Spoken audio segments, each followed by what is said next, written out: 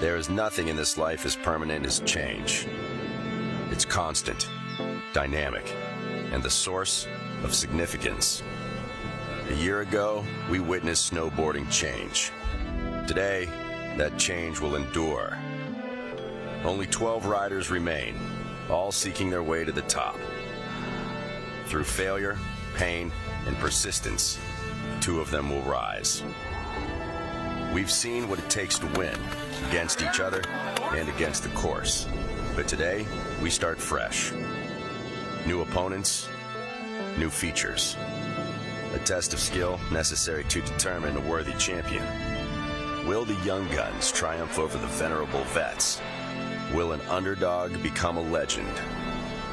In the ceaseless story of change, who will be the hero of its next chapter? It's finals day at Natural Selection.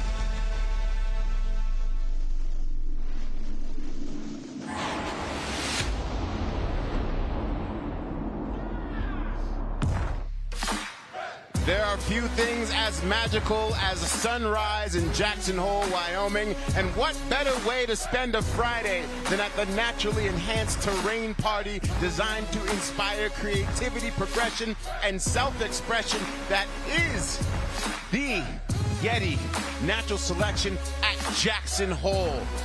Good morning and good evening around the world, everybody who is watching.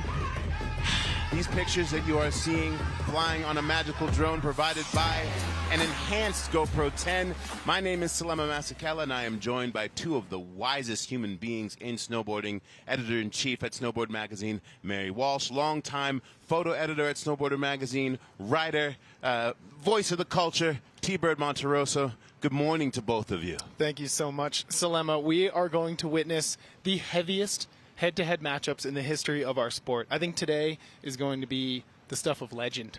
Oh, I completely agree. We are also moving to a more northernly facing side of the slope. The rider's going to be riding the left side of the course, and so conditions are going to be a little bit better, or to a lot better, than we saw on day 1. What was the word that you used about what the snow's doing, Mary? Oh, it's faceted snow. So basically we had very, very cold temperatures, freezing cold temperatures the last few nights in Jackson, which allows the crust layers to kind of break down those bonds and create like a smoother, crustless snow. The more you know with Mary Walsh. For those of you at home, if you're not following at Natural Selection, follow us at Natural Selection on all socials, and make sure you get involved in the gear. If you want to cop some of this incredible NST gear, you can go to naturalselectiontour.com.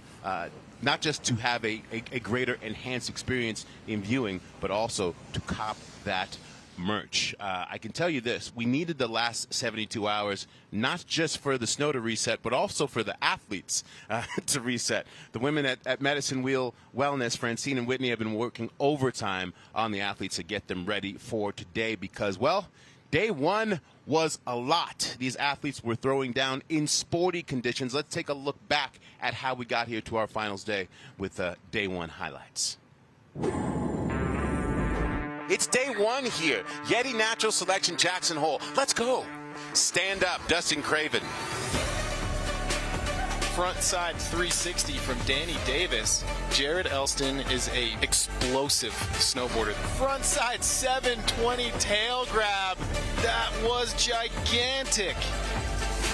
Backside 720 powering through.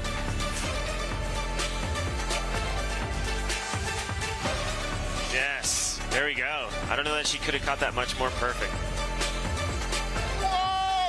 Get out of here. Are you serious? Cab 9, Torgeir Bergrum. That's the biggest trick of the day on that jump. Gabe Ferguson, Sage Kotzenberg going head-to-head. Cab 9 from Sage Kotzenberg. You gotta be kidding me.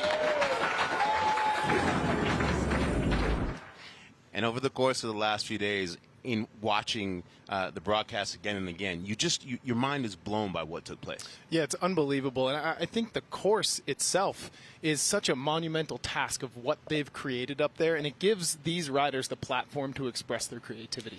Yeah, and it's exciting, versus last year when the entire course was open both days. Moving from the rider's right side to the rider's left side really allows the individuals up there to find new features. Today we'll see some features we know from last year, but it's all about that creativity today. Yeah, riders very excited about these snow conditions that we described earlier. How about we take a little course preview of what we'll see with the one and only Travis Rice.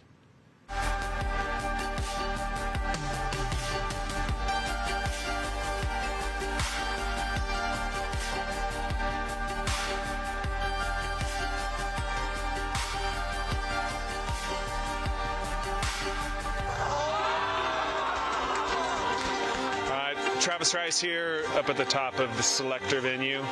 Yeah, today was sporty. I think probably favorite part of my run, being able to pack a lot of features in, and then probably last run being able to, I guess, put down switchback 5 off this feature we call freediver, because it was a tricky one. There wasn't much pop off it. The dynamic thing about the event this year is, we've literally gotten like 6 inches of snow in probably 3.5 weeks. A day like today, it's super demanding, and you can see how it asks everything from the competitors. So, I think the other favorite part of my day was actually being able to force Kevin into a tiebreak and him putting down, what I thought was one of the best runs of the day, without a doubt. His front 7 on Great Wall, the last feature, was inter part in the video. Moving forward, being able to get into finals, it's awesome. The finals venue here, it's got quite a bit more north tilt, and so the snow is actually going to be much better. It's got different characteristics than the first day venue, so I think you're going to see a different approach from a lot of the riders.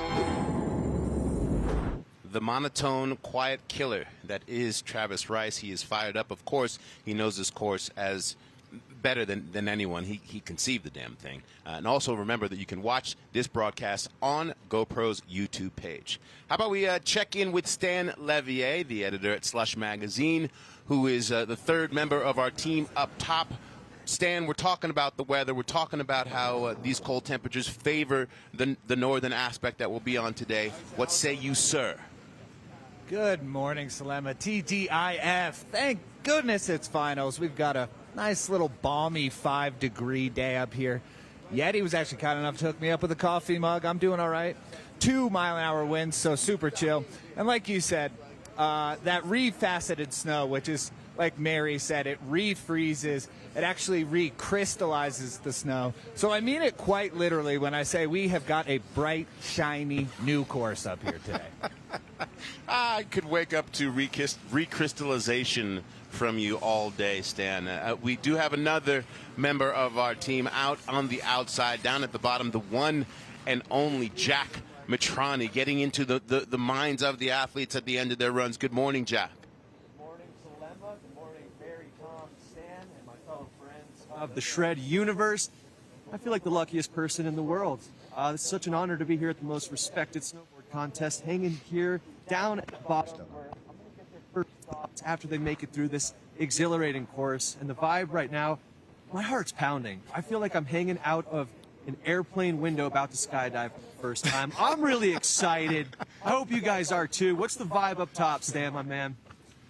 It's a little tense. I got to say, one of the funnier things that I just saw happen was that Jared Elston was under the impression he was dropping second. Craven was going first. He found out moments ago, you know what? Rookie's going first. He had a higher score, I believe, was what it was. So moments ago, Jared Elston found out, you know what? I'm actually going first. So I imagine he's feeling similar to you, Jack.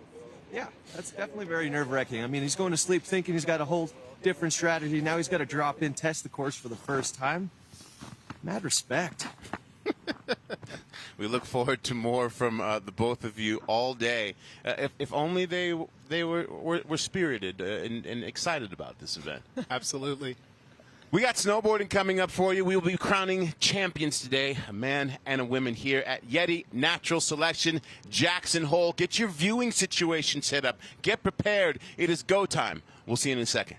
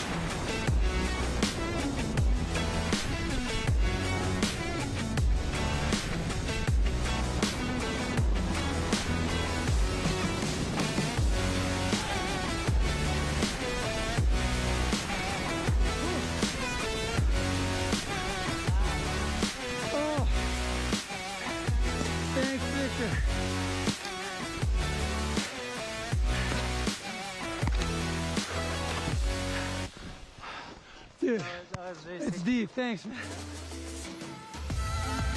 Welcome back to a flawless Friday here on Championship Day. YETI Natural Selection live from Jackson Hole. My name is Selema Masekela, and we are just minutes away from seeing what this northern aspect of the course has to offer, and we welcome in Matt Barr, fresh from across the pond. We met on Zoom on your Looking Sideways podcast, and here we are in real life. Yeah, it's great to be here, boys. Very excited about today. I think the thing that I'm most excited about is just the range of storylines we've got today. You know, we've got Torstein v. Travis. We've got the redemption story of Sage versus Ben. Jared and Dustin, real mix of styles. And then Mikkel and Blake, the purist choice. And I'm very excited to see how it goes down. Yeah, I mean, these head-to-heads are almost hard to comprehend when looking at them on screen or on a piece of paper. I never thought in a million years that I would see all these names on the same start list. Yeah, and one of the things that makes this event so special is it is the only head-to-head competition that we have in snowboarding. We'll take a look at how we got here. Of course, we started with 16 men and 8 women in this bracketed format. The big event at the opening of this event was, of course, the bracket selection, where the riders got to pick who the slots that they would be in and who they would compete against, which get us down into whittling down to our champions on both sides, the men and the women. And as I mentioned before, format very simple. We start with 16 riders in the men's bracket, 4 rounds head-to-head in order to get to our winners. And within each round, it is the possibility of 3 runs. So it's a best of 3. You got to win 2 runs in order to advance in each round. And looking at this start list, I would be highly surprised if we did not see a tiebreak run today, which we're calling some free snowboarding. When I'm looking at this start sheet, I look at the names Dustin Craven, Jared Elston, Torstein Horgmo have never ridden this course here at Jackson. So it's an interesting storyline to see if that will play into their favor or if it's going to be the veterans, Mickel Bang, Blake Paul, Sage Kotzenberg, Travis Rice, and Ben Ferguson, who fare a little bit better on the course. Yeah, and the judging today is going to be pretty fascinating to see. So I had a good chat with two of the boys last night. Basically, they're looking for a few things. Looking for overall impression, looking for risk, amplitude, control. But the variety is the interesting thing. Variety in line, not variety of line, which I think explains some of the decisions that people out there have been finding a little bit confusing at times. I think it's something we should really pay attention to today. Yeah, and I've also heard and read some stuff online too where they're like, how do you judge amplitude on this course. It's not maxing out every feature. We don't want riders going to the bottom of a feature. It's the size of the features that the riders choose to hit. And I think we're going to see some of the bigger features get hit on that left side of the course today. I think we're going to see some big air. Yeah, and basically, as a snowboard fan and viewer, you have to remove yourself from how you watch any other event. This overall impression, there's no judge that's specifically judging one aspect of his overall impression, as we mentioned. Right off the bat, Jared Elston and Dustin Craven, two first-timers here at Natural Selection, and we will start off with the pride of Bend, Oregon, Jared Elston, and get his perspective here as he heads into finals day. Firstly, I was super jealous because it looked so fun, and just like, yeah, the whole production of everything was just like so spot on for like the first year of the event.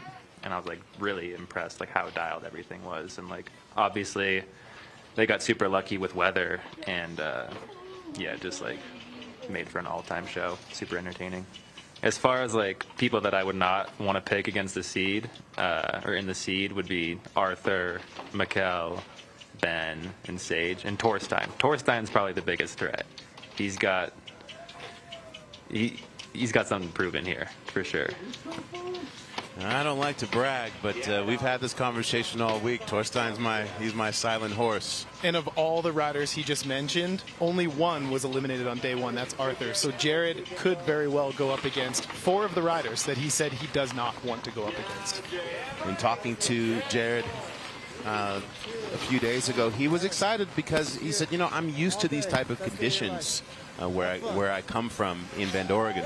And he is on course to kick us off here. It is officially finals day in motion as the first person to go through this northern course greases the backflip to open it up. And this is where we all kind of get the reveal of these new features that haven't been hit. And the snow looks really good. Front side 360 from Jared Elston. The snow looks great, actually. It looks like it's much easier to handle than the other day. Jared Elston just opened up booster shot with a backside 3. And a huge method. That was ridiculous. I'm sorry, I think that was aircraft carrier 2 booster shot. So Elston putting down fresh tracks. Solid run. That was the talk, wasn't it? Who's going to open it up first? And there we go, first run. And Elston told me the other day that he wanted to hit it first. So maybe dropping first, that last-minute switch when he realized he was going to go ahead of Dustin, kind of helped him out a little bit. I mean, he was always kind of the dark horse of the field, Jared, wasn't he? When the field got announced. But I think when we were choosing the riders for the event, his part in hand over fist was just so incredible. Just showcased his riding at such a high level that it was a bit of a no-brainer, really. Frontside double 12 over pyramid gap. That beautiful backside 7 nose. You saw the mood in the Red Bull athletes tent from all the athletes inside there. The tone has been set for possibility as Dustin Craven waits to take his run from Revelstoke, British Columbia. Vibes are high. Vibes are high. Let's hear from Dustin. It's just super interesting, and I think it's obviously there's people like me and a lot of others that haven't competed in so many years, and it pulls us back into competition, which is super. I mean, as far as the backcountry riding, having this event come up in the end of January is super disruptive to that. And then I think also like the competitive kids obviously would love to be here, and then it's kind of like some old dusty dogs like us come out of nowhere and take their spot, so it's fun. Old dusty dog of 28 years old. I love how this event takes someone who grew up competing but now is so focused on filming, and it says, I can't not come in and put the bid back on and compete. And it gives them an avenue to show a global audience what they do. So take into account right here, Dustin riding all the way into the first feature switch, starting things off with a switch backside 180. Which we know the judges are going to like because they're really looking at that flow between features as well. Wow. Big old backside 7. Craven stomps it, chatters out a little bit. It's an inconsequential stop in his run. Huge.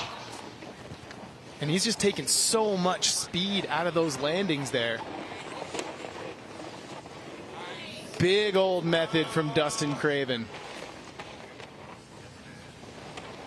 And now kind of finding his way through the trees. I'm really interested to hear the interaction between Jared and Dustin after that first run.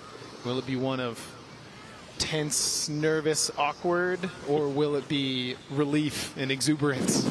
It's one of the things that's so interesting about this event, though, isn't it? Like seeing how these riders with pretty distinct styles like take on this approach. I mean, you know, Dustin, four-line destroyer, ultimately.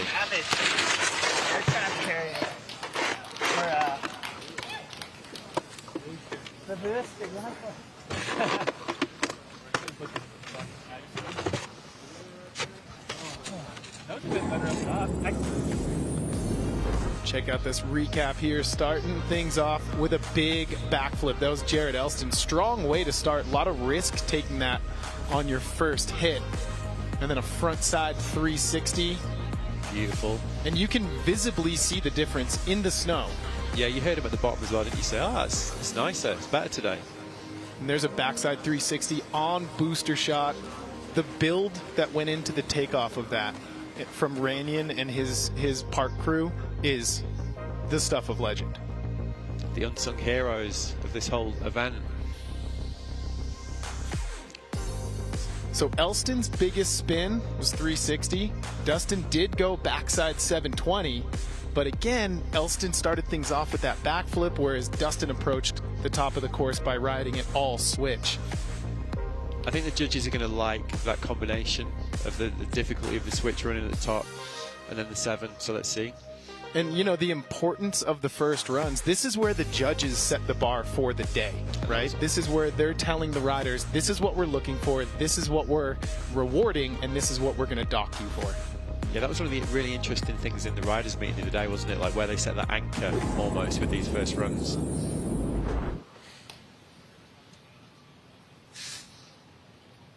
Oh, nice Jared. Jared in the lead. Yeah, the tone was definitely set right off the top. That fluidity in the entire run. That intent. You could see it. He definitely looked like he woke up with winning on his mind. This is the most anticipated matchup for sure. Torstein Horgmo versus the GOAT, Travis Rice. Everyone excited for Torstein to be back in competition. The things that this guy has done over the years in slopestyle, historically at X Games, the triple cork, etc. But he's been dedicated to filming and living in the backcountry. So what is it like for Torstein to come back here? What does it mean to him to be back amongst this crew?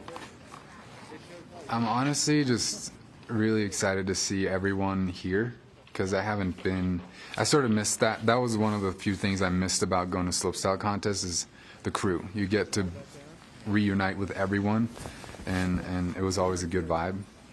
And I'm really looking forward to just riding with everyone again.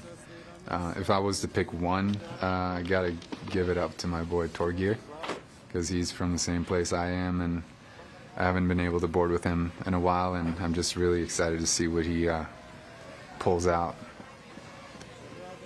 Torstein from Norway, living in Colorado. The way this kid has advanced and grown in his maturity, he's so grounded in his love of snowboarding. He's also exploring like all the creative possibilities on and off the snow, isn't he? Like with his music, with his film, and he just seems in a really great place right now. It's a masterclass in reinvention and longevity in career, and that's how I look at Torstein Horgmo. Oh. That frontside 360 was massive. Did you see the pop on that? And the tweak. Oh, look at this. Backside 7. Torstein sits it down, unfortunately. So deep, though. Ridiculous. Unbelievable. And so now Torstein kind of weaving through the trees. Switch. He's going to go switch backside 540. Switch back 5. Lovely.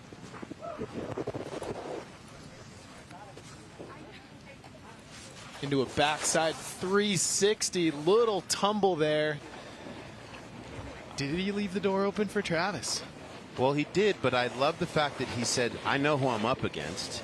I have to go switch. He knows he's up against Travis, and he has to go switch. Yep, all on the line. And that's ultimately risk, right? Which the judges are looking for in these runs. I mean, this matchup just sums up this event, isn't it? Where are you going to get this elsewhere?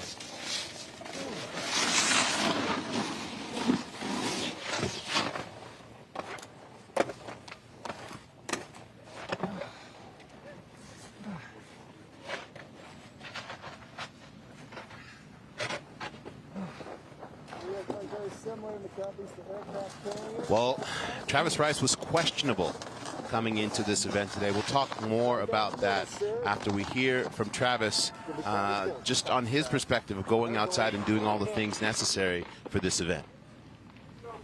You know, there's so much, but if I could try to pick one thing, you know, people could take away from watching this event, it's not easy going outdoors and having real experiences with friends, but it's often so rewarding, even when it goes sideways, even when all your plans don't go accordingly.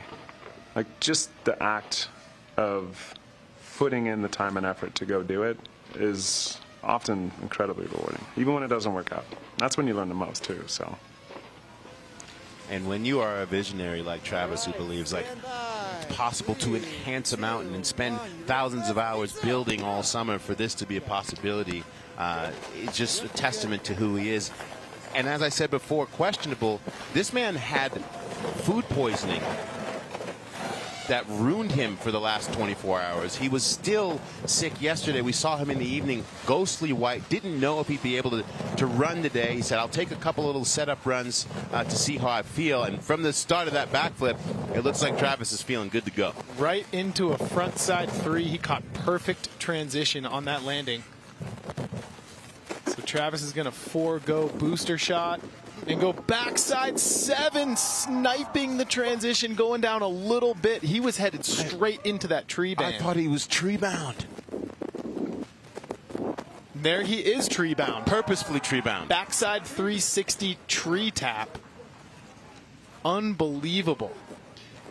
He's brought his third run approach to this. And you know what's just so interesting about Travis and Torstein is the generational influence that they have had on snowboarding. You look at, you know, someone like Travis and someone like Torstein, it's a direct reflection of someone like Ben Ferguson and someone like Sage Kotzenberg.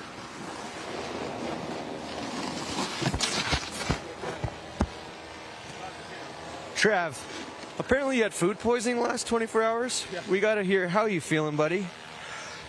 You look good. Feeling a lot better than I was yesterday. And how good is that course for everybody watching? There's some nice deep landings. It's a little better than first day course, that's for sure. Well, Torstein, now that you have your breath, man, after watching that, what do you got to do to step up and take this guy down?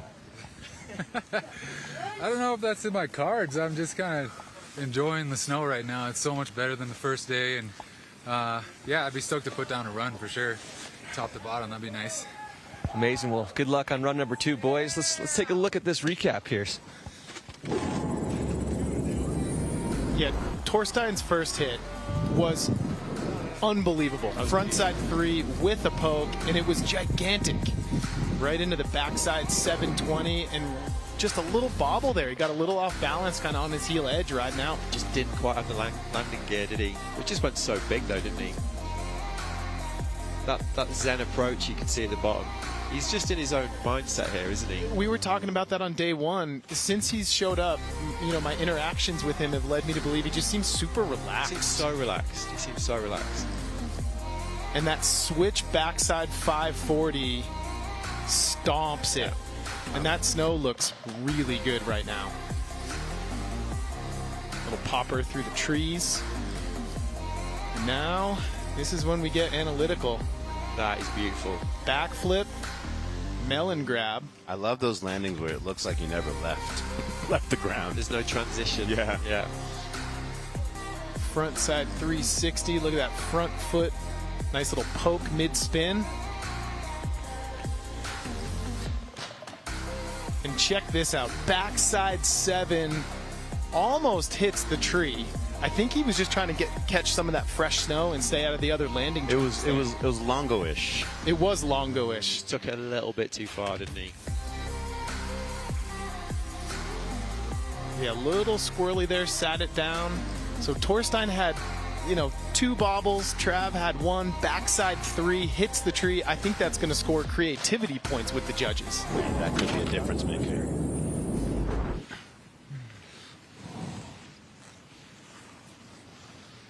Yep. Nice one. as expected. We knew it'd be close, but Travis getting the edge. I still think that Torstein is super in this. All he's got to do is put down one of those two that he fell on, and it's anyone's game. Well, Mickel Bang against the local Blake Paul. Of course, we go, Mikkel's incredible performance here last year, and Mikkel really looks as natural selection as a game changer for snowboarding.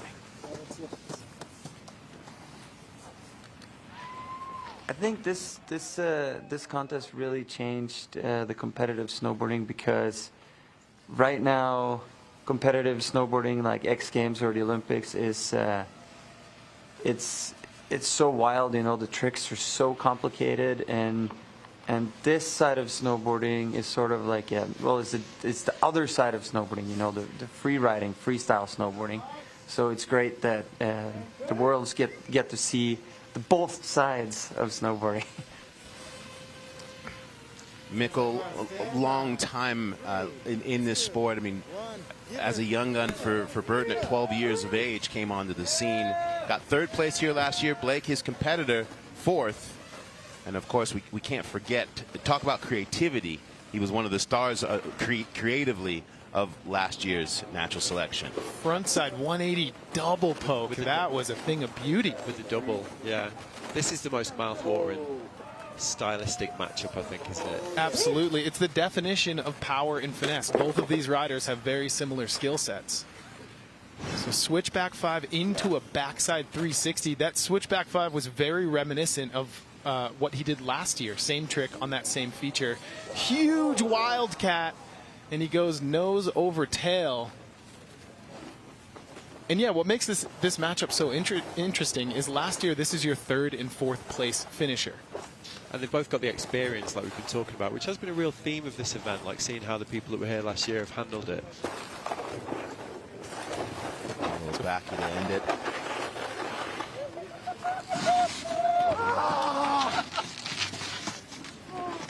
Holy! Woo, that's a rush. You a water, dude? Water break? Yeah. We got the custom Yeti water bottle. I love that that Jack is not only doing interviews, but he's like, "Do you need hydration? I got you, bro." People's champ, local hero. Absolutely the people's champ. And with that, how about we get a local's perspective, as this is Blake Paul's home mountain? Yeah, for sure. I actually, before the chairlift was there and before they kind of restructured the mountain a little bit, that was kind of a backcountry zone and super accessible off the après-vu chair. And so we would hike up there, and because you could kind of see there's like fresh snow up there when we were super young, and our coach would take us up there and we'd build our first backcountry jumps. And honestly, I didn't even really like put the connection together until last year. I was kind of like, wow, this is like where I started riding backcountry, like some of the first places I've ever like been riding powder, hitting backcountry jumps, and now the course is kind of built there and established there. So it's kind of cool just being from Jackson and, I don't know, growing up riding here. Talk about coming full circle. The first place that you ever built a backcountry jump, and now you're doing so on the world stage. I think there's a real argument you could say Blake, along with Arthur's, pretty much the most influential freestyle snowboarder of the last year. Yep. Those iPhone clips. Yep, absolutely. It's just relatable, beautiful snowboarding at a very high level. Yeah. Pat made the point in the first round. What? A backflip was huge. He sent that thing to the parking lot. What? That backside 7 was bigger. This is poetry in motion. That's exactly what Blake Paul's riding represents. Frontside 360. He looks dangerous today. The cat-like landing on that. Off the plank, little straight air there. This is a really brilliant foundational run, isn't it? This is an incredible first run, and there's something to be said about that too, right? As you put down a really solid run on your first go, and you got nothing to lose after that. You're just building confidence. And I would imagine that Blake Paul is feeling pretty good right now. That was the best we've seen anyone ride this course today. Yeah, made it look like he was just out taking a lap. Yeah.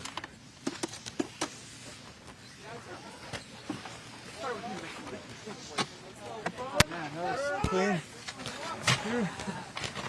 Dude, you're like one of the smoothest riders out there for sure. That's so good. Oh, no, it's amazing. Blake, how's the course, dude? That looks incredible. Looks good.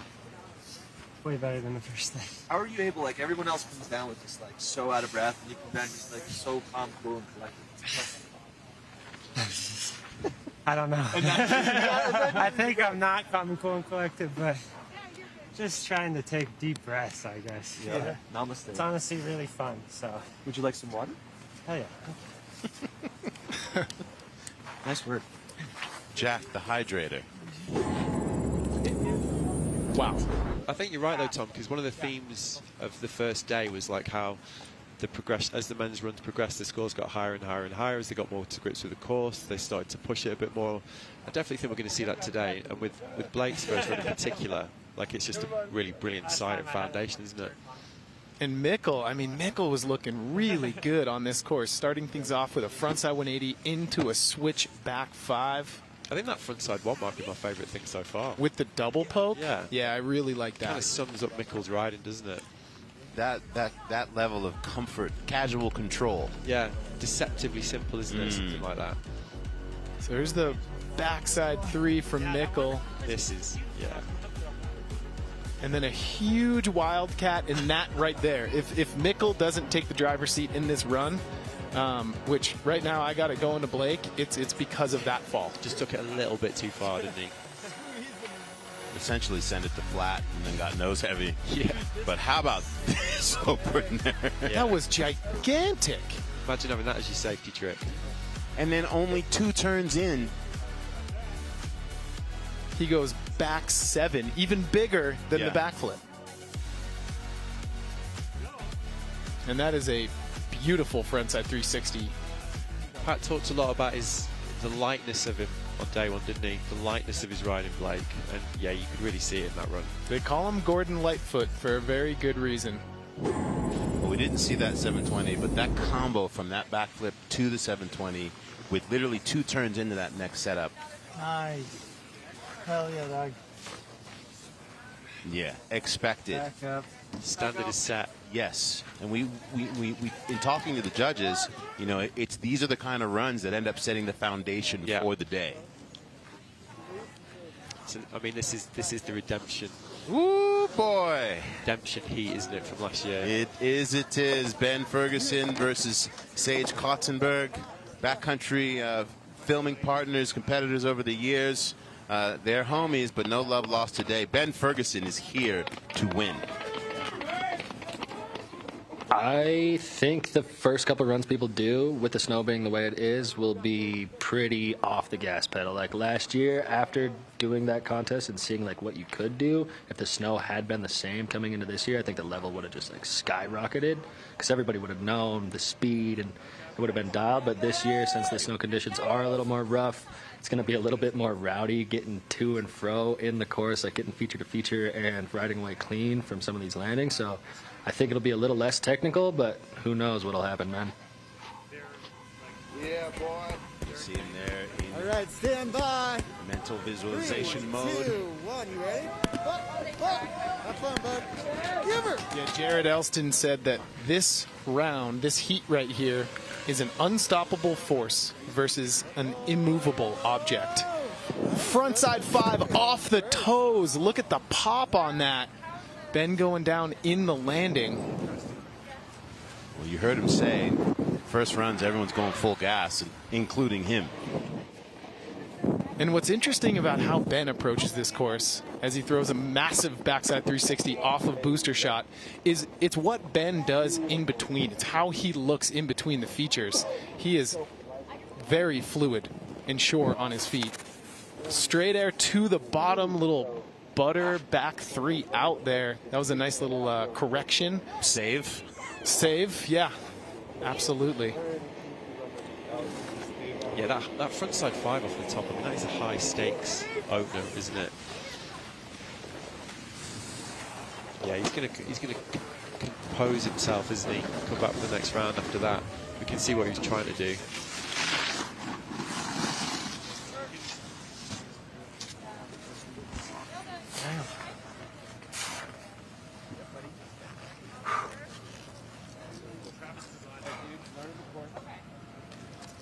Well, if you're at the continuum in the morning, and you're looking for the most like high energy person who's getting you fired up for the day, it is this guy, Sage Kotzenberg. I wish everyone that's watching this event could just come into the Riders Lounge with all of us and hang out, because it's the best vibe ever. Gigi dropped in last year and it was really tense and everyone was kind of scared of their runs, and he landed this front 7 and the whole 10.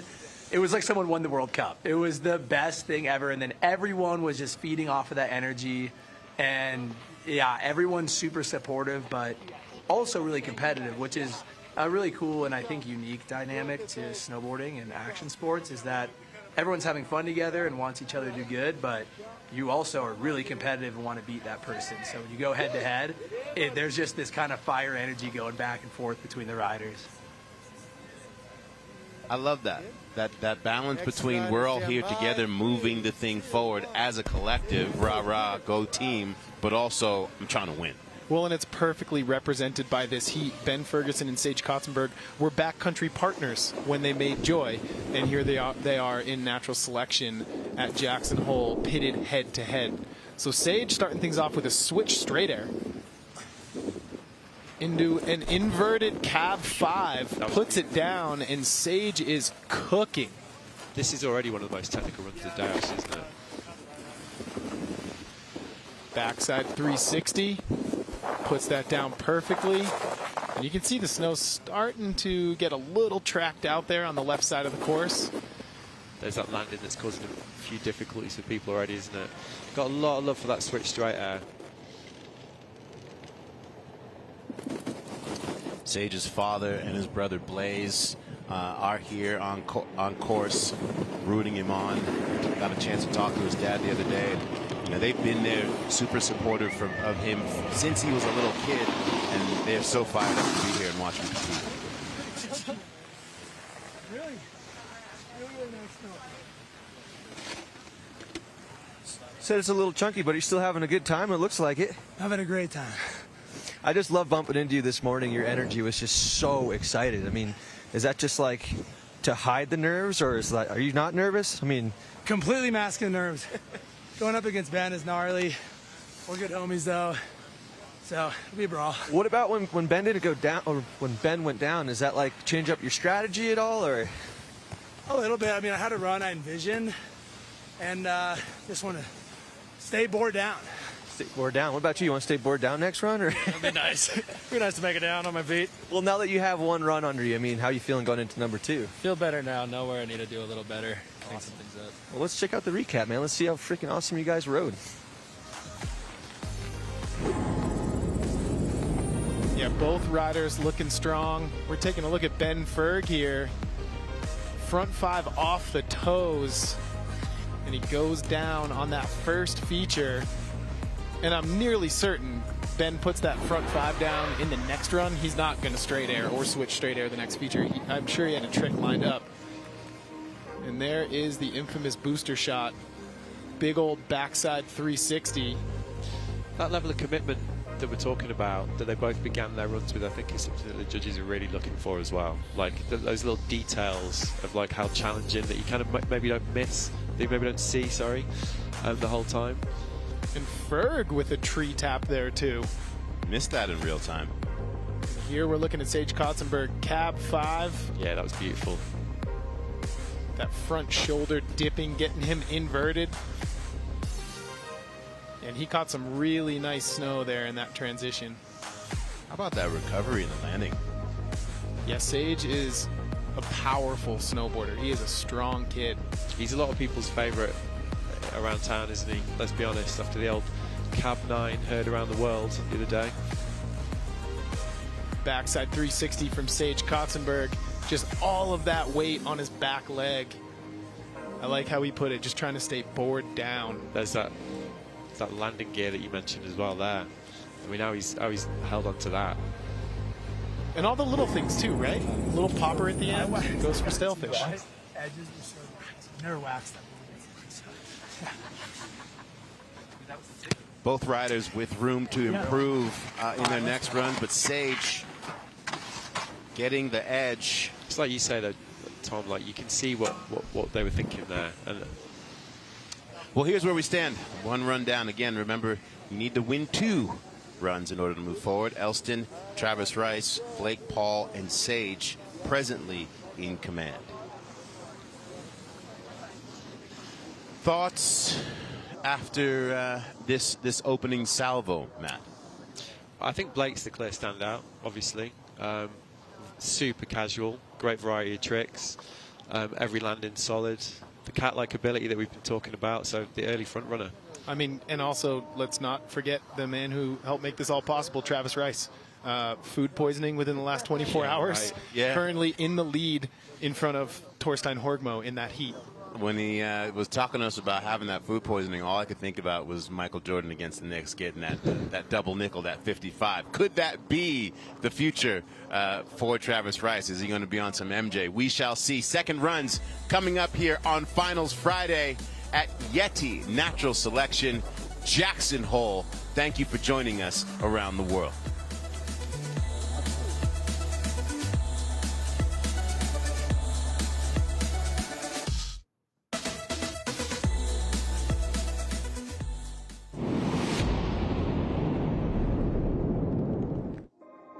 Here in Jackson, it is very progressive backcountry freestyle snowboarding. This mountain is really special. We've got some unique features here. There's big rocks and cliffs, big hits you can do that are just created by Mother Nature. Building in this kind of terrain requires a whole different skill set. Randy and the park crew here are some of the hardest working park crew in the business. We've been working nonstop for the last month and all summer. Summer build, there's a lot of pry bars and rocks, using chainsaws to cut dead wood, building up landings, building up takeoffs. We're taking wooden structures and placing them in the correct spots, enhancing the natural shapes in it to make it work for a contest like this. Right now the venue's closed, and it has been closed for many days, so that this event really has a natural feel to it. We've got a lot of new features that we've built on the course this year, filling out some of the empty spots. So everything here at Jackson is going to be super dialed. There's a really cool new feature called the booster shot. The booster shot feature is a gigantic kicker on the north side of the course. Standing up on that jump the other day with Travis, when he threw a snowball, gave me chills. It's that kind of jump. Best part about this venue is how many options there are. Seeing how people creatively interpret what's been given to them and drawing their own lines, kind of like artwork and science mixed together. He's a natural. Torstein Horgmo, literally, like, get that man a commercial agent. Yeah. Snowboarder, DJ, filmmaker, and brilliant actor. Of course, you can get that fast checkout if you go and get your Natural Selection gear at naturalselectiontour.com. Ooh. NFTs at NST. It's Travis Rice's vision. Yeah. Right? We were talking with COO of the Natural Selection Tour last night, Liam Griffin, and he was like, Travis is always on to the next big thing. This is the next big thing.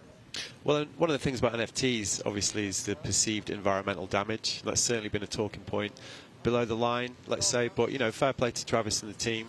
They've certainly tried to address that. Travis has been in the trenches talking about it. And like you say, it's the world. That's the way the world's going. I mean, this is going to happen. And it's interesting to see people in Travis's position try and find a way of doing it that fits into this sort of snowboarding community vision that he has. Yeah, you can go to naturalselectiontour.com to purchase these NFTs. $15, and someone has a chance at the end of this event to get a trip to Baldface, 4-stop 2 at the Natural Selection Tour, simply from purchasing one of these NFTs. Shout out to Scope as well for the first drop. Yep. And we are heading into back to the top with Jared Elston in the lead.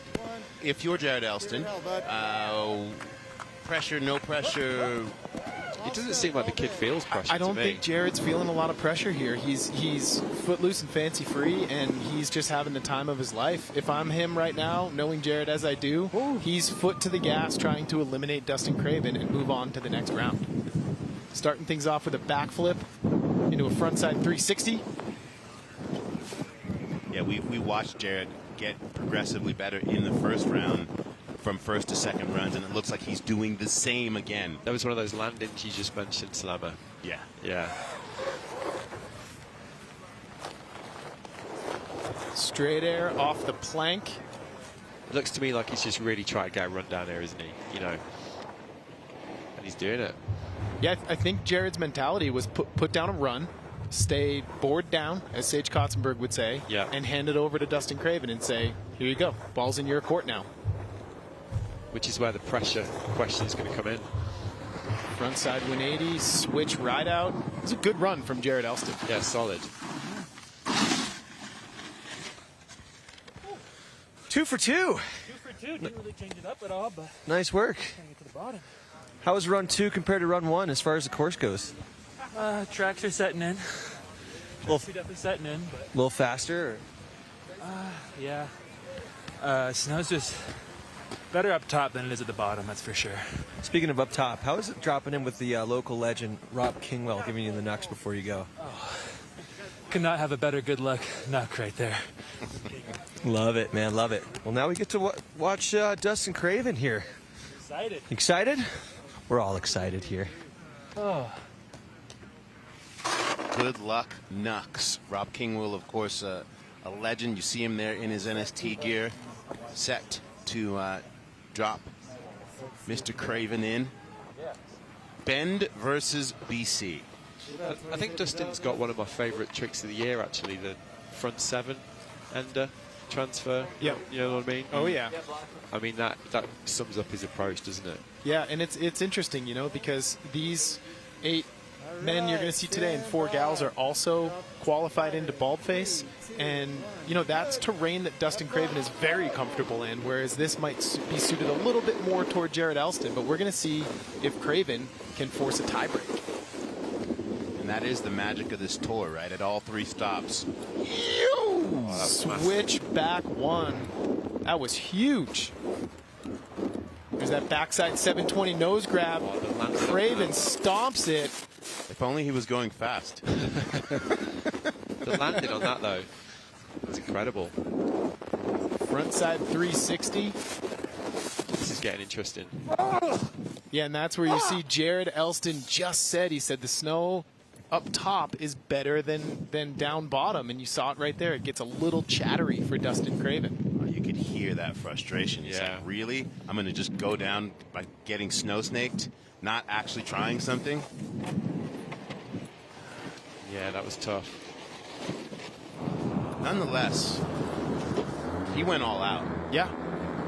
Yeah, that switch backside one at the top was massive, wasn't it? Damn it!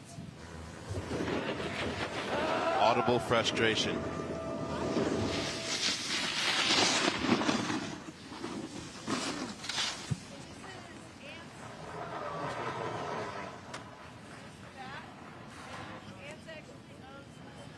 Oh, man. That's awkward if you're Dustin. You know what I mean? Like, oh, sorry, bro. Yeah. Like you said, Sammy, you could sense the frustration there. Yeah. Because the top of that run was amazing.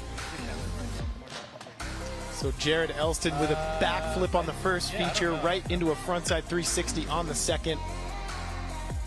That's a really nice backside 360 from Jared Elston. And this is where the snow starts to get a little compromised, right? It's speeding up, too. That sun is baking it. It's getting more tracked with every single rider that drops. And the amount of speed they have coming into the bottom section of that course, you know, that's where a rider, I think, like Blake Paul has an advantage, because Blake seems to be controlling his speed all the way down, whereas some of the other riders are just going really, really fast and trying to slow down all at once. It's a lot of today is going to be about speed control. Well, that was one of the most impressive things about day one from the men and the women, wasn't it? Like their ability to judge speed in conditions like this, which is changing throughout the day, is again one of those details of high-level snowboarding that sometimes gets taken for granted. Yep. But it's really being showcased at this event. Yeah, if there's one thing this YETI Natural Selection course at Jackson Hole does, is it does really force you to adapt to the conditions. And the rider who takes the win here today is going to be pretty darn hyped to take home first place here in Jackson. And Craven really went all out. He's going so fast.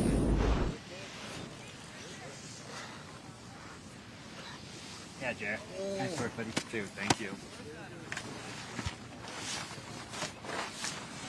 That was close, and that frustration just, he knows, like, all I had to do was basically stay on my feet, and there would be more snowboarding. But it's palpable down there. But Jared did what he needed to do. He put the run down. That's exactly what he needed to do. In the gates, Torstein Horgmo. What is he riding? What is he wearing? We'll do a little gear check presented by backcountry.com by Torstein himself.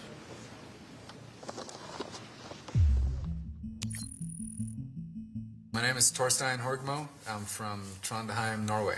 I ride the Super DOA by Capita Snowboards.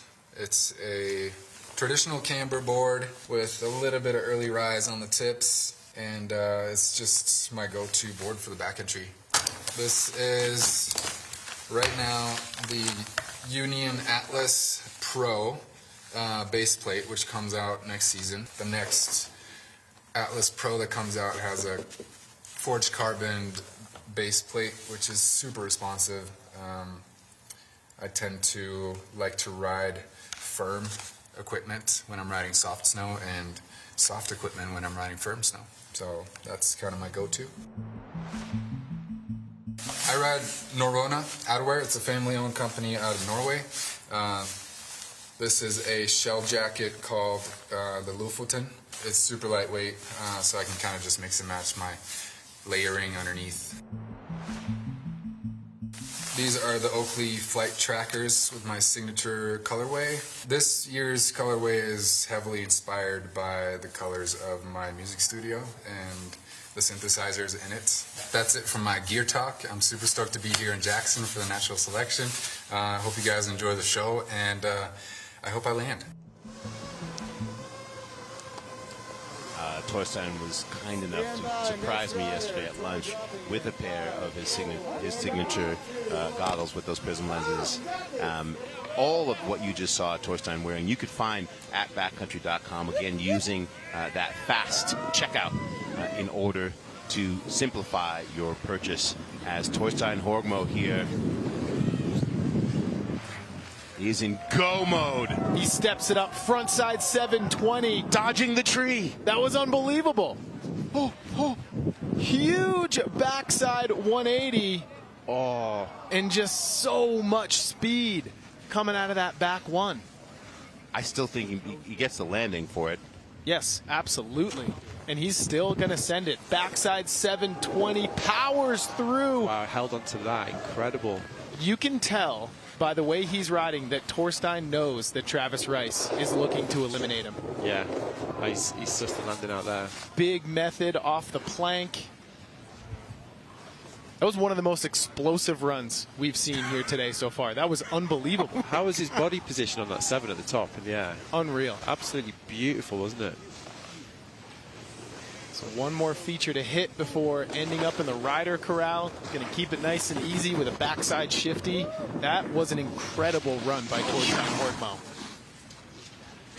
We knew that Torstein Travis was going to be a battle. And what a freaking rush. The snow is so much better. He's loving it, isn't he? Yeah. Yep. He's just loving his snowboarding. If you've not seen his latest web series, by the way, I really do recommend it. I watched his last episode of it. It's incredible. I believe it's called Flute. Yeah, it's brilliant. What they're doing is just so creatively. I mean, it's at a high level right now, isn't it? Yeah.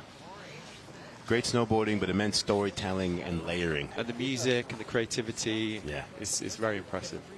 All right, well, we saw in round one what happens when Travis Rice feels that push, right, being up against it. He definitely, I think, feels like he underperformed last year here at Jackson. Again, this is a home mountain for him as well. And he has said all week, no, I'm trying to win this tour. Yes, I might be in the executive office, but don't count me out. I'm trying to win this thing. He definitely had a point to prove after last year, didn't he? I mean, it was pretty clear. And he kind of epitomized what we were talking about, like how his runs in the first day on Tuesday just kept getting progressively more dynamic, progressively more, he just pushed himself throughout the day, didn't he? And it paid dividends for him. In the lead. 3, 2, 1. He would like to not have. He's not interested in more snowboarding. We are interested in more snowboarding. We'd like to see it go to 3. Travis is not interested necessarily in more snowboarding, especially with these two. And the confidence he's got to have right now, coming off a first run score of 78, as Travis Rice drops in switch for his second run. Let's see what Mr. Rice can do. What in the world? That mid-air correction to slow down the way he was spinning on that cab 5 was unreal. Into the frontside 720. Into a deep tomahawk. Yeah, catches his nose in the landing. He didn't like commitment there.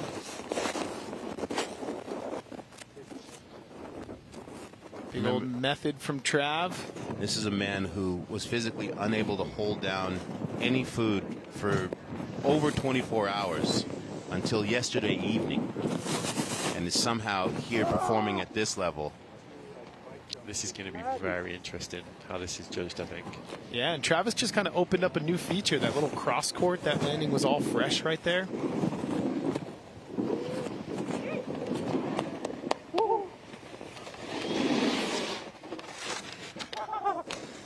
Boom. Boom. Pounds are going down. Horgmo, what'd you think of that one? I felt a lot better about that one. A little bit kind of random too, like, but it felt good to land some more tricks. And yeah, just comparing it to first day and today. First day I was terrified, like, just make it down the mountain. Today's more like, okay, we can play a little bit. I'm enjoying that. For sure. Well, I think I can speak for everyone. It's so nice to have you back at competition here, man. Just watching you ride, it's radical, dude. It's my pleasure. It's radical. What do you think about this guy being back here? I mean, joy when this guy accepted his honorary invite, 100%. Torstein and I have a long history of riding and competing together, and so it's epic to be here. It's epic to watch. Nice work, boys. And it sounds like Stan's at the top. What's the vibe up there, Stan? Hello, everybody. I am in the rider's tent. You know, a little bit chiller up here than down there. Everyone's out of breath, and I think it's agreed that Torstein's treating the person he wants to beat him like an NFT, not freaking Travis.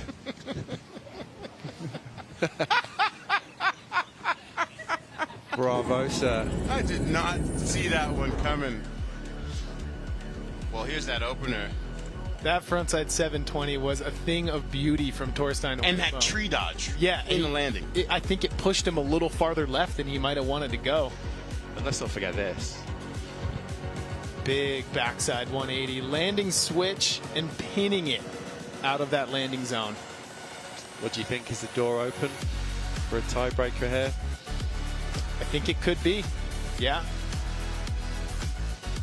Backside 720, drifting pretty far. Rider's right, and he powers through. But look at all the speed he's coming down this course with. Method from Torstein Horgmo. So I think he had one fall. Let's take a look at Trav here. Cab 5, stomped. Yeah, his awareness in the air, as you said, when he laid that down, was incredible, wasn't it? And then catching his nose on a frontside 720 there in the landing as we check out a slow-mo replay of that front 7. Yeah, just over the front.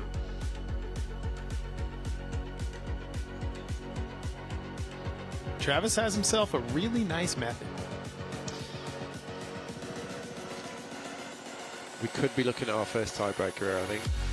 I'm calling more snowboarding. I mean, that would be similar to round 1 where Kevin Backstrom, you know, put Travis momentarily in the back seat, and then Travis came back and won 2 in a row. He's quite reminiscent.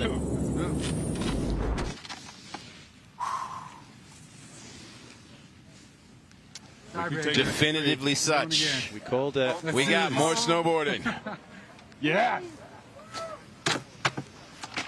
And I think in the back of Torstein's head, he's like, oh man, I'm stoked that I won, but I've also poked the bear. And that's the thing, at this head-to-head competition, only one person gets to move on. As Mickel Bang, who's behind it against Blake Paul, who has been the tone setter today. Serene progress from Blake so far. I like that, serene progress. Look at that. Jackson Hole, bluest of the blue skies on this Friday. Mikkel with nothing to lose is about to go on a power party. And Mikkel knows full well what Blake Paul is capable of in this second run. Frontside 180, same as his first run. There it is. Riding through those trees, switch. That scores well with the judges. Switchback 5. Switchback 5 from Mickel Bang.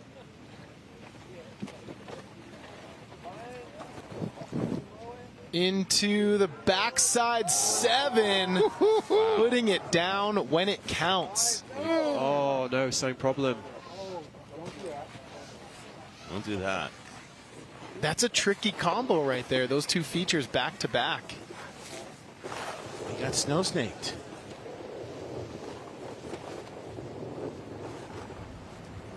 I think he's got one more small feature to hit, and then it's Blake Paul's turn to try to eliminate Mickel Bang. The door is definitely open here. It is open, but that top half was so burly that Blake's going to. You can't just like be casual. Almost just walked the plank there, dude. It's so lumpy up there. It's hard to stay in control out of the runouts. You were looking good though, man. Still, nice riding. It's impressive just to make it down that course. It's getting bumpy now, though. Let's see how Blake handles it, huh? Is that? Let's see how Blake handles it. Here we go. Well, you're getting that instant feedback. He's saying, we talk about how hard it is to execute maneuvers, and Mikkel's like, it's hard just to like manage run out. Yeah. Well, we've seen two of the best snowboarders in the world, Dustin and Mikkel, with renowned board control.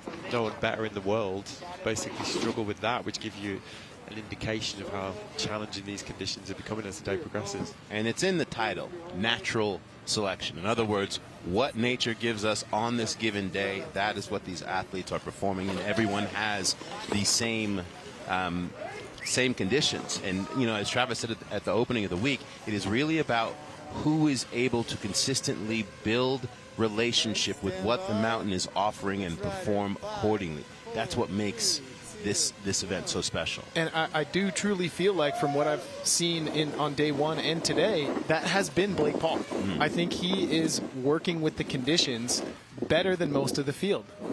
Starting things off with a huge backflip nose grab. Will we see the back 7 again? Money in the bank. Oh, the drift on it as well to find the fresh landing was amazing, wasn't it? Frontside 360, and he kind of knuckled. Now that is not something you see every day.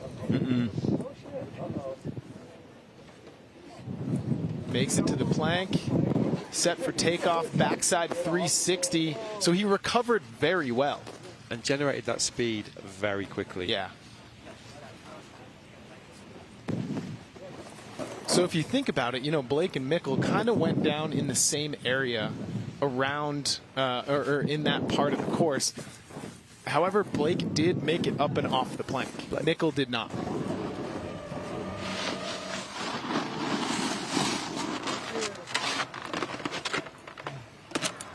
That was wild. It's getting a little more bumpy now. Yeah. Oh, good. I got a new brace. Okay. Yeah.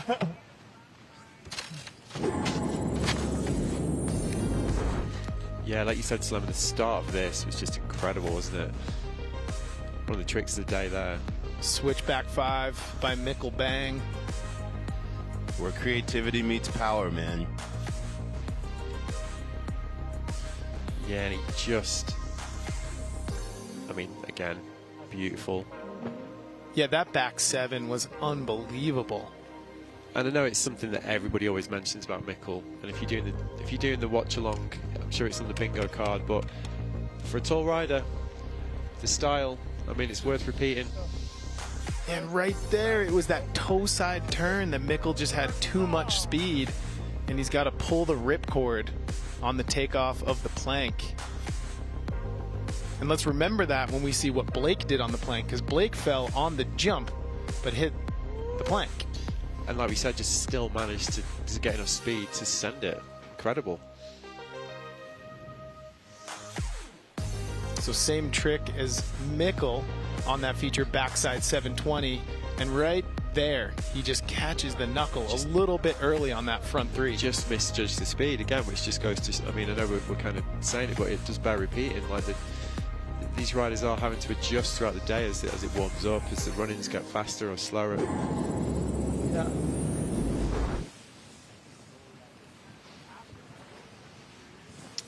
More snowboarding. Crazy. More snowboarding. New game. So you called it Slammer. It's that top of Mikkel's run, wasn't it? Yeah. Oh, that was really undeniable. Yeah. Seriously. Way more than the first time. Oh, and Blake's probably just going, oh, I did not need that. Not against this dude. The door was almost closed. All right, Ben Ferguson behind Sage right now, but as we saw in the first round, Ben responds well to the pressure in this event. Yeah, he does. I mean, he's a tried and true competitor. He has competed in every major contest in history. I don't think the pressure affects him, and I think Ben is going to go full throttle right now to get back in the game.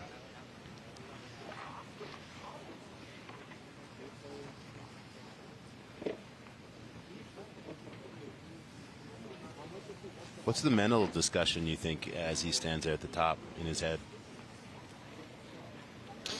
I mean, they're just both going to... They have the lowest scoring runs around so far, didn't they? So you know they're both going to be basically thinking that the main thing they need to do is get that run down. And also, we saw it with Sage in the first run. I mean, again, he's another one that just got better and better and better as the day went on, didn't he? And as it was necessary when he needed to. Here we go. Stand by. Next run. There's also, I think, you know, the nerves from run one are gone. Yeah. They're both feeling a lot more comfortable on this course now. And we are going to see if we can force some more free snowboarding into our lives. With the conditions changing, Ben does have the power. Front five off the toes. Went for it again. Not able to ride out clean, but continuing on, backside 360.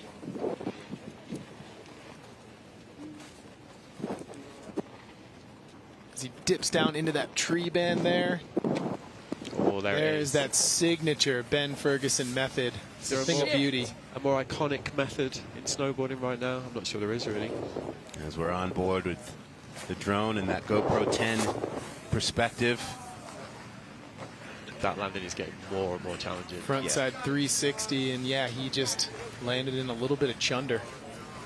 And you know, when you see those landings, you see someone like Ben go down in those landings. He's got the power and the ability to suck up pretty much anything. When he goes down that casually on the three, then yeah. Yeah, line selection going to be interesting as the day progresses, I think.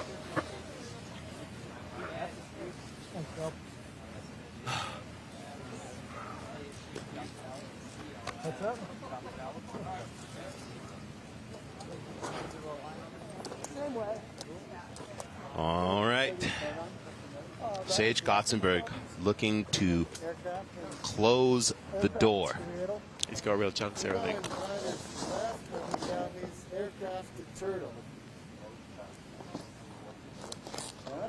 And remember these two last year. Yeah.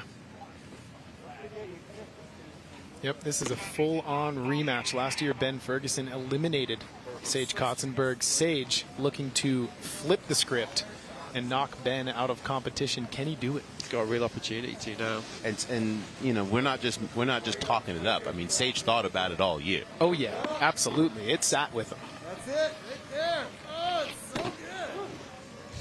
I was ready to give points for the little start butter. Big box, no whammy. Rider dropping, stand by. 3, 2, 1. You're in, babe. Give it. You gotta love the king of stoves. If Kinger gave me a pound, I'd probably go try something I couldn't do. So Sage dropping in switch, heading into that first feature. Switch straight air. Flying. Switch backside 540, powers through that landing, little back seat, but I think the conditions just permit that right now. So similar line to Mikkel, but the setup obviously. Backside 720 from Sage Kotzenberg.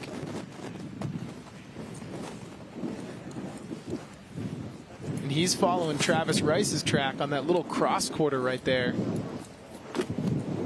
And this drone angle here with this GoPro on it gives you a first-hand account of how fast this course is running today. Indeed. Super solid. I was very, very impressed by that opener. The switch straight air setup at the top. Nice. Holding out for hero. Holding out for hero. Fuck.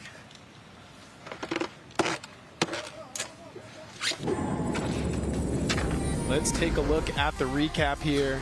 So he went for the front five again. Off the toes. You gotta give it to Ben Ferguson for that. That is such a cool looking trick. Backside 360. And there it is. Thing of beauty right there. Ben Ferguson method will never get old.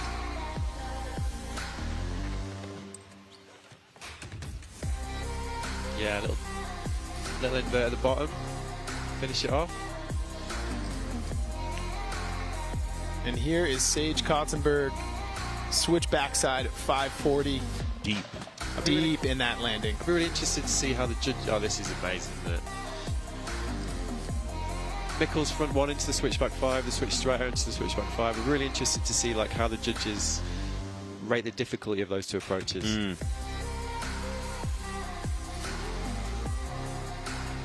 then backside 720. That was the cherry on top of Sage Kotzenberg's run. That was a very, very strong run from Sage Kotzenberg. Yeah, definitely. And again, that difficulty in choosing that switch line for 2 hits. I think they're going to like that. Yeah, there you nope. go. Pleasure riding. So 1-1. It's through. And that friendly rivalry continues. Last year, Sage Kotzenberg knocked out by Ben Ferguson. This year, Sage Kotzenberg just eliminated Ben Ferguson. We're starting to see some potentially mouth-watering semi-final aren't we? Matchups there, aren't we? Yeah, we got Jared Elston and Sage Kotzenberg confirmed. Yeah. Moving on to semifinals, With and we got 2 tiebreaks. Some more snowboarding to go. 2 tiebreaks. We love it. If you're wondering why this dope red wheel is sitting here in front of me, Fuel off-road wheels. We're giving away a set of these off-road wheels. As you know, Ken Block has signature wheels with Fuel. Most of the riders have these on their truck setups. Go to naturalselectiontour.com to enter the raffle and get a set of these Fuel off-road wheels so that when you're pulling in the parking lot at your resort, people are like, oh, I think I want to ride with you. We got bonus snowboarding. Can I keep that one? Yeah, just one? Yeah. Just one, sure. You can just take one home with you. We got bonus snowboarding coming up. A little tiebreak party. Stay with us here in this opening round on finals Friday here at YETI Natural Selection Jackson Hole. It's a beautiful thing.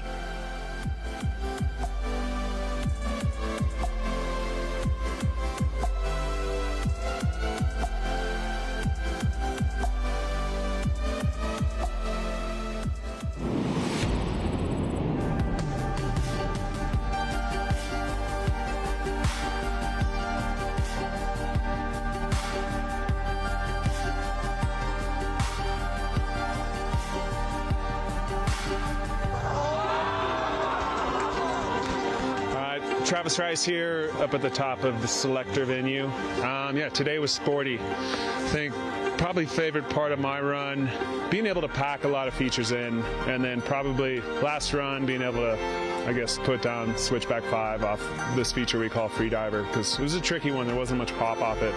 You know, the dynamic thing about the event this year is, I mean, we've literally gotten like 6 inches of snow in probably 3.5 weeks. A day like today, it's super demanding, and you know, you can see how it asks everything from the competitors. So, I think the other favorite part of my day was actually being able to force Kevin into a tiebreak and him putting down, what I thought was one of the best runs of the day, without a doubt. His front seven on Great Wall, the last feature, was indoor part in the video.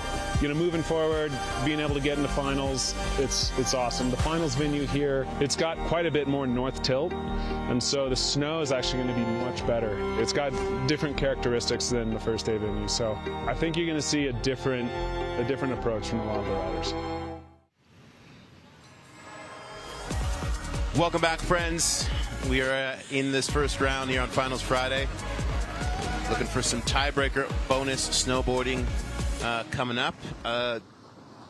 Thoughts as we head into this bonus end? In your 2 decades plus of announcing action sports events, did you ever think you would announce a head-to-head between Mickel Bang, Blake Paul, and Travis Rice and Torstein Horgmo? No, it's been burning in my mind. Absolutely not. I remember, and I got to be at Supernatural and Ultranatural, and I remember when the format was different, and I used to say, wow, if this thing was head-to-head, imagine what it could be. And now here we are, like 8 or 9 years later, and I'm mind-blown at the possibilities. My man Stan is up at the top of the course. He's there with the riders, hanging in and around. What's the tone? You've been hanging out up there in the Red Bull Athlete Lounge. What's the tone, my brother? Well, I just heard it from the horse's mouth. Elston wants Rice. We heard him earlier say Torstein was a threat, so he's got his sights on him. That's a matchup I would love to see, frankly. Wow. Elston wants Rice. Wow. Go for the king. You better not miss. Yeah. Seriously. If you mess with the bull, something about horns, something about that. Yep. Yeah, we know the one. Of course, Stan on that fast sled. If you use your phone on that QR code, what are they going to get? That is right. Okay, slam this QR code. It's QR code season out here. First 500 people are going to get a $1 fast beanie. We've got black, we've got pink. Now, first 500, you had cold feet, didn't get there, don't worry, because the next one is socks, okay? That's some fast fashion for you. Feels good up here. I didn't know you could slam a QR code, but now whenever I see one, I'm going to slam it. Please do. What have you been up to? Slamming QR codes, bro. How about you? Every day. Thanks for being you, sir, as we head back up to the top for more snowboarding. Yeah, and really, this is a competition reset. This is a best-of-1 run. Final here in quarters. Yeah, final. And we saw how in the first round everybody rose to this when it was on the line, particularly Travis. Yep. Yeah. In this event, you got to win 2 runs, best of 3, in order to move on. No added score of your best 2 runs or any of those things. So now we're essentially, it's new game. Yeah. Everything you did before in those first 2 runs, now it just comes down to this one last, as you said, final of sorts. It's the final of the first round with Torstein Horgmo here having a chance to take out T-Rice. Yeah, and Travis has the benefit of getting to watch what Torstein is going to do. Frontside 720 to the bottom from Torstein Horgmo. It's incredible. Into a backside 7. So right now, he just switched into competitive slope style mode. Back-to-back 7s. Both of them were huge. Good switch. Oh, switch back 5. Couldn't quite hold on. Good variety, though. 3 different spinning directions on his first 3 hits. And we know that that's what the judges are looking for. That will score high with the judges. Yeah, that inline variety that we were talking about earlier. And unlike other events, falling, a fall does not count you out. It does not destroy the impression of your run. And you got to give it to Torstein. I mean, he knew the pressure was on. He knows who's dropping behind him. He just went all out. Yeah. One of the runs of the day. Man.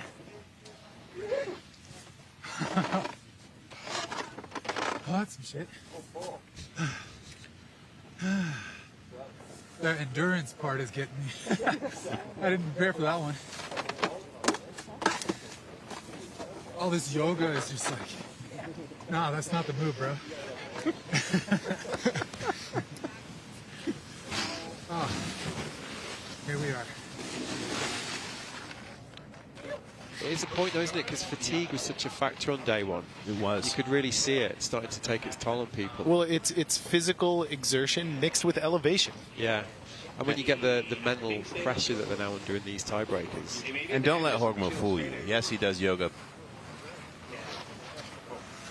Up here with Travis. Travis, kind of like a do-or-die situation. Torstein in the sights. You know, what do you got for him now? Well, I'm just rolling this one on a feeling. I didn't see his run. Sounded like he put it down. Not surprised at all. So it's definitely not the time to leave anything on the table. There's nothing on the table. Travis Rice, not even watching the run. Well, you know, we're all gripped. This is a matchup that 2007 me might have cried over. So I'm excited. Okay. It's gonna be good. We got good conditions up here on the top. I give Travis credit for doing an interview just before with the stakes being this high, but I love that point that he made out that he chose not to watch. He knows who he's up against. Yep. 3, 2, 1. We saw Travis in the tiebreaker in the opening round just go full cheat code mode. Can he do it again at 39 years of age? Arguably the GOAT, greatest of all time. Game face is on. Travis Rice on course in the tie-break run. Big backflip to start things off. Into the switch back 5. Oh, he spun that around to switch right before he took off. That was a ferocious slam. Yeah, that was definitely the heavy slam of the day, wasn't it? And again, this is a person who we're not used to ever seeing falling. Yeah, this course has a tendency to make the superhumans look human sometimes. We can hear it. I mean, with that rider mic, like, listen to that chatter. So Travis making his way down the rest of the course. What a matchup. It's been an honor to call it. Travis Rice and Torstein Horgmo in a do-or-die tie-break round. And listen, Travis doesn't like to talk about it, but the fact that he does all that he does to organize this event, while also, you know, being a new father, etc., that was already enough. Then he goes and gets sick. That was a violent one. Shoot the rack. Yeah, that was a heavy one. Oh, all good. You know? Oh, yeah. Built for taking ragdolls like that. Yeah, all good. You had a pretty clean run, so I knew at that point it was like. Well, it's been a freaking honor, my brother. Pleasure's mine. Believe it. Wow. I'm built for taking slams like that. I'm all good. What? It's incredible anyone is built for taking slams. Well, Torstein knew, he knew what happened in that first round, and he did not hold back. What did you say, Tom? Slopestyle beast mode? He just clicked into a different level. Front side 7 to back side 7. And this right here, this is when I knew it. I was like, whoa. Torstein, he's on one right now. Yeah, exactly. Into the switch back 5, and this was an instability in his run right there. But he held on again. I mean, it's sort of one of the features of his riding today, isn't it? Like the power as he's like absorbing these landings. Yeah, and that's what I was saying before. Like, whatever, we know you do yoga, but this dude trains like a madman. Yeah. Fitness is such a key for him in the midst of all of the other things that he does. And this right here from Mr. Travis Rice, backflip, nose grab. Stomps that one clean. And then here on the switch back 5, gets it around perfectly and just kind of catches his nose right there. The butter right before the switchback 5. That was something else. Yeah, that was Travis Rice. Unreal. That was a heavy one though, wasn't it? Let's see it again.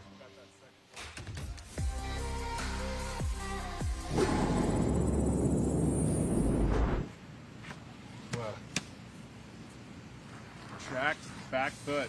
Hey, I still got a 31 though. Come on. That's a sick Tommy, dude.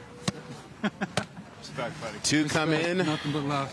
1 gets to come out in Watch advance. out. He's just getting heated up. Torstein sets the bar with the 90. Yeah, that's the highest score today. Yeah, he just showed what the judges are looking for. Big back-to-back tricks done in different directions. That creative difficulty. Well, we are sad to say goodbye to Travis, but excited about the possibilities of Horgmo as we head back up to the top for another tiebreaker. Mickel Bang, 3rd place last year. The big man on his 170. So much creativity. Let's see if he tries that same line, the front one in. Yeah, and we saw a reversal in results between Ben Ferguson and Sage Kotzenberg, with Sage taking out Ben. Yeah. Last year, Mikkel 3rd place, Blake Paul 4th. Will we see it again in this final tiebreak round? Yeah, that's what's so great as this event develops. There's all these little subplots, aren't there? Like all these little callbacks to last year that are starting to develop. Yeah, the head-to-head matchups are where storylines and rivalries are built. So Mickel Bang on course. Will he go front 1? He will. Yeah, and then he was switched back 5 before, wasn't it? So what's he got?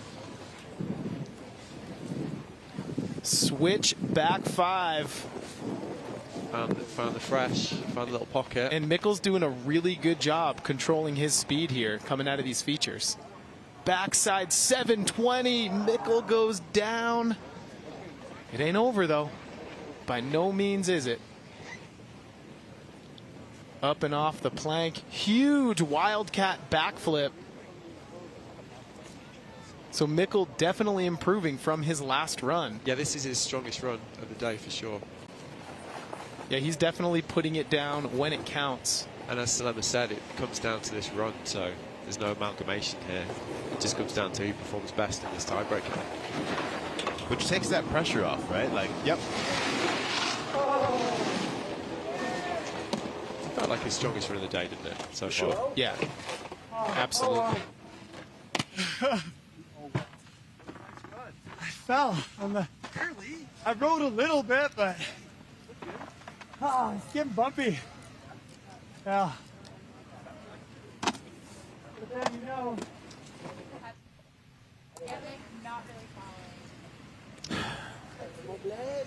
Blake Paul, raised here. As you saw in the first round, he talked about how the first backcountry jumps he ever hit were right here in this particular pitch, inbounds here at Jackson Hole. He would like nothing more than to advance 4th place last year, as T-Bird pointed out. If you follow him on Instagram, then you just wonder at the lightness of his control. Yeah. And he is a fan favorite because there's something about his snowboarding that makes people feel like, oh, maybe I could touch a little bit of that. Maybe I could feel that. Yeah. Exactly. And mind you, Blake is currently sitting on the 2nd highest score of the day. His first run, 88. Massive laid out backflip nose grab from Blake Paul. Backside 360. And look at the control and poise he has in between those features. Front side 360, puts it down solid. Got the speed right, didn't he, this time? And then a straight air up and over the plank. I think this is when the conversation starts.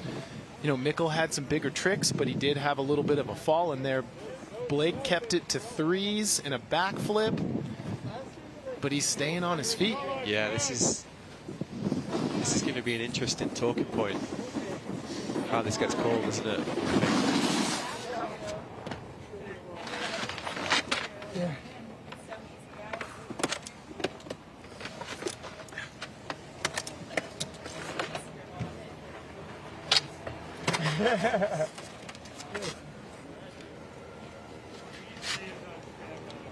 Imagine if you gotta do like 9 runs. Like that's like the maximum.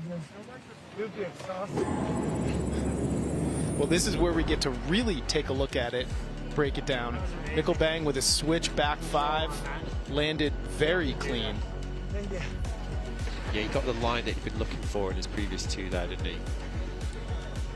Yeah, and he did a frontside 180 into this, rode into that feature switch, then into the switch back 5, and there's the backside 7, but he does go down.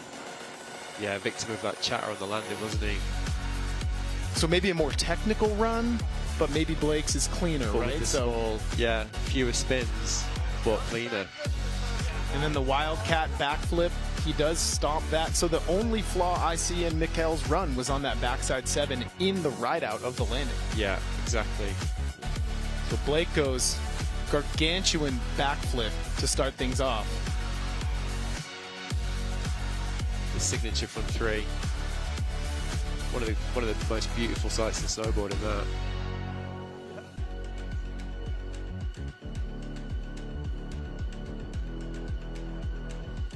And look, right there, he doesn't ever fully put on the brakes. He slowly brakes into the corners. He's constantly controlling his speed throughout the course.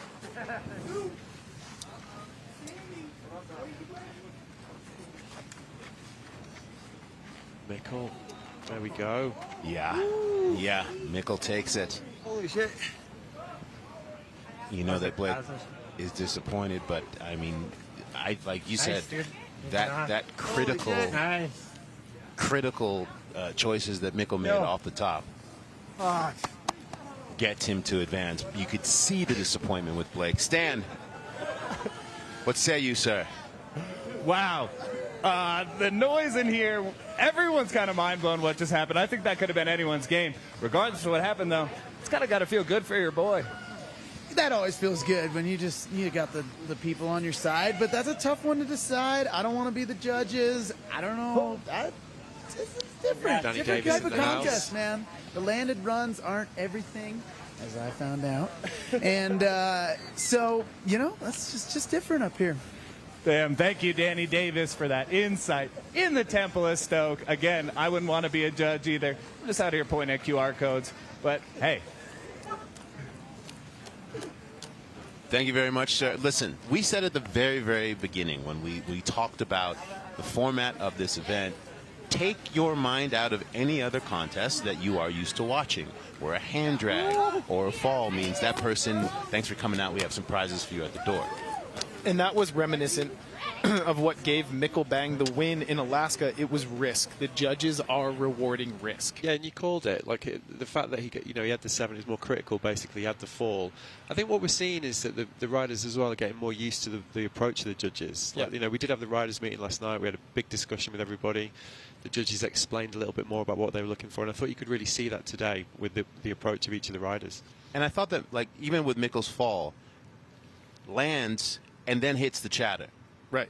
As opposed to like, oh, he bails out of it or made a choice to be like, oh, I'm not going to make this, so I'm going to fall. And I think the judges are taking that into account. Yeah, absolutely. And I mean, what a burner of a 2-run tiebreak. Yeah. Round. I mean, Torstein Horgmo eliminates Travis Rice. Mickel Bang just takes out Blake Paul, and we're on to semifinals. You heard Mikkel say, like, what if I had to run? You could possibly take 9 runs today. Like, will I have enough left if I had to take 9 runs today? Right. And let's look at these matchups now. We've been talking about storylines. So we've got we've got Jared v. Torstein, 2 newcomers to the event. I mean, we're not going to call them rookies, obviously. And then we've got the other half of the pool with Mikkel and Sage. These guys have been here before, so it's like a really nice split. We're going to have one basically newcomer in the final, which is going to be amazing. Well, it's not just the men at this party. The women, of course, have been waiting patiently, and we are going to get into their run one here on this Finals Friday as Mary Walsh, Jeff Moran, and Pat Bridges will be taking over the controls here of this ship here at YETI Natural Selection. This is the Jackson Hole stop here, Season 2 of the incredible Natural Selection Tour.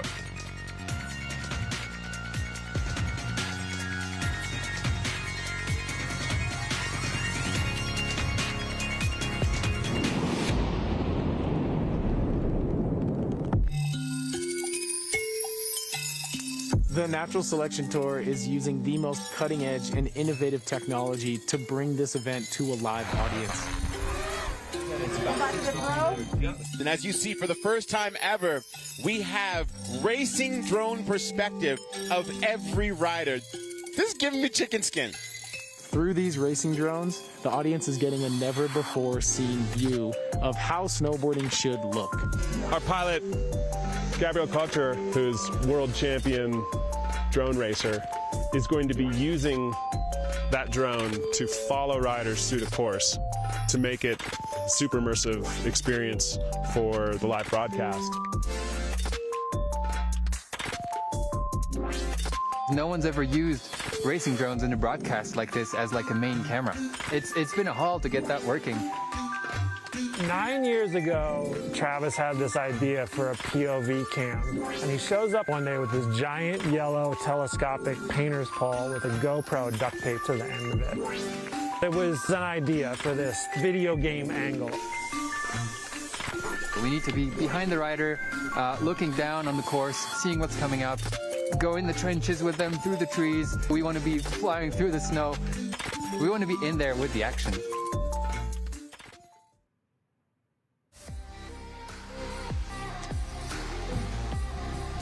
Welcome back. It is finals day here at the YETI Natural Selection at Jackson Hole Mountain Resort. It is bluebird, it is crispy outside, and we could not be more excited to see what the women are going to put down in their semifinals rounds. I am Mary Walsh, and I am delighted to be sitting here next to two good friends and walking libraries of snowboarding knowledge. We have the esteemed editor, storyteller, and founder of Slush the Magazine, Patrick Bridges, and Jackson's own, the chief marketing officer of the Jackson Hole Ski and Snowboard Club, and a veteran announcer, Jeff Moran. Guys, we just sat in the green room next door and watched men's quarterfinals. Where's your head at? I'm still wrapping my head around everything that just went down. I think there's a collective sigh of relief throughout everyone. I'm sure the people watching, all of our riders, but we're hearing from all of the riders that the snow is in much better shape, and it's not just a struggle to get through the course. People are actually enjoying it and able to open it up a little bit more. Yeah, but that said, I mean, the features here for the quarterfinals and semifinals and finals, left side of the course, much more consequential features. Totally. It sounds like we have some special guests standing by with Jack Matrani at the bottom of the course. We have Abby Young and Rose Carr from Burton here to say hello. So, Jack, how's it going? It is going great. It's my lucky day. I'm sandwiched in between some royalty right here. We got Abby Young, head of Burton PR, and executive producer on the documentary Dear Rider, and of course Rose Carr. And if you're core in the snowboard world, you might know that she's edited basically everything, including Art of Flight, and also had the opportunity to edit Dear Rider. So we'll start with you, Abby. How special was it working on Dear Rider? I know you got to work closely with Jake on it before he passed. Yeah, I think it's really important for everyone to know that Jake put his heart and soul into this for over a year before he passed away. So he really mapped out how he wanted his story told and shared with the world. So that was important to us after he passed away, to make sure we could still give him his voice, which is why the editing was so crucial, because we had to work with so much archive and interview footage. What was it like, Rose, working with all of that archival footage? I'm sure there was so much to work with, and it was probably so special. That's right. Well, luckily he had a well-documented life, and we had everything from home movies to old Burton movies, all of the interviews that he's done about his career and his life, and we were able to put it together. It was a big puzzle, but it was, it turned out that he was able to tell his own story, and then the icing on the cake was, he would address the snowboard community every year in the catalog intros for the Burton catalog. So the name Dear Rider, that's where that comes from, and it was another icing on the cake on him telling his own story. Well, Jake would always say, don't F it up. Yes. And you guys definitely did not F it up. I mean, and now, how much would Jake have loved this contest? I know you're so close with him. Yeah, I think he would have just loved it. He would have loved riding here at Jackson Hole. He would have loved watching the riders on course. I think he would have loved it. We can all kind of feel him here around sometimes. He would love it. He's definitely here with us. I had some of my most fun days on planet Earth with Jake here in Jackson, racing down the hill with him, smiling ear to ear the whole time. We miss him. Where can we watch this? So if you're in the Americas, you can watch it on HBO Max, and you can rent it on all available streaming platforms worldwide. And it's not just for snowboarders. It's really a movie for everyone. It's about love. You guys did such a great job. Well, thanks for chatting with us. It's time to get back down to the booth. Mary. Thank you so much, Jack, and thank you, Rose and Abby, for joining us and telling us a little more about Dear Rider. Highly recommend, if anyone has not gotten to watch that yet, definitely check it out. It's an incredible story, not only of Jake Burton Carpenter, but of snowboarding and its history as a whole. And, you know, I just love the reinforcement of how much Jake would have loved this contest. Yeah, he definitely would have, and he also, had a hand in shaping some of the careers here with the U.S. Open. We have U.S. Open champions, a couple U.S. Open champions coming up in the women's semifinals. And so many of the riders here today have been affected and been a part of his events, of course, particularly the U.S. Open. So, like the riders that are coming up here, both are U.S. Open veterans. So first, let's dive into the women's format today. Jeff, do you want to take us through it? Yeah, absolutely. So we're starting off. We have 4 riders total. We're going to be doing 2 heats. First heat will be Elena Height versus Hannah Beaman, and then our second heat will be Robin Van Gyn versus Marion Haerty. Each will start off with 2 runs, just like we saw in the men's, and we'll take 1 from each, the top run, and if they each win one of their runs, then we will go to a tie break, which I think we all agree we would love to see a little more free snowboarding. Yeah, I mean, never a bad thing, as Selema and T-Bird said, to have more snowboarding. So here we have our first matchup. Friends, competitors today. They spent a lot of time riding together. They both have competitive backgrounds, and we have Elena Height up first. Incredible half-pipe rider, veteran of the contest scene, now making her mark in the backcountry. She advanced to semifinals last year as well, and here she is, getting ready to drop in. Let's hear from Elena. We were so lucky last year here in Jackson. The conditions were literally all time, and I think that I came into it with very low expectations of myself and really what was going to happen, and the tour and just the event really exceeded anything I could have imagined. So coming in this year, I think that I know the run a little better and have a bit better understanding of kind of my personal interpretation of it, which is so much to do with this event. So I'm really excited for this year. You know, it's been really exciting watching Elena in the backcountry because she really applies that competitive mentality to the way that she approaches these lines. Absolutely, and you know, Elena and Hannah have very similar backgrounds, coming from very competitive career, and then transitioning into the backcountry. So I think it'll be really interesting. They also are both very powerful riders with big bags of tricks. We saw Elena kick it off with a really good-looking method off that first hit. There she goes, opening up a new feature. There we go. There's a little that's where it plays into the risk a little bit with these runs. If you take it to a new line that no one's been yet, it's totally new to these riders. None of them have ridden this part of the course yet in this year's natural selection. Yeah, absolutely. I mean, right now we're seeing Elena take it as it comes, figure it out on the fly, as this is a whole new venue for the riders here today. It's going to be interesting, too, because all of our women here in the semifinals are all veteran competitors in Jackson last year for the YETI Natural Selection. So they all have a little bit of back history, a little bit of knowledge of what this course looks like, although there are a ton of new features that have been put in here by Renyon Diarge and our Jackson Hole Park crew over the summer and even in this winter while they've been building up all the snow takeoffs. Well, and the riders seem to be adapting. Obviously, the conditions have changed, and that right there, very impressive run to start here, the women's semifinals at the YETI Natural Selection.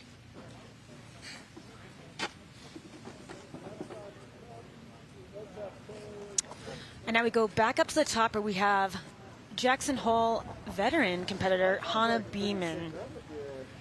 Hannah is a decorated competitor, slopestyle, X Games, and for the last handful of years, she has been one of the absolute leaders in the backcountry. You can watch her video parts. You know, she's really, honestly, one of the women leading the charge in the backcountry and has been for a long time. I got to say, when it comes to riding here in the Tetons, Hannah has a ton of experience, more experience than arguably Robin, Marion, and Elena combined. And now that she's back at Jackson again, let's hear what Hannah has to say about it. 5, 4, 3, 2, 1.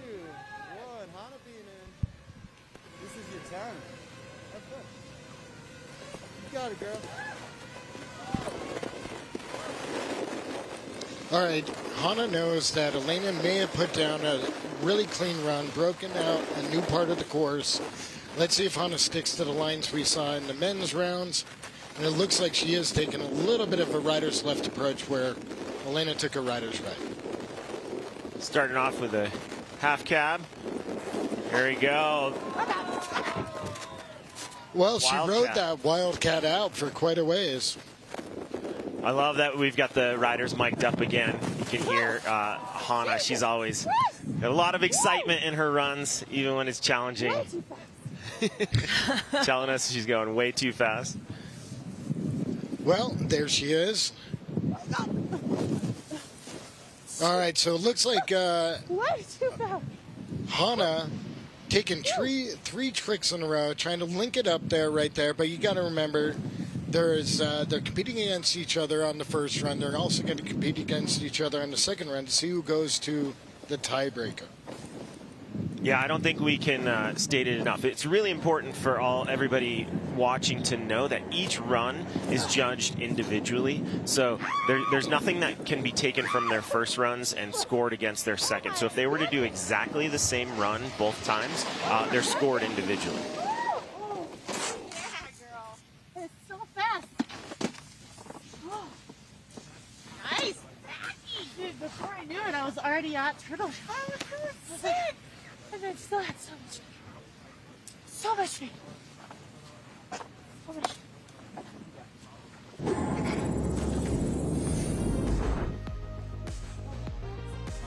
You know, I think, too, it's like this one drop, obviously, is a lot, as we can see, just kind of figuring out the speed for everything. And it looks like it's running pretty fast. It definitely does. I'm sure the sun's playing a factor in that. Elena kicking off her run with a beautiful method. So beautiful that we get to see it a few different times and opening up a new section of the course. Yeah, of course. You saw it at the bottom right there. I mean, it's almost as if all the riders here in the finals are on the same team because they ride so much together. Hannah definitely taking the more traditional line we saw the guys taking and going for more airtime and more tricks. Huge Wildcat from Hannah and riding it out. Going for a backside 3 stalefish.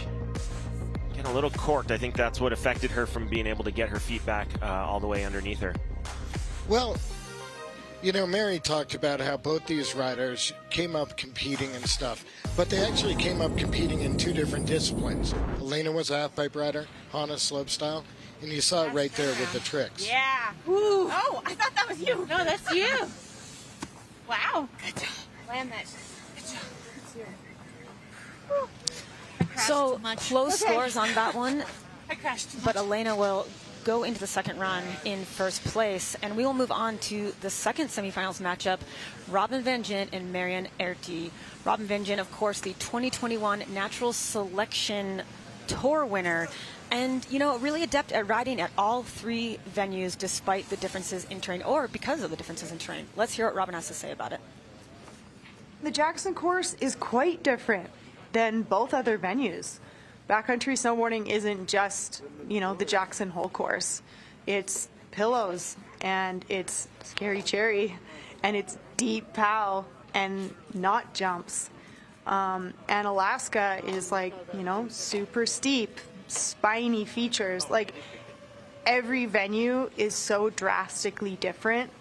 And it's kind of like new every time you go. Moving from Jackson to Baldface to Alaska, it's like riding 3 completely different courses.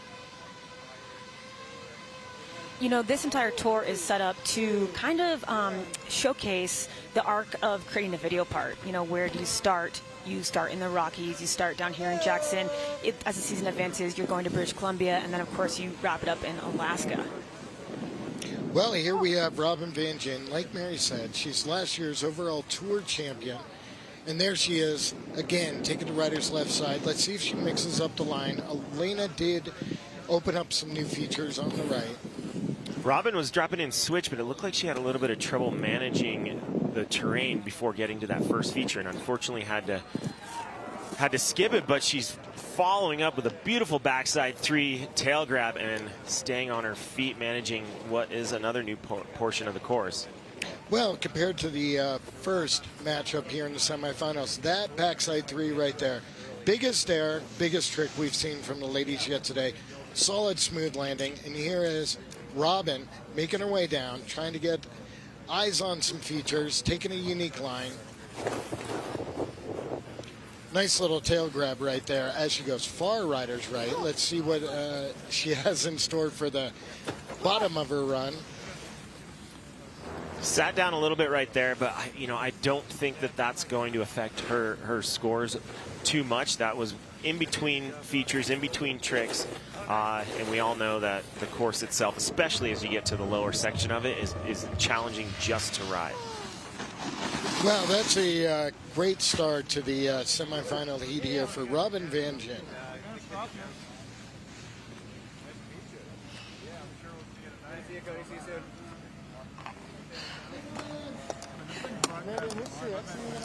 And back up at the top, we are now here with our final first-run competitor, Marion Haerty, hailing from the French Alps, has served her well in this Jackson course, as has the experience competing from 2021.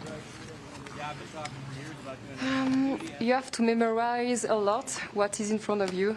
I think it's more a question about memory, and in Jackson Hole or on the farewell tour also. And yeah, you have to memorize a lot what you have to do and to be confident on your ride and to get big jumps and stuff like this. You know, it's been really watching Marion ride this week because her style is so big mountain. It's so powerful. Super powerful. On day one, we saw just how she attacked the course, where a lot of the other women riders were having trouble with the conditions. Marion, all of a sudden, was like, how is she getting down this so fast? So that speaks highly to her background in big mountain riding. Kicking it off with a backflip. Well, there she is, having a little trouble on the slob air on the step down right there. Here's Marion Haerty making her way down. First of 2 runs here, depending upon the tiebreaker here in the elimination format semifinals. And I know that Marion, having that big mountain freeride background, she has definitely been putting a lot of focus on working on her tricks, knowing that the natural selection in particular focused so much on backcountry freestyle, and we're seeing that with her putting in more grabs, her backflip, like it is definitely showing. Yeah, she has talked about being very dedicated to the progression, not only of being a part of this tour overall, but just in terms of her riding and wanting to keep adapting to the terrain, which is really cool. Well, I'm not a judge, obviously, but I say I would give the edge slightly to Robin right there. That backflip was awesome. That's what I love about being down here, is just sitting here. Robin's watching Marion go, and you're cheering the whole time. What'd you think of her run? Honestly, that was badass. You. And after watching the guys go this morning, I mean, what was your approach coming into this? Oh yeah, they made it look super easy, so I was super confident. And was it super easy or what? It was not. Yeah, I definitely got hung up on that top drop-in, but I'm going to try to go for it again. Best of luck to you, Robin. What do you think here as you catch your breath? How about some water? You want some water? We got some water for you down here. No, it's still tricky. Yeah, it looks really, really fast. It looks really fast. Well, let's watch. Let's see how awesome you guys did on the first runs. It was beautiful.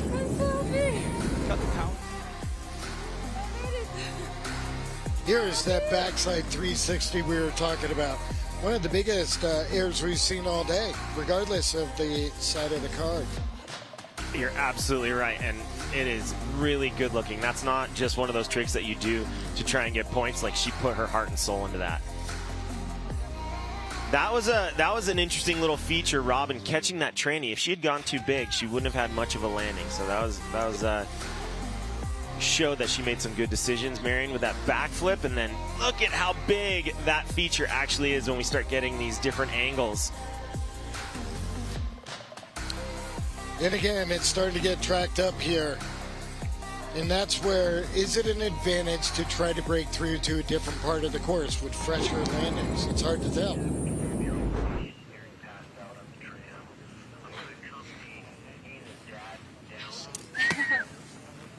Let's go again, baby! So back up to the top, Robin and Marion will go. Robin is in the lead, but there's still one run, so you never know what will happen. It's truly still anyone's game. Well, we saw it in the men. A couple of the men went to tiebreakers. You know, we had Mikkel and Blake going to a tiebreaker. We had Torstein and Travis go to a tiebreaker. Let's see. I mean, we may have just one more run left for everybody, or maybe two here in the semifinals. I want two more. Yeah. I want as many as we can get. I got to be here all day, so we might as well talk about all the snowboarding we can get in. Yes, so we will be right back with more from women's semifinals. But before that, just a brief break, and then we will come back here at Jackson Hole.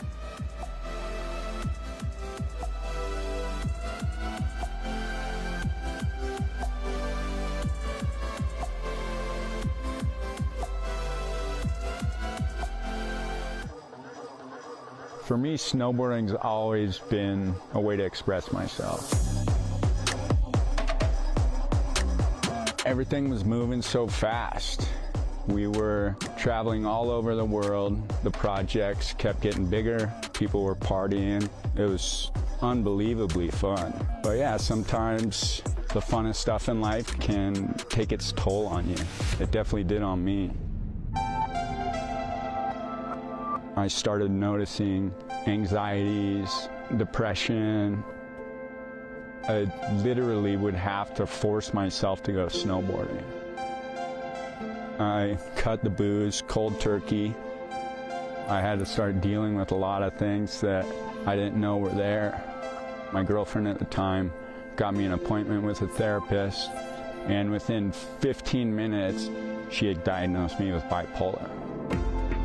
Working with a therapist is huge, not only helping you understand what's going on, they'll also give you building blocks to try to live your life. Whether it's snowboarding or art, writing, I think having a plethora of different outlets is key. No matter how hard things have been, I wouldn't take anything back. You gotta take that first step. Welcome back. We are here at Jackson Hole, Wyoming for the first stop of the 2022 Natural Selection Tour. And of course, one of the most important elements of the entire Natural Selection Tour is the fact that we are here with Mother Nature. We are working in tandem with her. No matter what she provides for us as a canvas, we have an opportunity to get creative within that. And that is why this is the YETI Natural Selection here at Jackson Hole, because YETI is also incredibly dedicated to Mother Nature and loves the importance that it plays in our lives. And sustainability is just such a shared element between the tour and this brand. So with that in mind, let's hear a little more from YETI about their efforts with sustainability.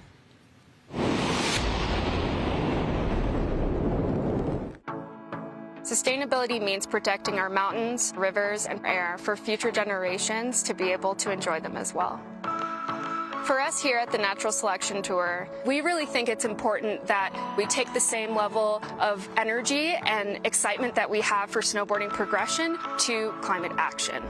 How do we actually make this event leading on sustainability?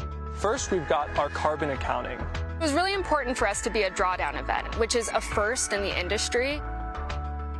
We measure all of the carbon footprint of the event, and then we offset it twice over. 100% of all of the carbon that we're emitting, we're offsetting via Conservation International, And then we're also doing 100% domestically.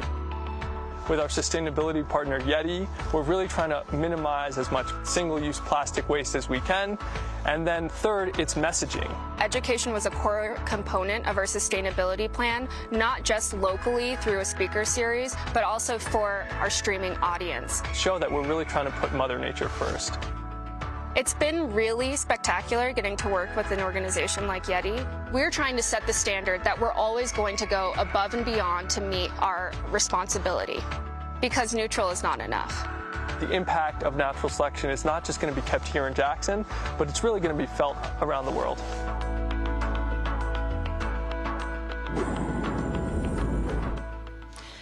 You know, the work of Lucas and Emily is really, really incredible. I've gotten to talk a little bit with them about it, and it's gnarly, the computations that are involved in creating the offset for this event. And also just want to give a big congratulations, because Emily actually just graduated from her master's degree at Yale, which is really incredible. Yep, she's a smart cookie. I think it says a lot about the Natural Selection Tour, just that they're willing to have people in place to make sure that the tour is as sustainable as possible, and partnering with people like YETI, who also make sustainability a priority.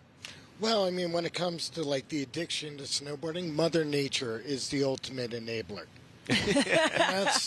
That's where, you know, it's in all of our best interests. I mean, it's the right thing to do, but it's also it's a means to an end. Without, you know, looking out for the environment, we're not going to have a natural selection tour in the future. We've got to do our part. Totally, totally. And with that, let's celebrate Mother Nature by watching some more snowboarding. We're going to go back up to the top for run number 2 with Elena Height. 5, 4, 3, 2, 1. Well, here we go. This was a really close one between Hannah and Elena. Only 2 points separated the two. Slight edge to Elena coming out of the first run, but it's a blank slate right now.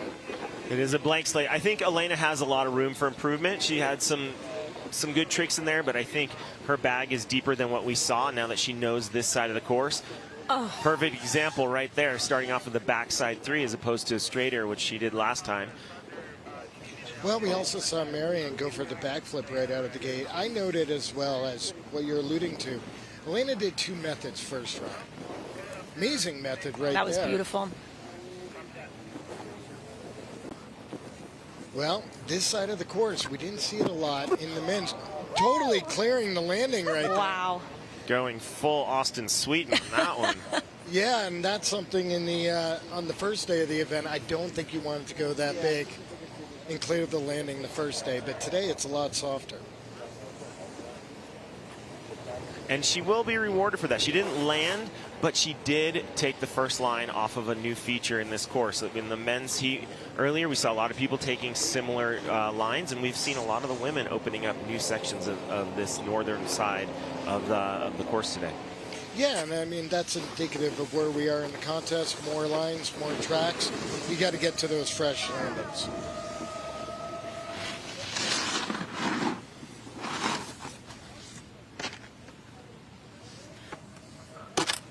Well, I mean, I don't know what to say about that. We haven't seen Hannah go yet, so we don't really have a gauge as to how this second run is going to turn out.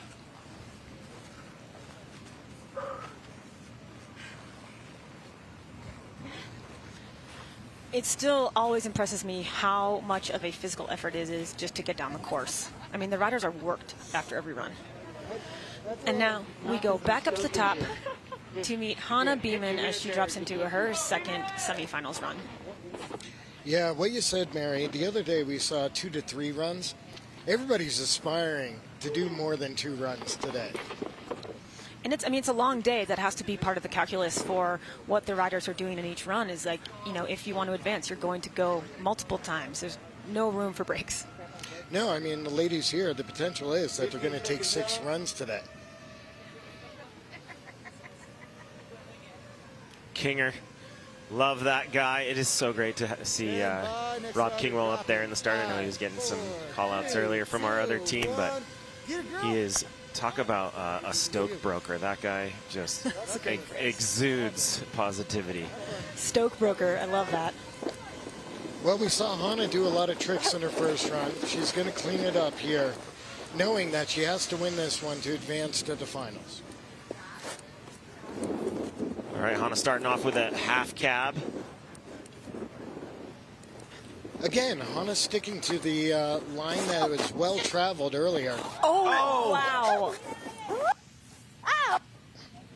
Well, going wildcat and then coming up a little short and trying to handle that backside 180 right out of it, and then not really able to ride away. I think, Pat, what did you used to call that trick when you did a McTwist on the ground? Wasn't it a cinnamon twist? It might have been a cinnamon roll. Cinnamon roll. Well, there you go. We do have the riders mic'd up here today, so you're seeing the emotion and the real-time reaction to how they feel their run is going. I think we can all relate to a run like that in our lives. The features may not be as big for all of us, but we've all been there. The highs and lows, for sure. It's always fun listening to Hannah because she is so vocal. I definitely don't think she's putting on a show because she's got a mic on. Like, this is Hannah Beaman snowboarding on any given day. 100%. Well, as Hannah winds down here, let's see. I mean, right now we're going to figure out, might have an indicator of whether or not Hannah or Elena is going to be going here into the finals. So choppy and fast. No. I couldn't handle. But good job. Good job. Good job. Those landings are brutal. At least landed on the landing. And you could hear Hannah and Elena talking about how difficult it is right now just in those tracks. Well, there's Elena. That's definitely a highlight right there. Putting it out there for the photographers. That's the method that won her X Games medals, U.S. Open medals. She's got a great looking method. And again, now that we get back to these YETI recaps, it really gives a new perspective on how big these features are. A really cool thing about this course, talking to Liam, the COO of Natural Selection, is if there's a takeoff anywhere, there's a landing. So the riders, obviously, they need to judge speed as best possible, but everything out there has a landing behind it. Or if it doesn't, if it doesn't have, if you missed the landing originally, you can find a new one like Arthur Longo did on day one. Absolutely, you can get creative. Absolutely, but I'm kind of curious, do they build the course with it landing optimistically? Or they build it to be adaptable depending upon the snow condition? You know, it's actually very adaptable. Liam was telling me about how the park crew has been up there for the last month reworking takeoffs, knowing that the snow was a little bit lower than what we had in last year. So they were reworking the takeoffs so that all the trajectories were matched up to the landings as opposed to just letting them be and having riders potentially shooting it to the moon. Everything has been sculpted custom for today's event. Elena, just how big are these features in real life, sending them? I mean, you sent one of them pretty much to the parking lot. Yeah, it was a little hard to judge there, and I saw the landing go right by me. The features are big, and mostly it's hard to see from the view that you guys are watching on TV, but they're so close together. So to like manage your speed between them, whether it's to slow down or speed up, that's the really, really challenging part. I have so much respect for you guys. And now, are we going to go to a tiebreaker? What is going to happen? Let's see the scores. Here they come. Congratulations, Elena. Thank you. And congratulations to you as well. You killed it. And now we're going to send it up to Stan. What do you think, Stan? What's going on up top? We are doing good up here, of course. You know, shout out to Elena for just kind of reaching the height of her air there on that one. As we move steadily on, I think the name of the game is hit as many features as you can. I heard Elena say, you know, I got some of the stuff I wanted. I want to add more. We saw that, and I think that's going to be the name of the game for the rest of these runs.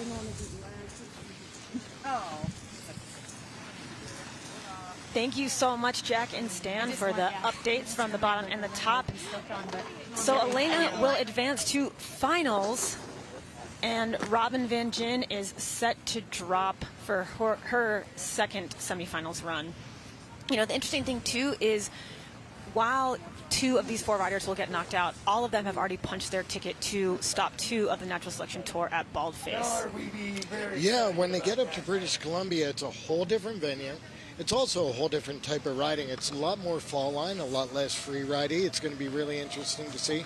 And obviously it's on Scary Cherry. You know, we saw ultra natural, supernatural there. Now we're going to see some of those enhanced features up in British Columbia in a couple of weeks. All right, here we go. Robin Van Gyn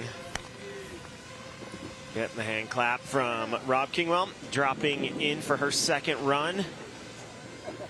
Yeah, Robin Van Gyn spends a portion of her winter as a tail guide up at Baldface Lodge, actually. So that's an interesting skill set she's bringing to this course. Not the way Robin wanted to start her run right there, but she did have a lead coming into this one. Worst case scenario for Robin is going to be a tiebreaker. Oh, just when you thought her first run backside 3 tail grab couldn't get any better. That was all time. Well, she knows what Marion's got. Marion is a seasoned competitor, freeride world tour champion. Last year she did very well, made it all the way through. Didn't quite make it to Alaska, but Robin knows she can't hold back to beat Marion. She's staying on her feet so far. This is a great run. This is definitely going to put the pressure on. Absolutely. This is last year's Natural Selection Tour champion, Robin Van Gyn, making her way down in her second semifinal. And Robin is one of the few competitors here who does not have a competition background. I mean, last year really was her first true competitive year of her career.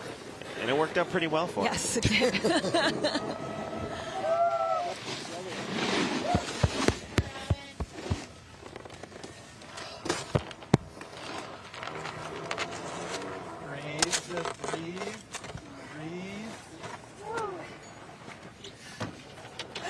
How pumped are you on that? Pumped?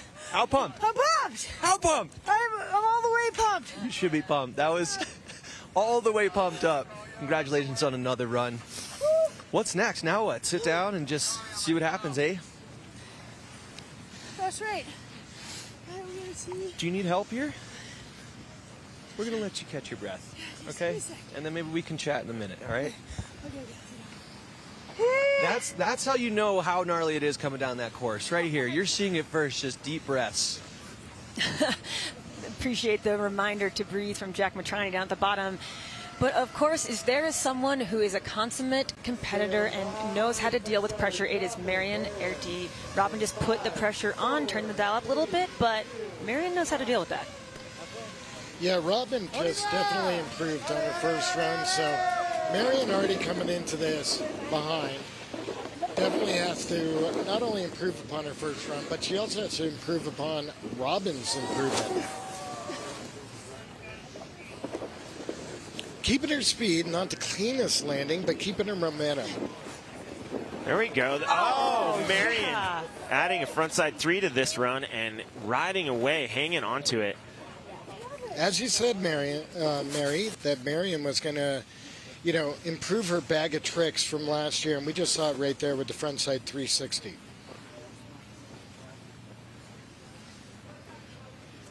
New side of the course, opening it up, taking a unique line off the side there. This is Marion Haerty, 4-time freeride world tour champion. Not a huge error off that last one, kind of going off the side of the takeoff, but giving it everything it's got, trying to get a method out of it. Those little details are what the judges are going to be looking for that separate people. And you can hear that snow on that body cam a little bit at that bottom. That's challenging. A little bit, yeah. Yeah, I think it's pretty brutal there at the bottom coming in.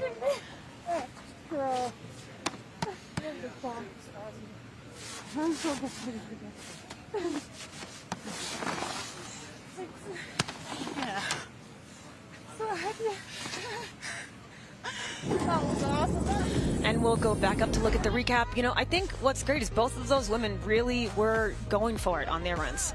I had a hard time seeing what Robin's first hit was through the trees on the angle we saw. I didn't realize that she went totally inverted. That was an awesome way to start it off.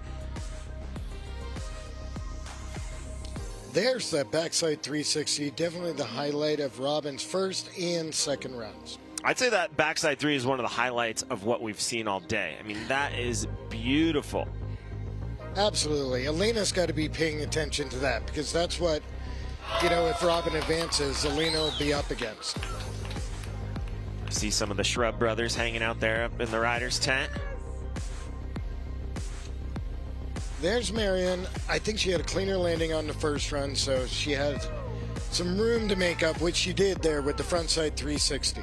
She hung on to it. She didn't get the grab. It was not as clean as I'm sure she would have liked. It looked like she was going for the grab and then concentrated on making sure she got it around. But riding away clean is important on that one.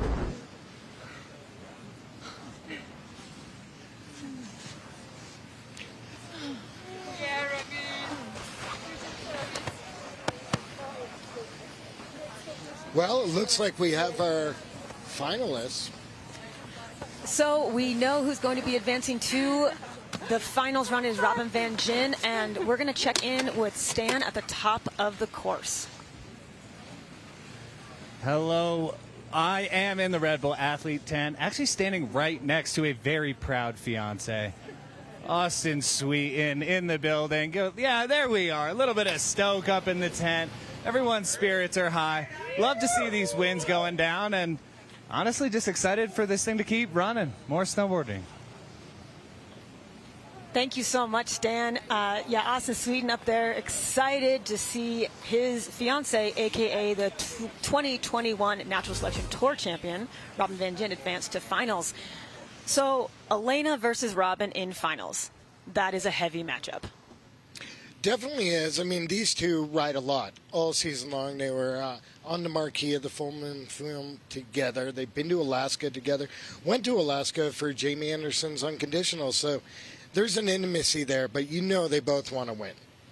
And I think both of them, we're starting to see, I don't think we would have necessarily thought that Robin had the same bag of tricks. Like we know Elena has this very pipe-oriented freestyle background, but we're starting to see a lot of different variety out of Robin's tricks, and that is going to play a huge part in her finals run. I think, I wonder if Elena's sweating it a little bit, seeing what Robin has. Oh, totally. I'm sure, it's a mental game for everyone. But speaking of bag of tricks, we're about to give away a bag of prizes.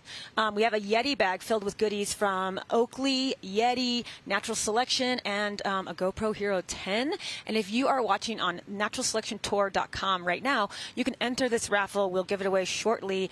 I mean, this is there's multiple goggles in here. You're going to get kitted out. So go to naturalselectiontour.com, enter the raffle, and we'll announce the winner in just a little bit. And with that, we are going to take a quick break and come back with men's semifinals here at the YETI Natural Selection at Jackson Hole.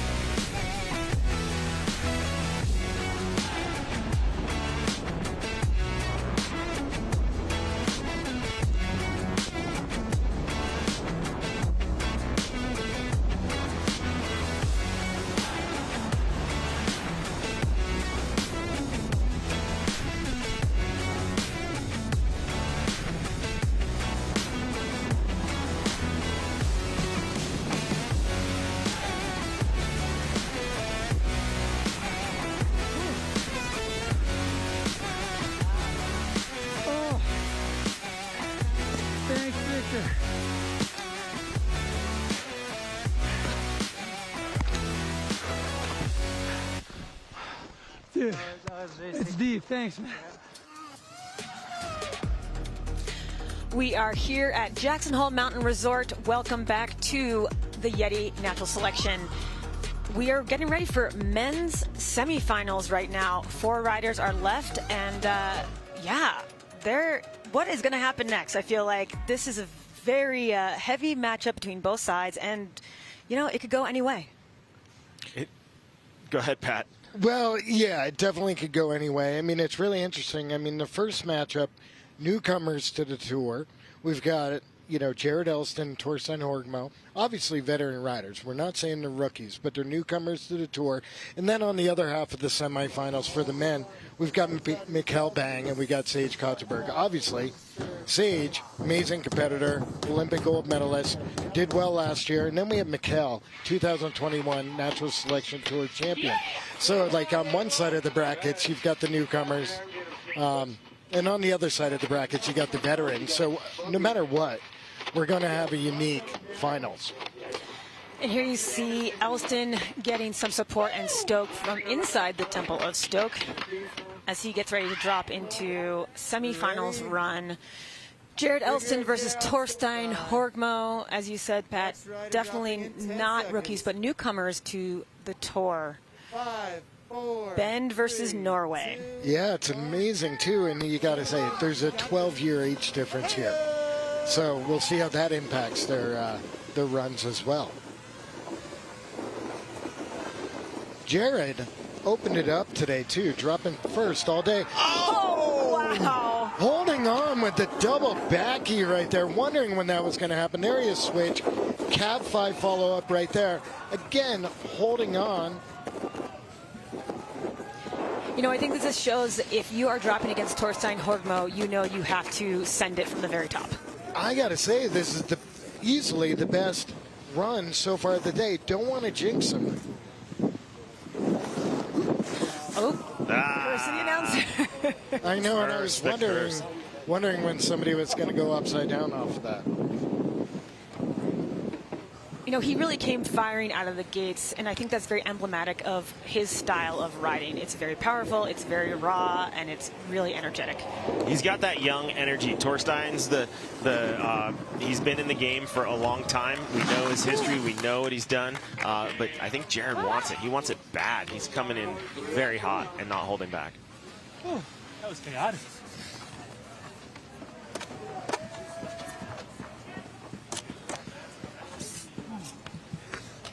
What up, Bend, Oregon? And so we go back up to the top for Torstein Horgmo, consummate veteran in snowboarding, has done just about everything. Did the first triple cork back in 2010, changing the face of freestyle snowboarding. And now here in semifinals at the Natural Selection Tour at Jackson. Well, it's great to see the newcomers make their presence known. Adds a variety, adds a spice, brings more personalities into the mix. Torstein, of course, a lot of people know. They've seen him on the X Games. They've seen him in the international competitions. Seen him on video.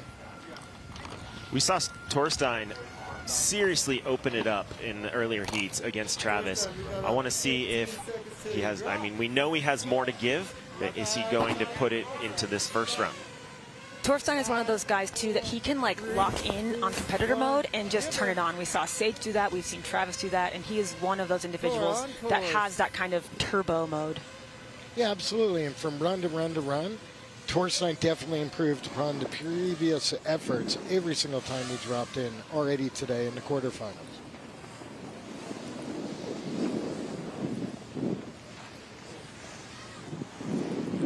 Big frontside 7. That, oh man, getting eaten up by the snakes. But that first landing we've seen, it has that little bit of a roller in the landing. It looked like Torstein kind of caught it perfect. It bucked some people in the previously, and he's hanging on really well. Well, you're hearing the riders get to the bottom. They're definitely winded. You know, it's whether or not the elasticity of the legs takes a toll. He's definitely already got one more run under his belt than Jared. Ooh, was catching the knuckle a little bit on that back 7. You could hear it too. That one sounds like kind of got him pretty well. A little bit of an oomph coming out of him. Well, I had a takeaway from the women's semifinals where the two ladies who advanced took the riders' right line. The fresher landings, fresher course, and I'm wondering if we're going to see that play out here in the semifinals for the men.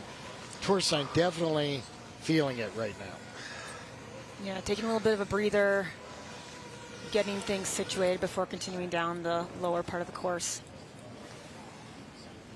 Yeah, that one left a dent. I think looks like the goggles are up. He's just making his way down on this one. Well, we don't know exactly what's going on here, what impact that had on Torstein for the remainder of the event. Yeah, you got to say that Elston's going to advance out of this run as far as he's going to take the advantage going into run 2 of the semifinal. Yes, I think Jared is probably sitting there feeling like, okay, I'm heading into run 2, but pending how Torstein is feeling after this run, again, you know. You can't count. You can't count Torstein out, no matter what.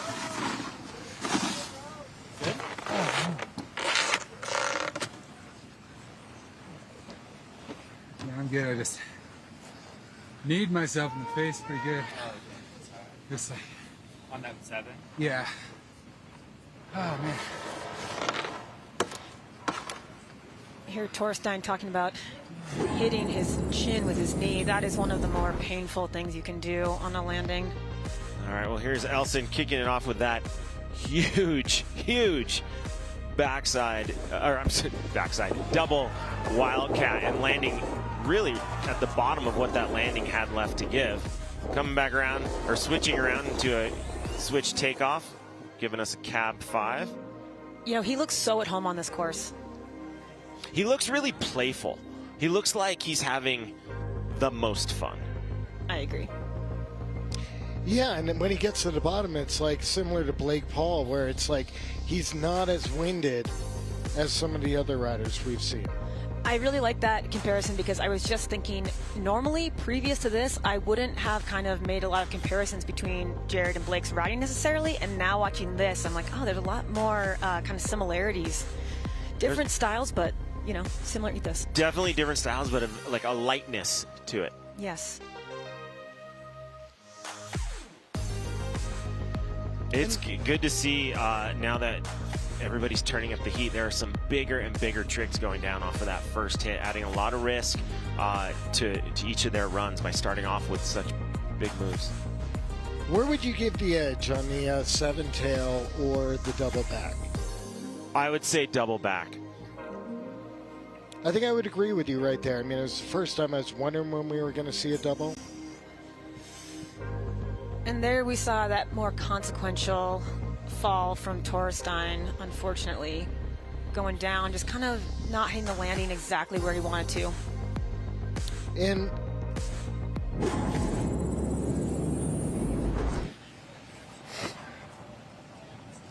nice break. That's good. Decided to take another one. And just like Jared What up, said, Bend, Oregon? big shouts to Bend, Oregon, a place we've seen excel over this week. They have one more run to go, but before we get there, we are going to go to our second matchup, a very heavy head-to-head, Sage Kotzenberg versus Mickel Bang. Two guys with a ton of familiarity in contests, both backcountry dominators, and now Sage is dropping in. all right, well, Sage definitely has had an intensity, unlike, you know, that is unmatched by any of the other riders. Oh my God! More of that, please. Huge backside 7, chicken wing getting totally inverted to kick it off. Well, as we advance, risers are definitely getting a lot less conservative. Here he is, switch. Cap 5, holding it together, making his way down. Yeah, that back 7 chicken wing. Let's talk about that. That was insane. That's the kind of thing that watching Sage when he used to do slopestyle contests would get you so excited when he would throw down those massive hits with like so much style. It's great to see him back in a competition setting. I agree. He would take tricks that we all know and love and are accustomed to seeing and make them look so unique, and that was a perfect example of what we saw him do in the Olympics. Well, it makes me wonder, are we going to see a Holy Grail coming up here? That'd be incredible, and I wouldn't count it out. Nice work. Now we're talking. How was that? I meant to do a 5 off that first one. Whole run switched out. Well, you figured it out pretty good. Yeah, I figured it out kind of fast. I was like, all right, full run switch up. That's how she goes. Crushed it. Now we got to see what Bang does. How's that course running, man? I don't know how you just made it look so easy.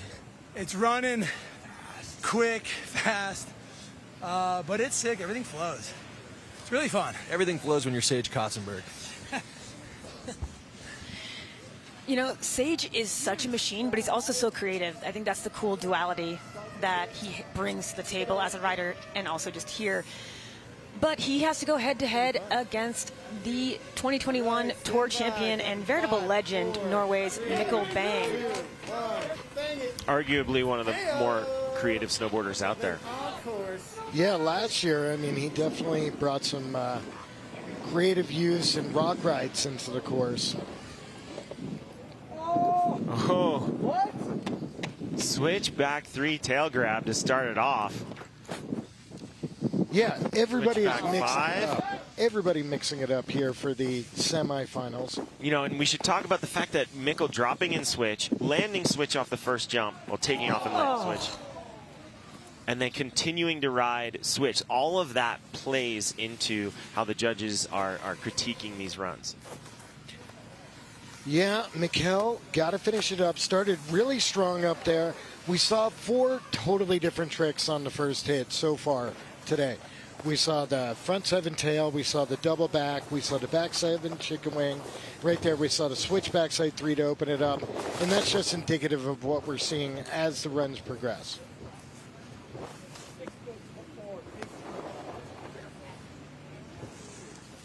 Mikkel Bang making his way down. And I think it's worth reminding everybody, you get 2 runs.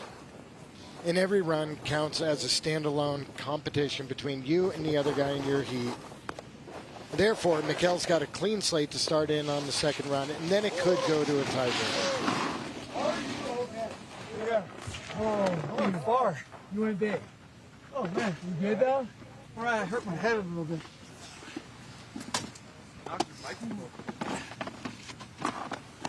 Man, woo! That was like a beast. Oh man, I went way too fast. It's quick in there, man. Good, nice run. Holy shit. Glad you're all good, man. There are so many pieces these riders are putting together, not only course navigation, but judging the speed, conditions. I mean, it's complex to go down this course. To look at Sage's this backside 7 and to think that he was meaning to do a 5, like what? How did that change up? He handled it well though. Yeah, I mean, it's obvious he took it deep. I think he got too much air and just went with it. That goes to show he's a consummate professional. I mean, he's in the air and all plans changed, and we had no idea that that wasn't his plan from the second he dropped in. Holding on right there on the 5. It is a trip to see how little speed or how far back they have to start to get speed for these jumps. There's no pointing it into these. They're just taking a little bit of a run in and having plenty of speed to make the landing, sometimes even go too deep, unfortunately, like we saw right there with Mikkel. You know, this is where it's very handy. Obviously, all the riders are wearing helmets, and POC also supplied back protectors for everyone. It's just, you know, part of the game when you're throwing tricks like this in these settings, these backcountry settings. Safety is priority. 100%, and we're talking about who's going to advance and what the strategy is and what the tricks are being thrown down, but yeah. Definitely safety is a measure, and there is consequence. That was gnarly. Oh, man. Oh. So sick. Bang, Bang. Bang, you were just saying that was the hardest tomahawk that you've taken in years. Can you just tell the world that you're okay? I'm all right. But yeah, that was, I haven't fallen like that in a really long time. That was hardcore. You're a beast. What do you think for run number 2? Go a little bigger? I'm thinking to take a little bit more speed, and I should be good. Perfect. I'll have a Pacifico waiting for you after. Oh my goodness. Going down, but ready to go bigger. And that is the first run wrap for men's semifinals.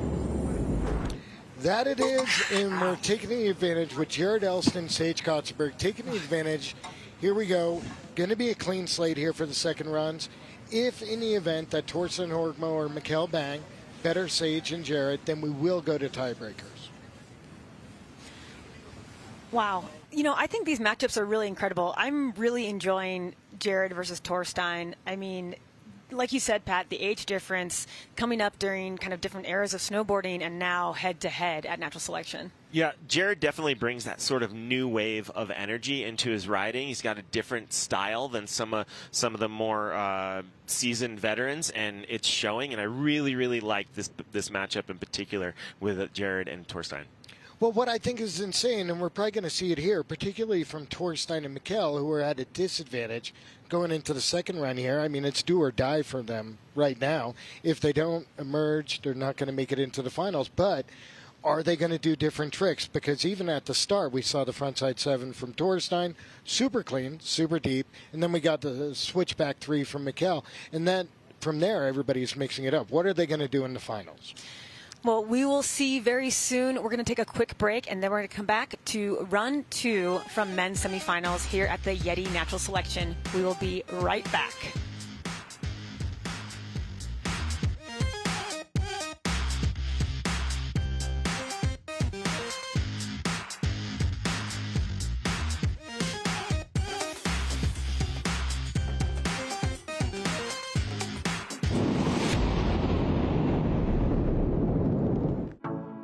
Sustainability means protecting our mountains, rivers, and air for future generations to be able to enjoy them as well.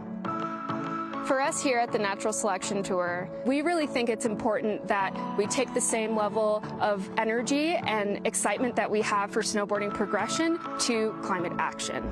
How do we actually make this event leading on sustainability? First, we've got our carbon accounting. It was really important for us to be a drawdown event, which is a first in the industry.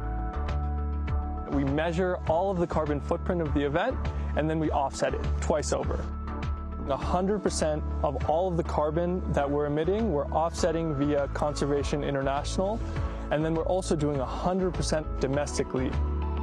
With our sustainability partner YETI, we're really trying to minimize as much single-use plastic waste as we can. And then third, it's messaging. Education was a core component of our sustainability plan, not just locally through a speaker series, but also for our streaming audience. Show that we're really trying to put Mother Nature first. It's been really spectacular getting to work with an organization like YETI. We're trying to set the standard that we're always going to go above and beyond to meet our responsibility, because neutral is not enough. The impact of natural selection is not just going to be kept here in Jackson, but it's really going to be felt around the world. Welcome back, and a big thanks here to our presenting partner in our mission for sustainability with the Natural Selection Tour as well, YETI. And in honor of our working relationship with them, we are going to give away we're going to announce, the winner for the YETI prize pack. And this bag filled with Natural Selection goodies, a GoPro Hero 10, goggles from Oakley, and YETI swag is Jack Murphy. So thank you for entering the raffle. We have a second winner to announce also, Fuel Off-Road Wheels winner. So you can put those on your car or truck and get anywhere you need to go, is Rob Peterson. So congratulations to you two. And if you are interested in winning some gear of your own, like this signed poster. This is the Natural Selection poster signed by all the athletes here at the tour stop in Jackson. Just go to naturalselectiontour.com. The raffle will pop up. Make sure to enter. We know there's a lot of places to watch it. We're so stoked on all those. But if you want to enter the raffles, go to naturalselectiontour.com.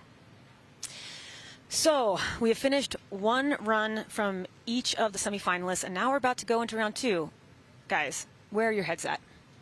Well, I mean, it's anybody's game. Like we've said before, I mean, you're getting judged against the person who either dropped in before you, dropped in after you, per run. You know, so right now it's open slate, and it's almost sudden death for Torstein and Mikkel. Yes, it definitely is. You know, every run, new set of pressure. And we're going to go back to the top where we are ready for Jared Elston out of Bend, Oregon to drop in for his second and final run of semis. Riders, stand by. 5, 4, 3. Well, knowing that Torstein's still to drop and wants to bring it to a tiebreaker, I think Jared's going to pull out all the stops here. He's got nothing to lose. That's an exciting place to be for any competitor and dangerous to the rest of the field if you have nothing left to lose. Taking a bit more style onto the double back right there. Now he switch. Another cap 5, solid poke. To the danger zone right there. That seems to be taking a lot of riders out.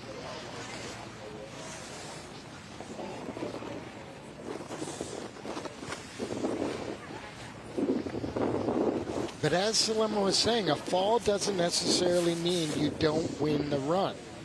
Totally. I think it just communicates to Torstein that the door is left open. I didn't even know that little takeoff was there, that little goalpost between the trees. I don't think he did either. There are so many features on this course and so many new ones from last year. Not that Jared was here to experience it year one, but just that's a perfect example. Is pretty much anywhere you can go in between the gates of this course, you'll find something to hit. I know, a little popper right there, a little wedge in between the trees. That's Jared Elston.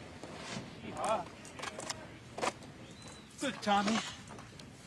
Didn't know to know that. Oh. Wow. Tommy Bahama. I mean, Jeff, you have a lot of familiarity with this area.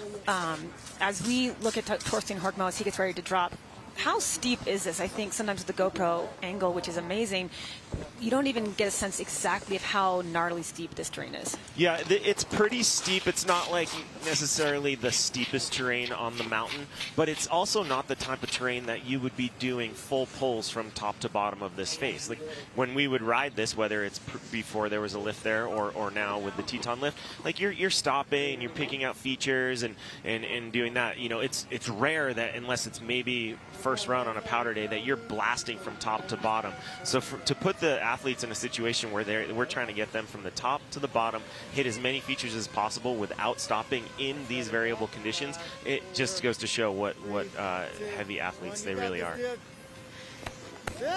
Absolutely, and from the Barbie or the on-slope angle, you're actually starting to see the elevation or the drops, how much height these riders are dropping from, which in turn impacts the speed, brings you a lot of heat coming out of these landings. Not quite as clean as his first front 7. It is good to see Torstein back up, though. That was a heavy hit on his first run, enough for him to essentially just barely get down. I mean, just get down and not pull any more tricks. So it is good to see him back up and going for it. Definitely a testament to him as a rider and, you know, just as an individual that he's back out there. Well, and you notice all the riders are wearing helmets. It's interesting. When you knee your face on a landing, the helmet actually helps you with the impact on that and stuff. And that is something every rider has encountered at some point. And it's like, you think about a knee injury, you don't think a knee injury is going to affect your face. My jaw's still out of whack from kneeing myself in the face 20-some-odd years ago. Well, I mean, Torstein made his presence known. He's going to be going up to bald-face. Again, I'm not a judge, but I think it's safe to say right there that Torstein did not have the semifinals he was hoping for. And that's a really great point, Pat, because all of these riders we're watching today have punched their ticket, as we said, to bald-face.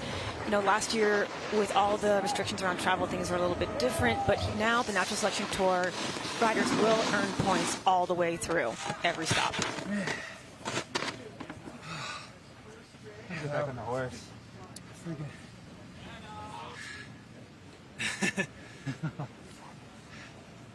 Nice work, Jared. Thanks. And let's check out the recap. We have Jared on course first. I agree with what you said, Pat. Not as clean as this first one, maybe not as big, but still putting it down and then going right into that cab 5. But that exact zone on that landing is where a lot of riders are starting to have trouble. I actually thought he cleaned up the double backflip and put more style on it, but from that angle, I realized he wasn't grabbing.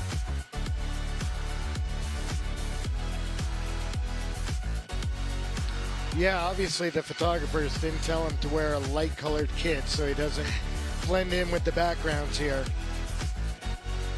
He's going for the win, not the photo. There's a good looking frontside 3. Riding away, and just like with many of the riders, as soon as they land, trying to hit those brakes. All right, here we move on to Torstein's first hit, that frontside 7. And again, his frontside 7 on the first run was more clean, more stylish. Got a rebate on that backside 7. Caught the landing in a little bit better spot, but still wasn't able to ride it away. And how are there still features that haven't been hit yet? That's great to see.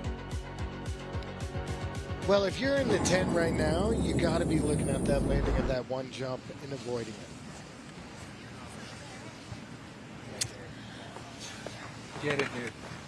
Oh my God. Holy smokes. Wow. Can't believe that. Childhood hero, dude. Thank you so much. Oh, much love, brother. Oh. Wow. So Jared Elston will be heading into finals at his first showing at the Natural Selection. That's incredible. Yes, we now have 3 finalists selected here. We have yet to go to a tiebreaker. So we have Sage Kotzenberg ready to drop for his second and potentially final unsure run of men's semifinals. And of course, you got to give a shout out to Gab, who's driving the drone up there, the custom crafted drone for Natural Selection with the GoPro Hero 10 up at top, giving us these one-of-a-kind perspective angles of the riders. Well, that's one of the game changers for the Natural Selection Tour is how they're able to present the contest to the audience at all. It's unbelievable what we get to see from the drone angle. And I really like being able to see the contest live from the drone angle and then watching the photos drop over the course of the next few days and getting to see those stills of how big a lot of these features really are. See, right there, Sage went slower into that first hit to get that 540 as opposed to the 7. So we go, he's linking him up perfectly, backside 5 into switch backside 5. And I can't believe the drone drivers aren't hitting the trees. That the riders aren't hitting the trees as well.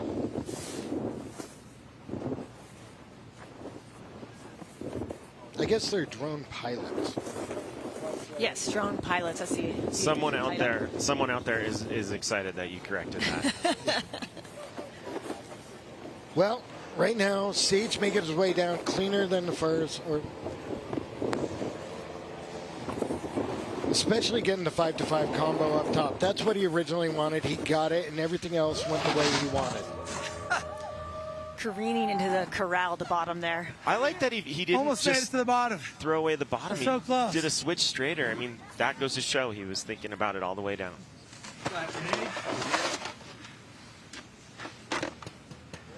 No. Can't even get down to the side. I want to go down. Oh, yeah.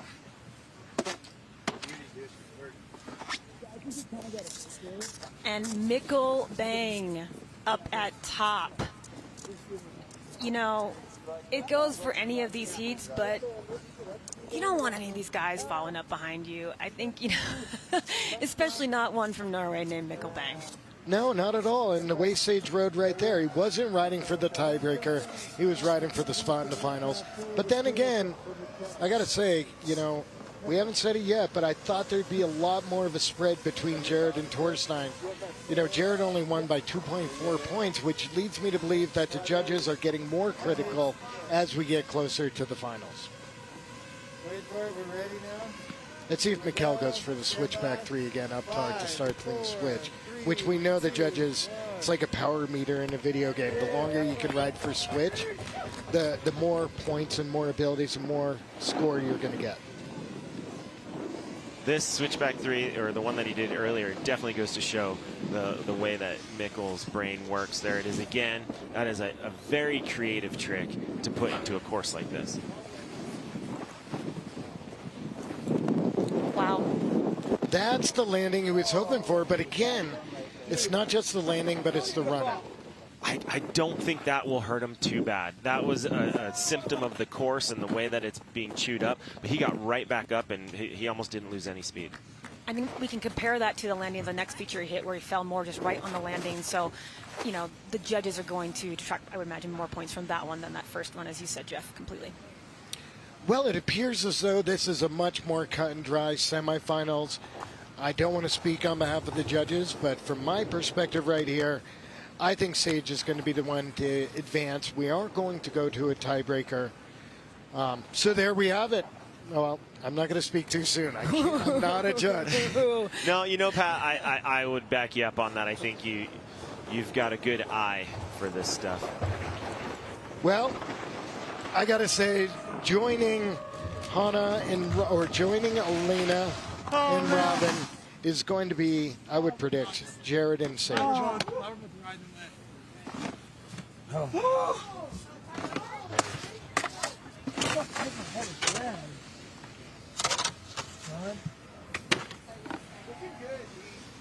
Dude, on the turtle show, I was like, fuck, am I hitting the trees?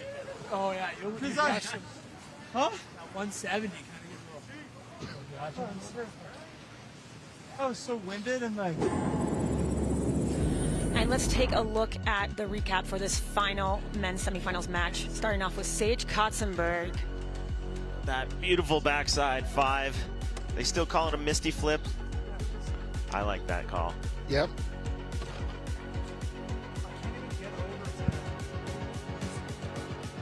Holding the grab right there. Solid style. Beautiful backside 3. All those fine little details like you were just bringing up, Pat. Holding the grab. Even that frontside grab. The judges are going to definitely appreciate all of that. Those are the little things that make every one of these hits play in their favor. And here we have Mikkel Bang. Mikkel, a veteran of the tour, last year's champion. Not going to quite get the points he wants to win the championship again. Again, if you finish in 3rd or 4th place, you are doing better than the people in the quarterfinals. Go ahead. It is a combined. You're getting points for each place you have. So the higher you finish at each event, the closer you're going to get to winning the tour. I do love how he started off with the switchback 3, but then he went into the switchback 5, which is the same spinning direction. He had some other bobbles on the course, but it would have been interesting to see how that would have played into his overall score. I wonder if he wanted to go towards the tree to get that landing.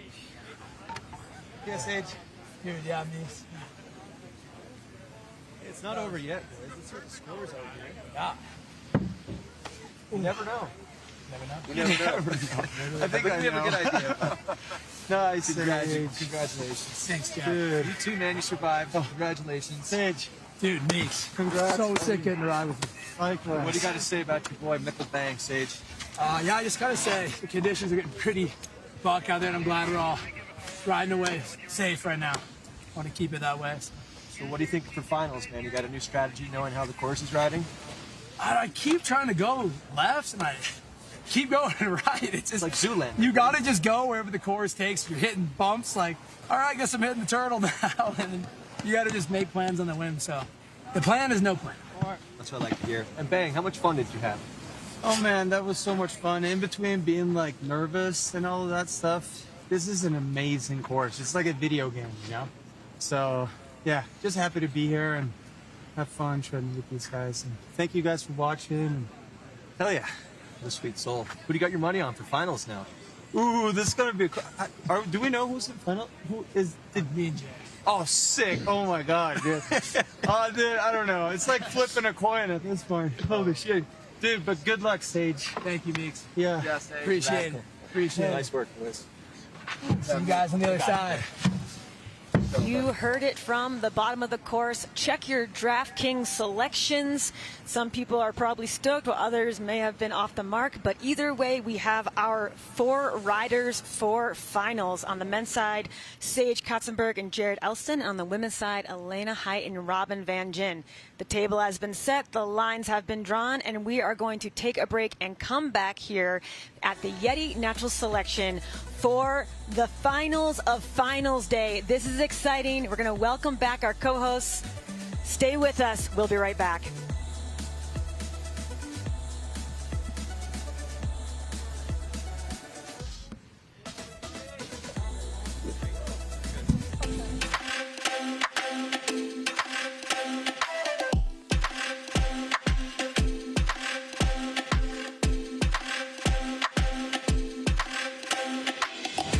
The Natural Selection Industry Alliance is a collective of endemic brands within snowboarding who truly represent the lifeblood of the sport. Brands such as Vans, Volcom, Ride, Quicksilver, LibTech, Union Binding. These are all brands who already support the riders who are on Natural Selection Tour, and so we wanted to create this marketing platform to provide value to these brands and meaningfully engage them within our events. It is imperative that we have and the athletes have the support of the industry. We really felt like the best way for us to do that was to create value, and it's part of our value system at Natural Selection to make sure that there is always a place for the industry and industry-based core brands to participate and hopefully benefit from what we're doing on a broader platform. These are brands who've been around for a long time and have truly built the snowboarding industry. And it's critical for Natural Selection to stay true to appealing to our core audience. Because if we're not resonating with our core audience within snowboarding, then we're not doing our job.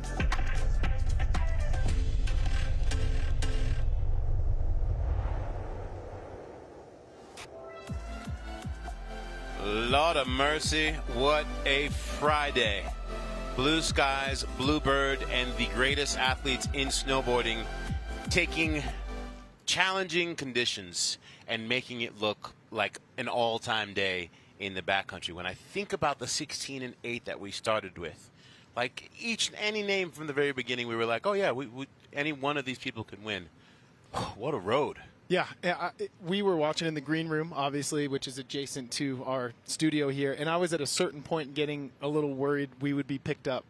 our yelling would be picked up while Mary and Pat and Jeff were in here. That was incredible, and the sheer bravery of everybody just sending it. Just absolutely sending it. And what I'm seeing is the riders are starting to let the conditions dictate their line a little bit. You heard Sage Kotzenberg, who's moving on to the final, say, you just kind of got to be adaptable. You got to go where the course allows you to go.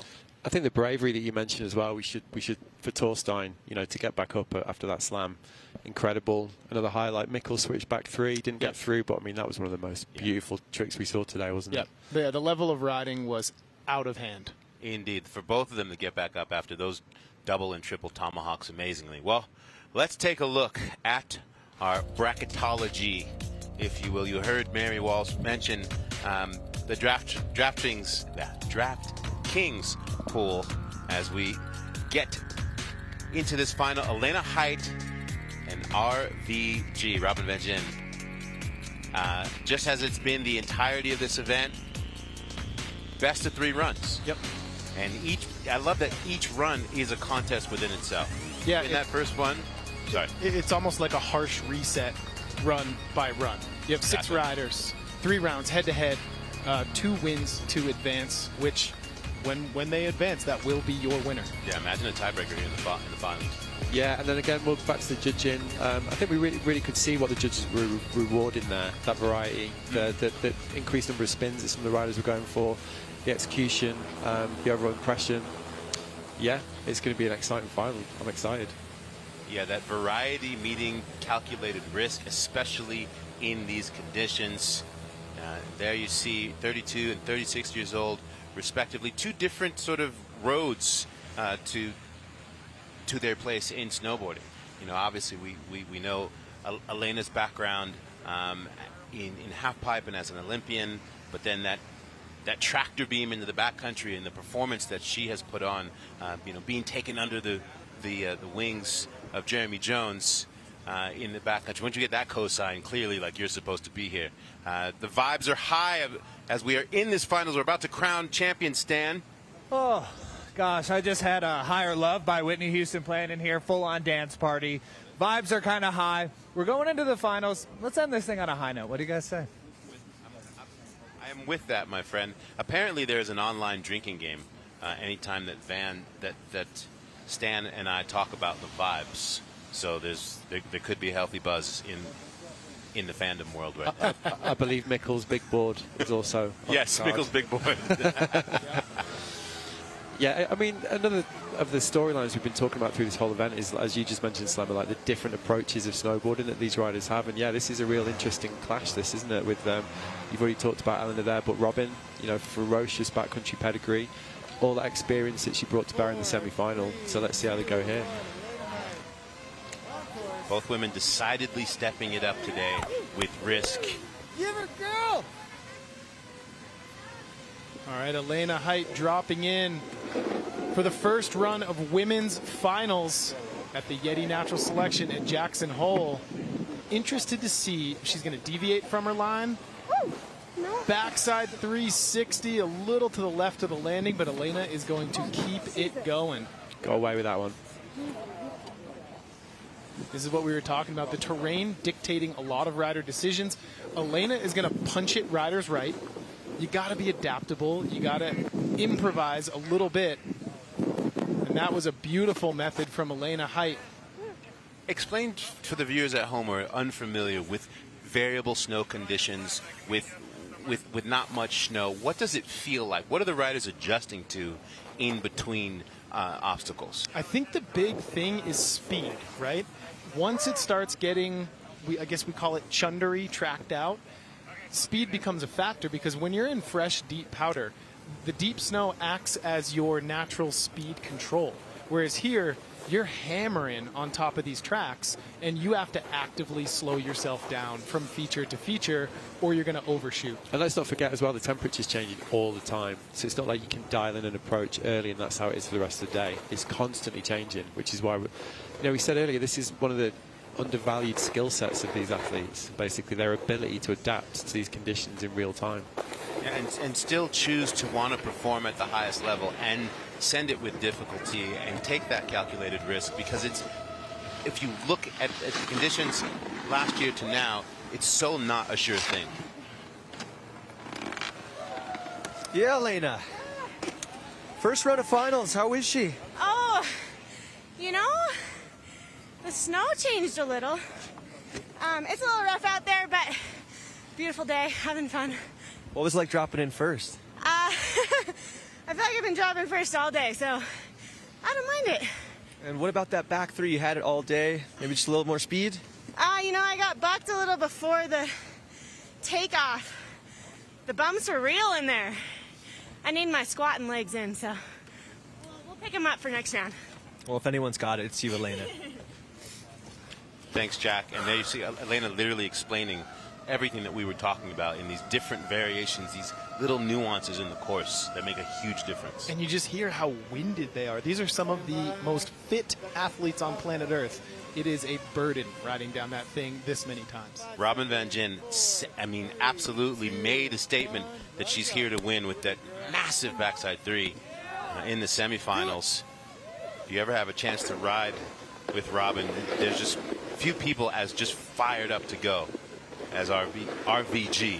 And if Robin takes the win here today, she will become the first athlete to win all three stops of the natural selection. She won in Baldface Valhalla last year.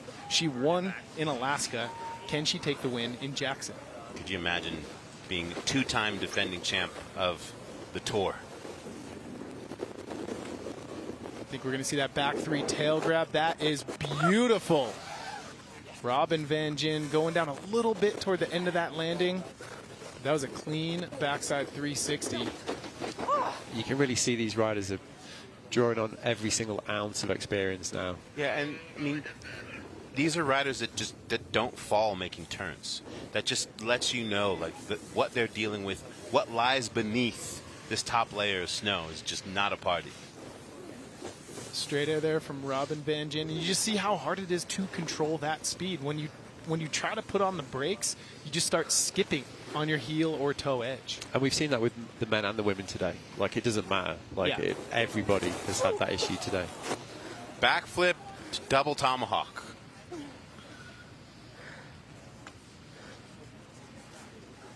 Robin going to slow things down and end out her run.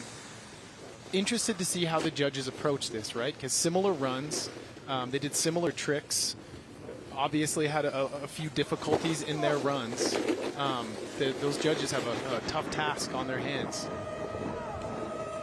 hopefully when she checks her body here, comes in, she'll be feeling all right.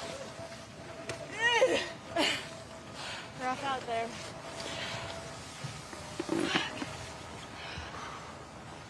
Oh. He's a crystal. I mean, on the judging, you know, when I was talking to the guys last night, they were saying as well, because of these conditions, this has been one of the hardest events they've ever had to call, really. Not only do the riders have to be adaptable, so does the judging panel, right? This is not a slope style course. This is not a half pipe that gets shaped and recut and groomed every single night. It's Mother Nature lays out the law, and we try to abide by it. And you hear that exhaustion, right? You'd be exhausted doing this at sea level. And you look in the men's round, Mickel Bang. He was smoked when he came down. Yeah, Torstein, Sage, Jared. It's tough. It's really, really taxing on the body and the lungs. Definitely an endurance event. And you just have to respect that no matter how challenging the course, none of these riders have tried remotely to mail it in. I mean, even at the very end, on Robin's run, she decides like, oh, here's a little roller. I'm gonna try a backflip off of just to continue to try to stack some points on. The service here is incredible. Yeah. Yep, Robin. Oh shit! Let's go get him. It's anyone's though, isn't it, this? We've talked about it all the get a entire good event. last lap. I know, yeah. The judges keying in That was a throwaway. on difficulty of attack and intention, and Robin had just, I think, a little bit more of that. The back three tail. That was the chosen weapon in this battle for Robin Van Gyn. What's up, Canada? I said it before, but I think Robin's Hi, Mom, really... Hi, Dad. Hi, Mathesons. Hi, sisters. Go on, Hi, Robin. Lindsay. Chris, Remy, Rosie Jean. She's bringing all that experience that she's got. I mean, across all types of snowboarding. I mean, you know, she's a guide. She's got this incredible backcountry pedigree. We're seeing that in how she's approaching the last stages of this competition, I think. Yeah, and if you've ever spent time with Robin in the backcountry, she has such a unique and keen eye for terrain, and I think that will play in her favor in finals. Yeah, I had the privilege of being guided by her up in Baldface, and you just don't. She's one of those people that you feel so safe with because she's like, watch me do this, and then we'll do this together. She's fired up. She talked about in her interview earlier what makes this tour so special, right? Is that what we're experiencing here in Jackson, as opposed to what is going to happen in Baldface and then in Alaska. They're all three different things. And to be able to win this and be consistent across the board, what that says about your snowboarding is what makes this Natural Selection Tour so special. We are in the finals. We're crowning champions here at the YETI Natural Selection Tour Jackson Hole stop. When we come back, the men ready to step up to the plate.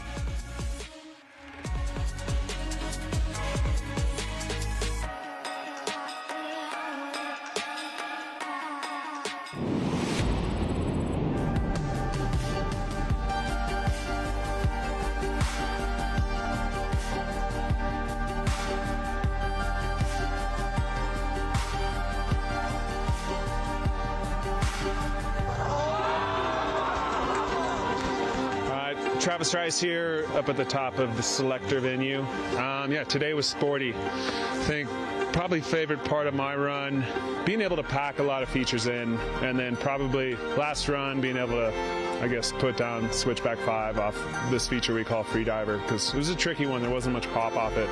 You know, the dynamic thing about the event this year is, I mean, we've literally gotten like 6 inches of snow in probably 3.5 weeks. A day like today, it's super demanding, and you can see how it asks everything from the competitors. So, I think the other favorite part of my day was actually being able to force Kevin into a tiebreak and him putting down, what I thought was one of the best runs of the day, without a doubt. His front 7 on Great Wall, the last feature, was indoor part in the video. Moving forward, being able to get into finals, it's awesome. The finals venue here, it's got quite a bit more north tilt, and so the snow is actually going to be much better. It's got different characteristics than the first day venue, so I think you're going to see a different approach from a lot of the riders. Welcome back, friends. to the YETI Jackson Hole stop of natural selection. Salema Masekela here with Matt Barr and T-Bird Monteroso. Thank you. I've been doing a lot of talking. We've been doing a lot of talking. It's a lot of snowboarding that's taking place. This is an endurance event as we head into this men's final. Let's talk about Jared, though. I mean, what a story. What a story. Jared Elston coming out of Bend, Oregon, facing his former backcountry partner, Sage Kotzenberg. 2 years ago, they filmed the movie of the year in Halcyon, and here they are at the YETI Natural Selection about to battle it out for the #1 spot. If you had him in the DraftKings pool, you're going to be pretty happy right now. Yeah, if you pick Jared Elston, you're probably in a small community, and your chances at that 5K pool with DraftKings very, very high. You're licking your lips right now. I mean, you could kind of see it with the comment online as well when we announced the lineup. There was, especially in Europe, my side, there was definitely a lot of like Jared Elston, really, But when we were going through the riders for the committee, it was the part, and the pedigree. And here he is showing the justice in that pick, really. Matt Barr, a member of the selection committee, handing out these invites. Sage Kotzenberg getting to go first, and he is going to put the pressure down, choosing the back 720 that time. Back 7 Japan chicken wing into a frontside 360, and Sage finding a little bit of fresh snow there to kind of reduce that chatter and slow himself down as he goes into his third feature. We've been talking about the power of Sage's riding, haven't we, in the green room earlier, and you can really see it. I mean, Sage, cab 9. It looked like a cab 5. I had to second guess the call there. He made it look so casual. You didn't think that this guy's here for the win. And yeah, to your point, Matt, you see every time Sage lands, he immediately has this ability to go into what Tony Hawk calls the power of the squat. Sage spending a lot of time in Park City, Utah, training at SECT. It's just as important to him as it is being on mountain, and it has shown in this endurance event for Sage. It's not always powder.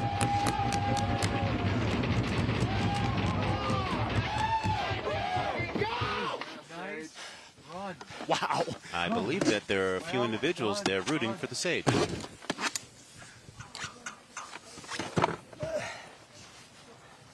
And that you was see it, boss. The fatigue, physical, mental. This is a long day of snowboarding for these riders. But that Olympic mentality, that competitive pedigree to say, young Jared, we welcome you.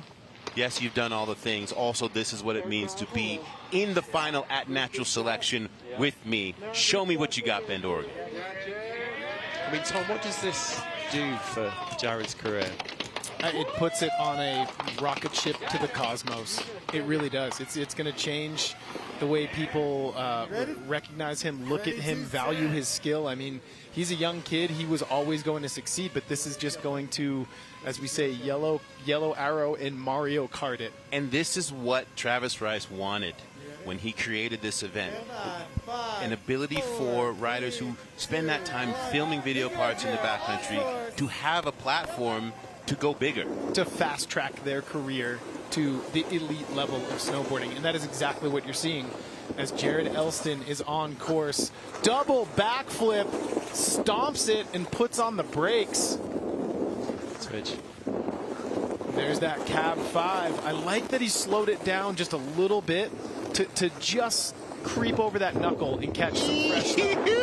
Backside 720, and he goes down. That's so big. That was huge, though, wasn't it? That was one of the enormous. And his uncanny ability, I don't know if it's intentional or not, to find fresh snow on almost every single landing, save for that first feature. Your point about him slowing down just a tiny bit as well is a really critical one, because that was one of the things, again in the green room, a couple of times we were like, slow down, because that's been a problem on the landings for a lot of these riders, hasn't it? Like that lack of control because of speed when they land. They say the Super Bowl is won in 3 plays throughout the game. That's how Natural Selection Finals is going to be. It's going to be in the details, in the intricacies of your run. What a ragdoll. Yeah.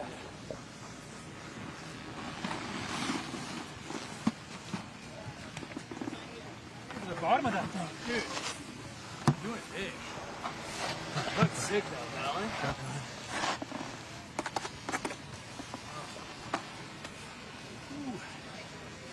Thought I had it for a second.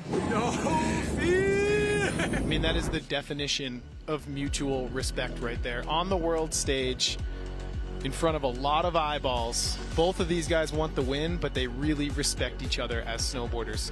There you see Sage Kotzenberg, front side 360 tail grab. And he managed to find some fresh snow too. Well, it's like you say, their relationship, you know, they filmed together. They've got this relationship going back years, but still both want to win, but doing it in the right spirit. And there's that cab 900 from Sage Kotzenberg. That's almost like a setup trick for Sage at this point. He has that trick on lock.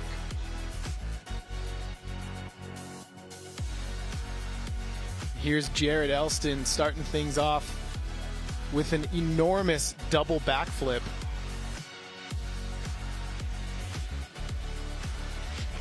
There's the cab 5 right there. So one thing to note, takeoff switch, land regular, straight into a backside 7 off of booster shot and bury in the nose. Yeah, that was definitely the third dose booster. He sent that thing way deep.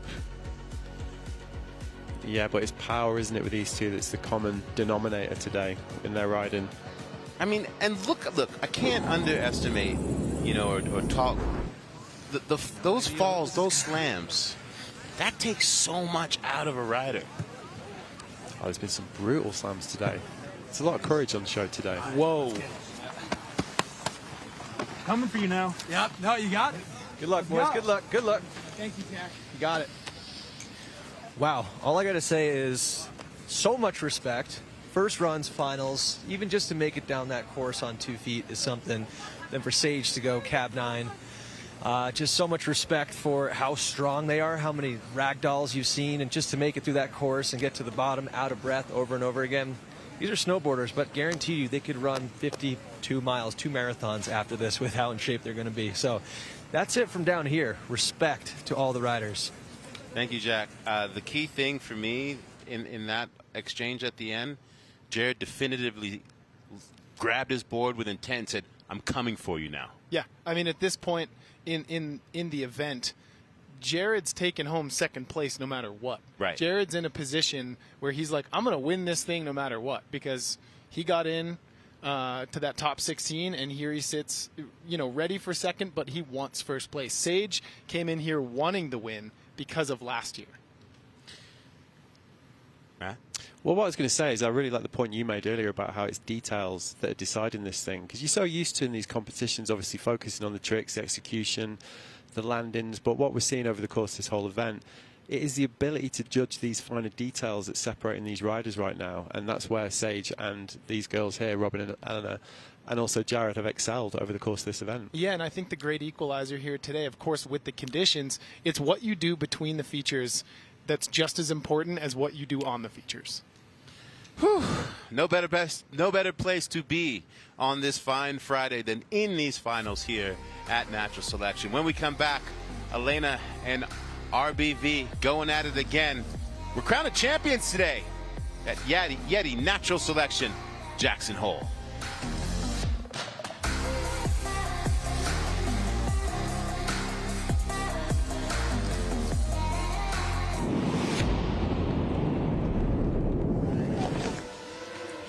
The silence is almost deafening before the drop. Ben Ferguson on course. Riding switch right now, so a new approach for Ben Ferg, going for that underflip. This is a whole new line for Ferg. I think he is in a great headspace right now. Front side 5 from Ferg. You know, I was talking with Ben and I said, you and Sage, you guys depended on each other for the making of that film Joy.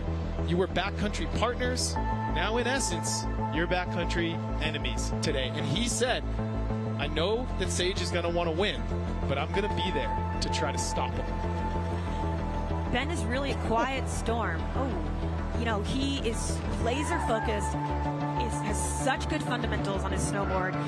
You know, you can never count this guy out, and word is he just keeps getting stronger and stronger and stronger. He's competitively trained. He's been riding here. He knows the terrain. And check this out. There's that cab underflip right there. Coming into that second feature. Front side 5, so landing switch in POW. Not the easiest thing. And then going giganto. Backside 7. And that leads me to believe Ben put one down. His run was incredible. He might be able to take that to 10. He might be feeling that confidence. That Torstein never gets old. Woo! Welcome back to Jackson Hole, friends. This is it. We're in the money now. I'm going to put 2 of the smartest people in snowboarding on the spot. Give me a pick. Elena and RBV first. I'm going to go Robin. That's my gut. I think Elena's going to answer back. I think she's going to force a tiebreak. That's what I'm going with. Yeah. Split the difference. Maybe it's what I'm hoping for, too. Maybe it's what I'm hoping for. I like that. Now we got something to talk about. Well, we know Leanne Pelosi made this invite list, and the win is getting invited to this event. But Leanne deciding that she was going to step out, even though she had the invite, and she's been here with us and stayed with us all week. How about we find out from Leanne as to why she chose to sit this one out? Good afternoon, Leanne, and happy finals day to you. Hi, Salima. Nice to see you. Likewise. Thanks for having me. Yeah, so I had the full intention of competing at the natural selection. However, I am expecting a child this summer. So, yeah, I'm free. I was riding for 2. I'm super stoked about it. I came here and the conditions were just a little too not ideal for me to take that risk. So I'm super pumped to see everybody ride. It's awesome. That's incredible. Congratulations, Leanne. Do we know if it's a boy or a girl yet? Yeah, we're going to have a little boy shredder. Let's go! Yeah, I'm psyched. Congratulations. That is incredible. Thank you. Well, Leanne, your smile says it all. I mean, we're in here beaming. Congratulations to you on the entirety of your career, but now getting to step into this next phase as a supermom and build a shred family. We are thrilled for you and so stoked that you decided to stay here and keep spreading that goodness, spreading that Pelosi energy. Thank you so much. I honestly probably wouldn't be here without the inspiration from other mothers like Kimmy and Maria Thompson and all the rest of them. Awesome. Well, enjoy the rest of the day. Thank and you. we wish you the best in your journey. And good luck to the girls and guys. Yeah. Well, no doubt Leanne is firing everybody up at the top. How cool is that, though? Maybe we could get a DraftKings poll for 2045, and I can put my money on the kid. On the future Pelosi? Yeah. I think that would I would happily put money on that. That's It's a not good a bad investment. bet. So we split the difference here, Tom. I've gone Robin. You've gone Elena. Salima? For the men? I got to stick with the future Travis Rice. I think Sage Kotzenberg is making a case for himself that is where he's trying to take his career, and I'm going to run with him. As far as the women is concerned, I'm going to go with T-Bird in that I think Elena will force a tiebreak, and then we'll reset this thing. Absolutely. And again, that could just be us wishing for more snowboarding. I want Elena to answer back. I want her to put down a run. I want this to go to a tiebreak. This is finals. This is Elena Height dropping in for her second run. Starting things off with a backside 360. Cleans it up, lands it, and now she's hugging a little bit rider's right. And I think she's eyeing up that cross-court feature. I mean, this woman has been such a shrewd competitor since she was 15 years of age and she came on the scene. How about that choice to find some new snow in that landing on that method? And how is the control, like the turnout? Beautiful. Frontside air. Elena goes down, but not because of the air time, because of the speed and the conditions coming out of that landing. Those first 2 hits were clean, though. Yeah, you heard her scream, "I had it!" The back 3 into the method.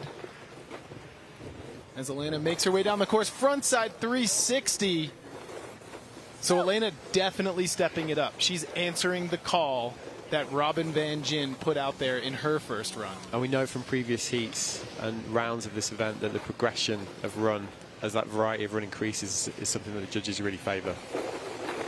Yeah, her choosing to be in attack mode they are going to reward that. And some considerable real-world pressure now on Robin.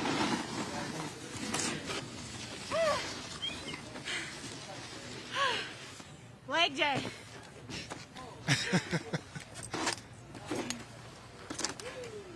Indeed it is. Yeah, that's when that, you know, the years and years of X Games, Olympics, etc., that ability to be like, okay, I know how to dial in here on championship day. It's that muscle memory. Speaking of muscle memory, though, Robin Van Gyn, relentless in her approach, has spent the last year working on an incredible series showcasing the diversity across the landscape of women's action sports. Robin's mindset is formidable, isn't it? The way she approaches it and the way she's approached this whole contest. It really is, and it's interesting because Elena also has a very formidable mindset, but that was born in the elite competitive scene, the X Games and all the huge events she used to compete in the halfpipe. Robin was never really a competitor. She was a backcountry rider through and through from day one. Give her hell. The notorious. All right, so Robin Van Gyn trying to take home the win here at the YETI Natural Selection at Jackson Hole. Big old Wildcat under-rotated just a hair. Just didn't have the speed. I thought it was lining up perfectly. Yeah. That drone angle is incredible. Just dug the nose. You hear they're doing it. She literally gave us an audible check. She's like, I'm fine, okay, goggles, etc.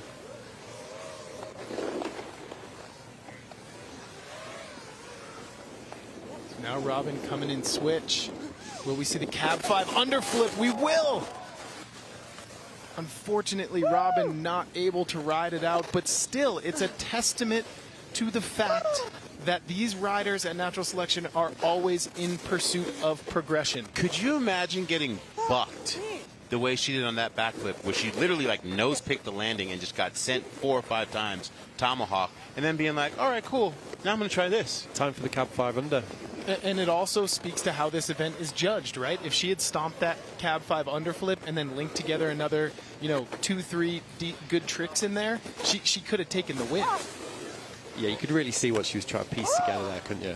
Yeah, and I mean, this is one of the strongest athletes in the field, men or women, and you can just see the exhaustion as she's just trying to navigate down this bottom half of the course.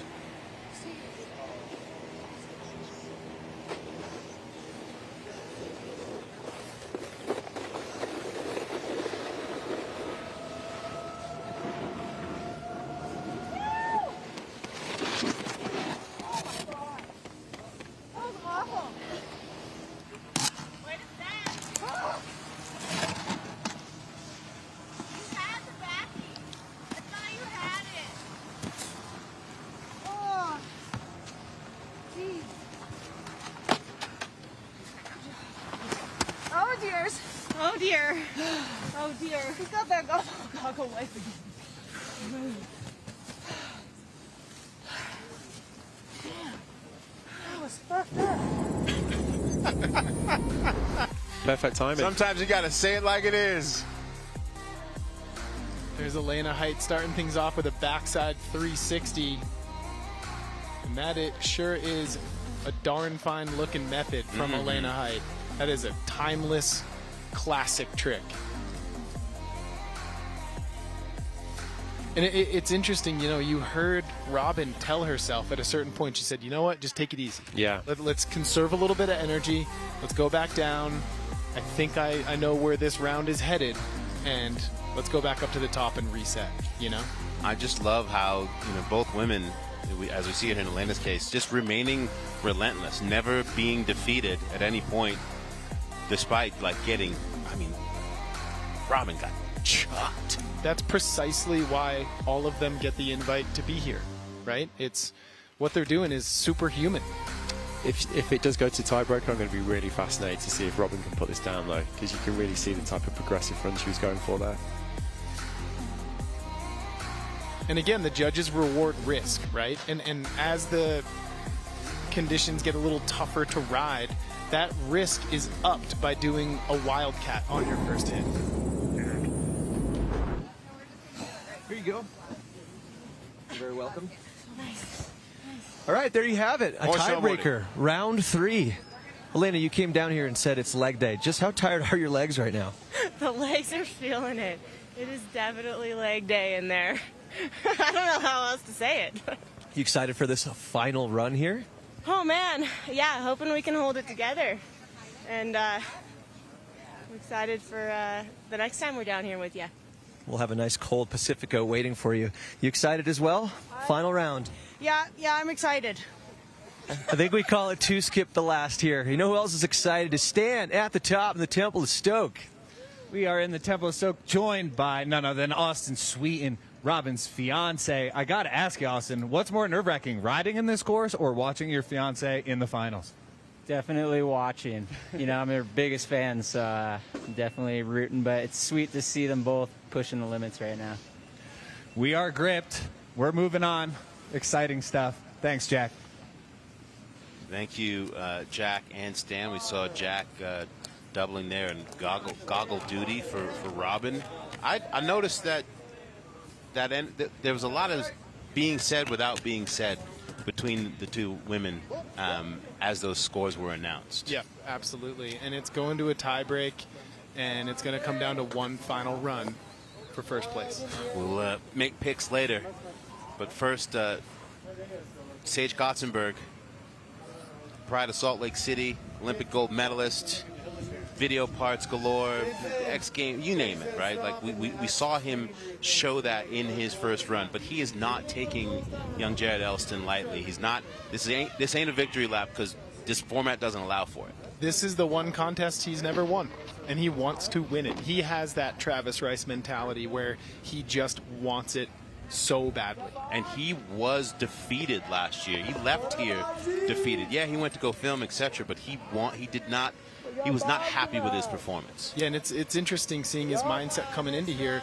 Last year at this point in time, he was coming off 28 straight days of 4 a.m. snowmobile filming days for real snow backcountry, and he told me that this year he's just been lapping the park. Let's see.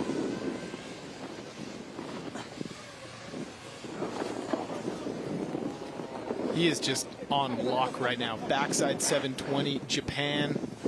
Frontside 7, Sage Kotzenberg wants to end it now. To keep this level of consistency at this stage is remarkable, really, isn't it? Coming in switch, and he goes cab 900. There's the landing gear we've been talking about, the power that he's using. And there's a sweet spot that he finds in his tail. Yeah. On each transition that gives him this power to come out. Yeah, Sage, he wants to win, straight up. And you know, in his backcountry gear talk, I remember watching that on day one. He said the board that he's riding, the K2 board that he's riding, had natural selection in mind, not just here, but all 3 stops. That's how he designed his snowboard. A quiver killer, if you will.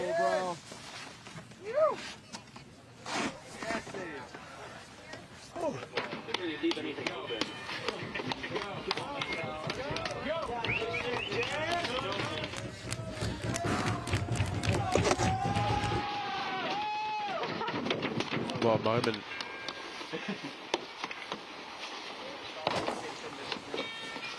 We were saying when he's riding, we decided it was reminiscent of the great Roman DeMarchi. Eerily similar. Yeah. It's pure power and speed, 100%. Yeah, just Hellman with style sauce sprinkled all throughout it. He has that vibe that he's just about on the edge of control sometimes, but always seems to make it look really good. And the key word is power for sure.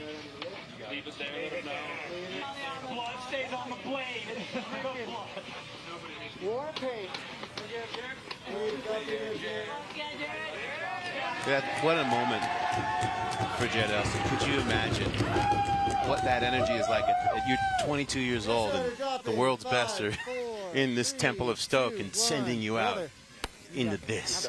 Imagine dropping in for a run with that much energy right before you drop in. Yeah, with basically the whole Jedi council being like, we're behind you. Jared Elston, double wildcat, putting on the brakes, and now taking off switch. Cab 5 puts it down. Let's see how Elston is going to continue this run. Backside 720, and he stops it. This is incredible. Matching Sage. What in the world? Oh, I love those little double tweaks that he's doing. Do you remember what Jared Elston said right before they headed back up to the top? I'm coming for you, man. Straight up 100%. He came through on that promise. That run was ridiculous. Whew. You know who's got the worst job on earth? With a little bonus backy at the end. This judging panel. Wow. Holy, dude. Good Lord. Good Lord. Holy. Epic on Sage. Dude, you that was psycho. Whoa. After that. After the booster. So lost. Dude, that was so good. All right, so taking a look at Sage Kotzenberg, backside 7, Japan chicken wing.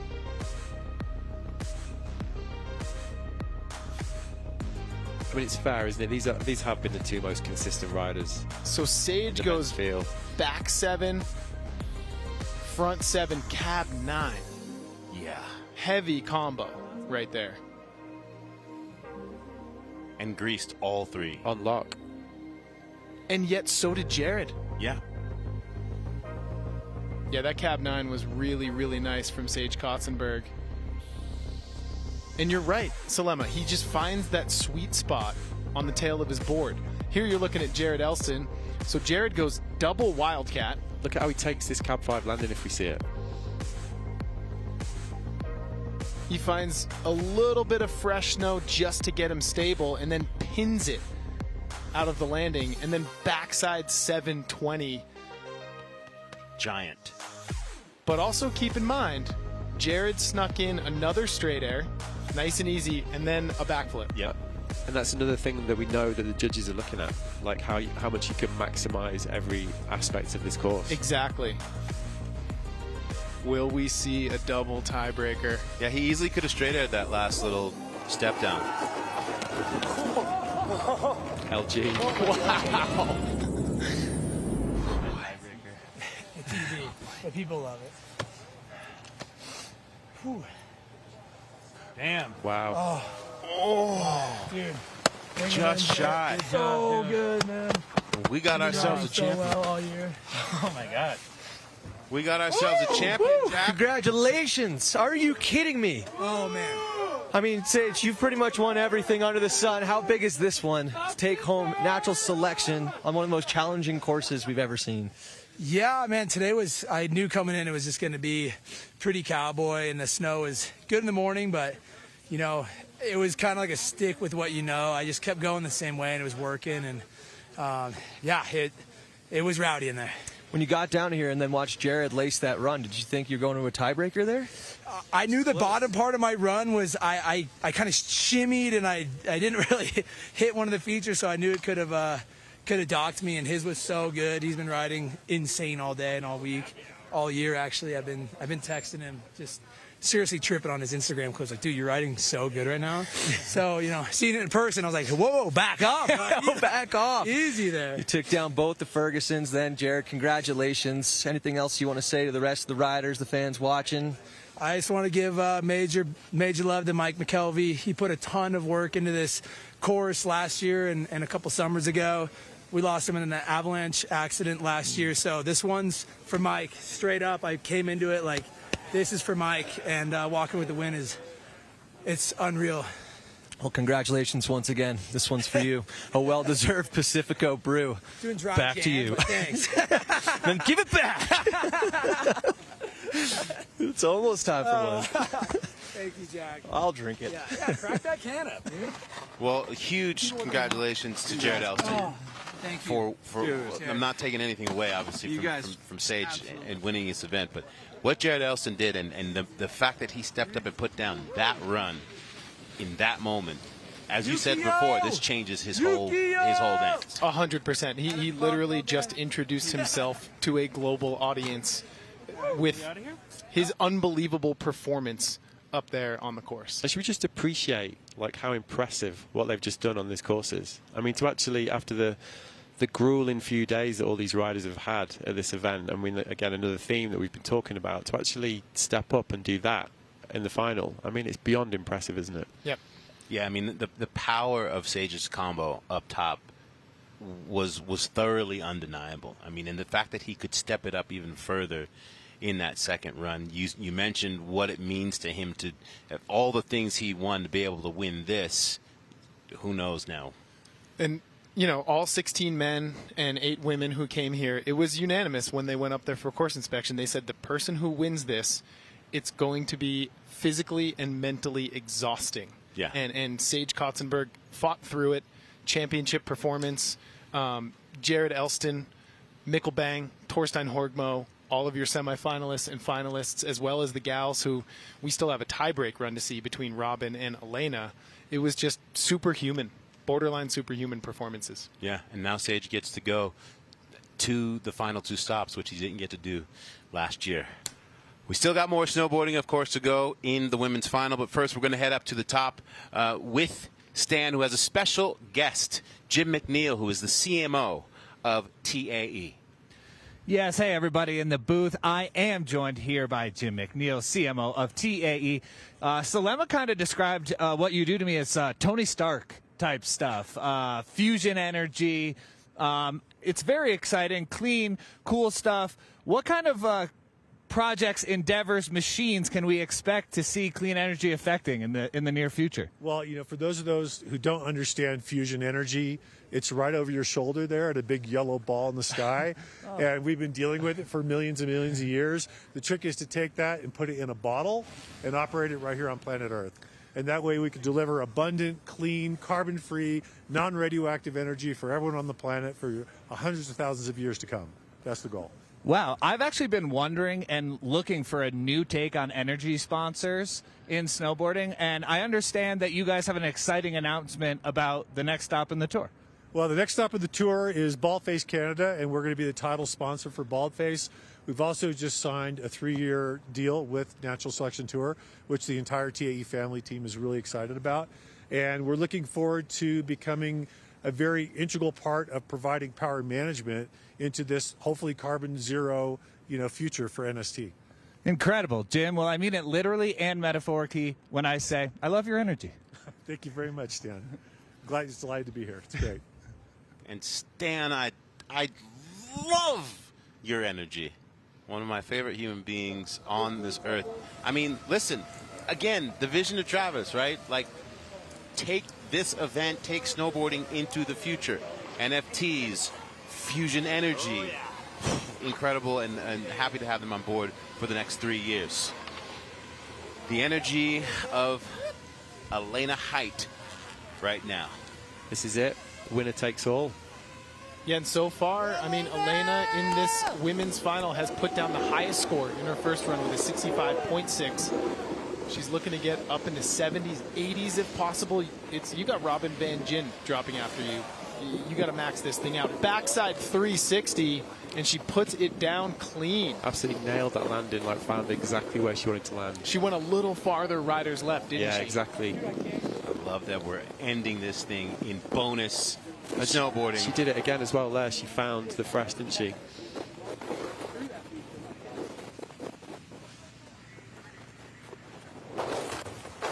Nice straight air from Elena Height. It's getting a little choppy out there. The course is speeding up. It's getting really fast.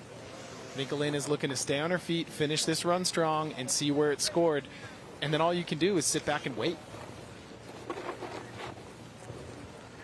Frontside 360 from Elena Height. Robin right now is taking some nice, deep, meditative breaths of possibility because Elena has left the door open. Absolutely. But the question is, what's the strategy? Do you send it and risk, blowing out because the conditions are a little less optimal? Or do you play it a little more conservatively and stay on your feet? That's up to Robin to decide. I can't wait to see.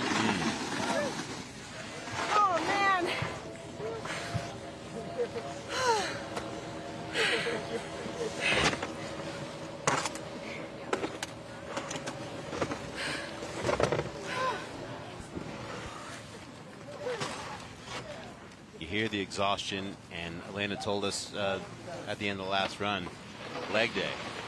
Leg day, leg day, leg day. We could see what Robin was trying to do last run. We could see the run she was trying to pull together.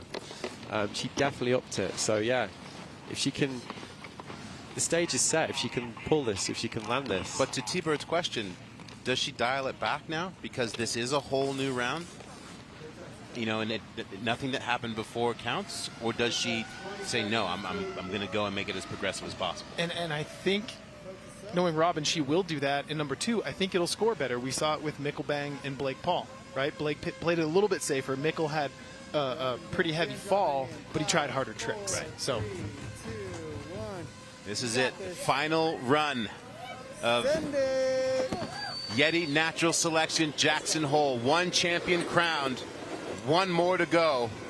Robin Van Gyn would like a say in this outcome. Huge Wildcat, over-rotated just a little bit from Robin Van Gyn. So it's what she started with last time. But again, it's like erase that from your memory. Continue forward. Keep going. Is she going to go for this cab 5 under? She's going back 3, tail grab. Not finding a lot of fresh snow in that landing. But you gotta continue on and see where this thing takes you. That's the beauty of the natural selection.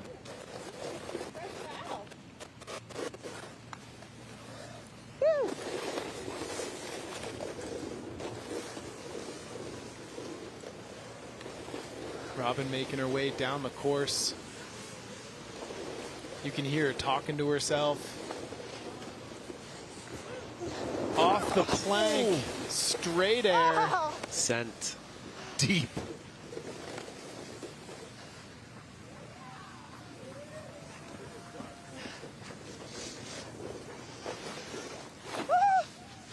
Oh my God. That's it. That's what it feels like to be the last rider down this course on finals day. A Herculean effort from every single rider here today. Really, it truly is. I mean, when a simple frontside slash takes down one of the strongest athletes in the sport, you know it's been a battle. I know. Come on. You got that. You did great. The back here, just a little over. God. Whew. Let's go. Get it. Give me this. Good battle. Get in here. Sage, come on.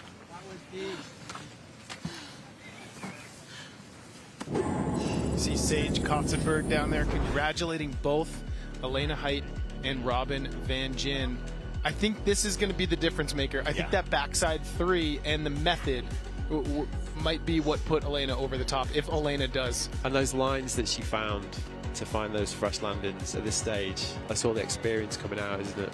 Exactly. That's experience because it's memory, right? It's remembering where that fresh snow is in the moment for your next run and finding it. And when you're as fatigued as these women are at this point, again, just beyond impressive, isn't it? At the very beginning of this event, one of the main words we talked about was precision, right? Precision would be the necessity for these athletes in finding opportunity where limited opportunity exists in comparison to last year, and whoever would be able to do so consistently would get that win. Hats off to Robin, though, who said, I'm not going conservative. No, not only that, but hit the plank at the end of her run. Yeah. Sent it off that thing. That is unreal. Yeah, and you could tell the respect from Sage because he knows how hard this has been, and he knows how challenging and how much they've risen to it. I think every single rider up in that start tent too feels exactly the same way. And to your point, she's just like, I'm just going to send it.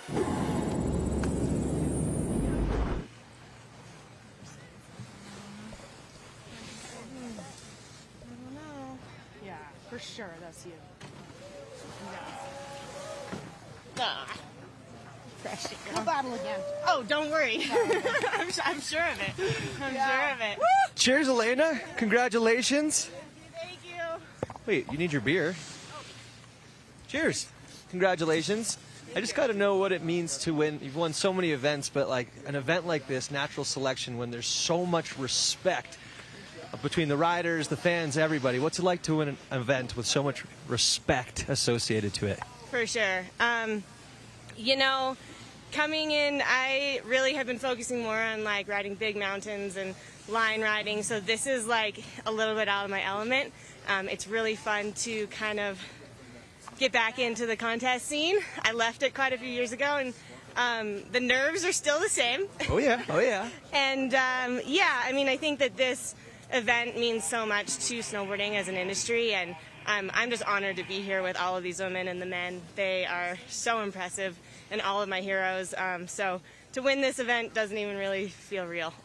Well, congratulations. You deserve another cheers and a million more. It's an absolute party down here at Natural Selection. That's going to wrap it up, but we got to head over to this cooler right here because it's party time, folks.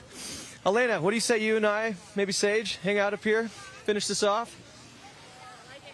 Let's go.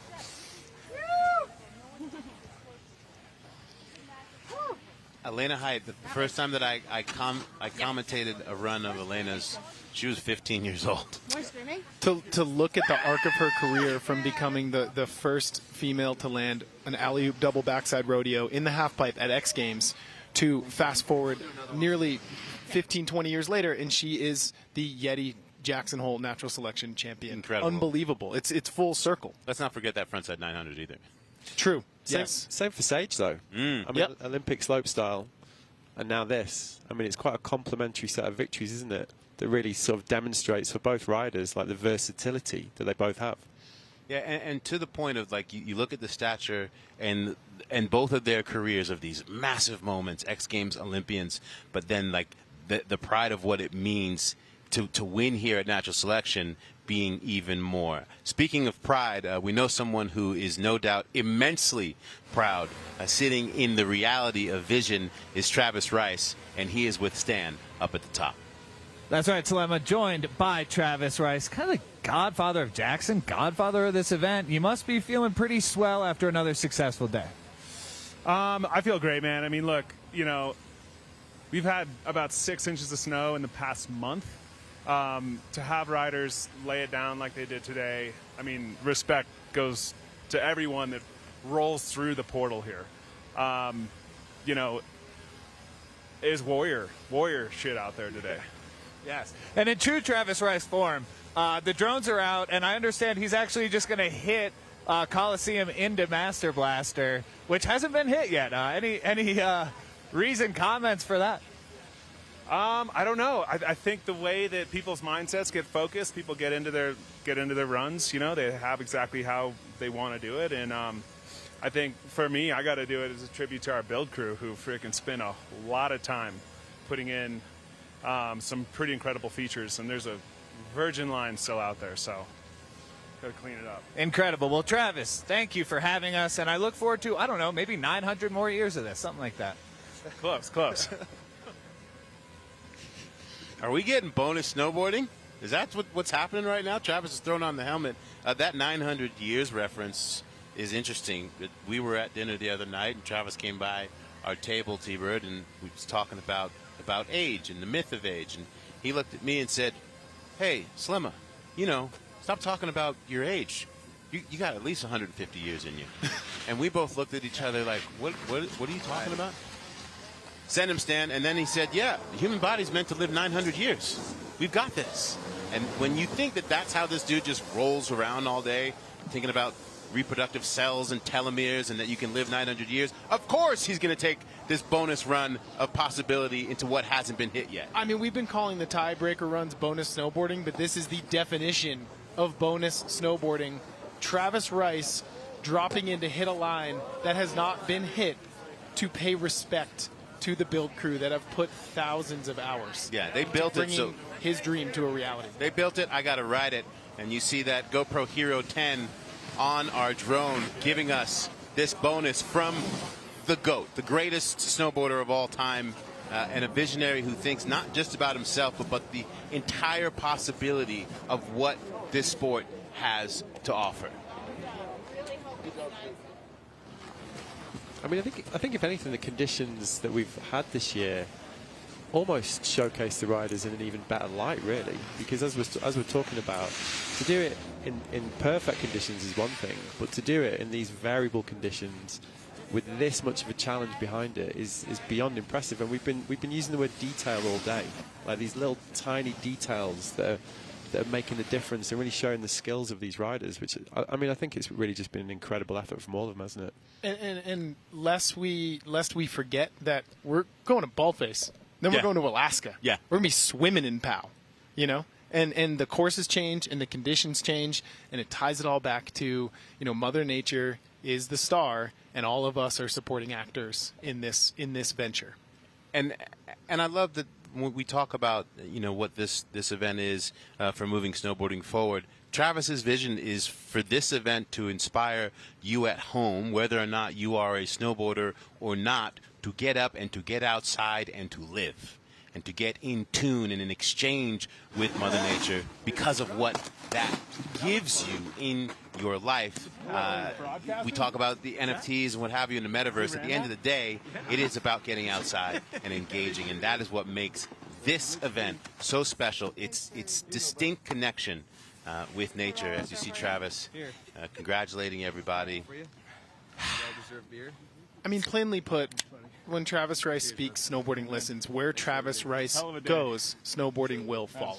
Is the best way to put it. He's our statesman. He's a visionary. He's an incredible snowboarder. He's the GOAT. And yeah, I just can't thank him enough for bringing this to our culture. Right. We got plenty more to come with our natural reflection post-show. Take a little break. In the meantime, enjoy this little piece about nature and natural selection, and we'll be back to reflect on the magic of the last 2 days. The value of water for both our planet and its life forms cannot be overstated. And the hydrological cycle is the driving force behind all seasons, all land, and all life itself. Any high point in a mass of land will see significant snowfall. Jackson, Wyoming is one of those high points. Lying at the headwaters of the Continental Divide, Jackson is home to some of the purest water in North America.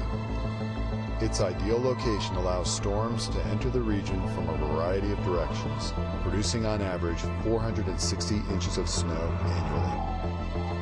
One of the driving forces behind this snowfall is the Snake River Plain, a 400-mile-long geological feature that acts as a funnel and sends weather directly towards the greater Yellowstone ecosystem. As storms move over the Teton Range, they are forced to release their moisture, resulting in the snowfall that Jackson is so well known for. The snow in Jackson comes in many forms, and more often than not, it is some of the lightest and driest snow in the world. However, every so often, the temperatures will warm dramatically, and Jackson can receive a more coastal-style, wet snow. We call this a Pineapple Express. Every spring, this snowfall melts into the Snake River, then dumps into the Columbia, and eventually travels over 1,000 miles before flowing into the Pacific Ocean, where the cycle begins again. Life cycles are circular, just like water. Coming to understand our natural environment can inspire us to help protect it and allow Mother Nature to breathe just a little bit easier.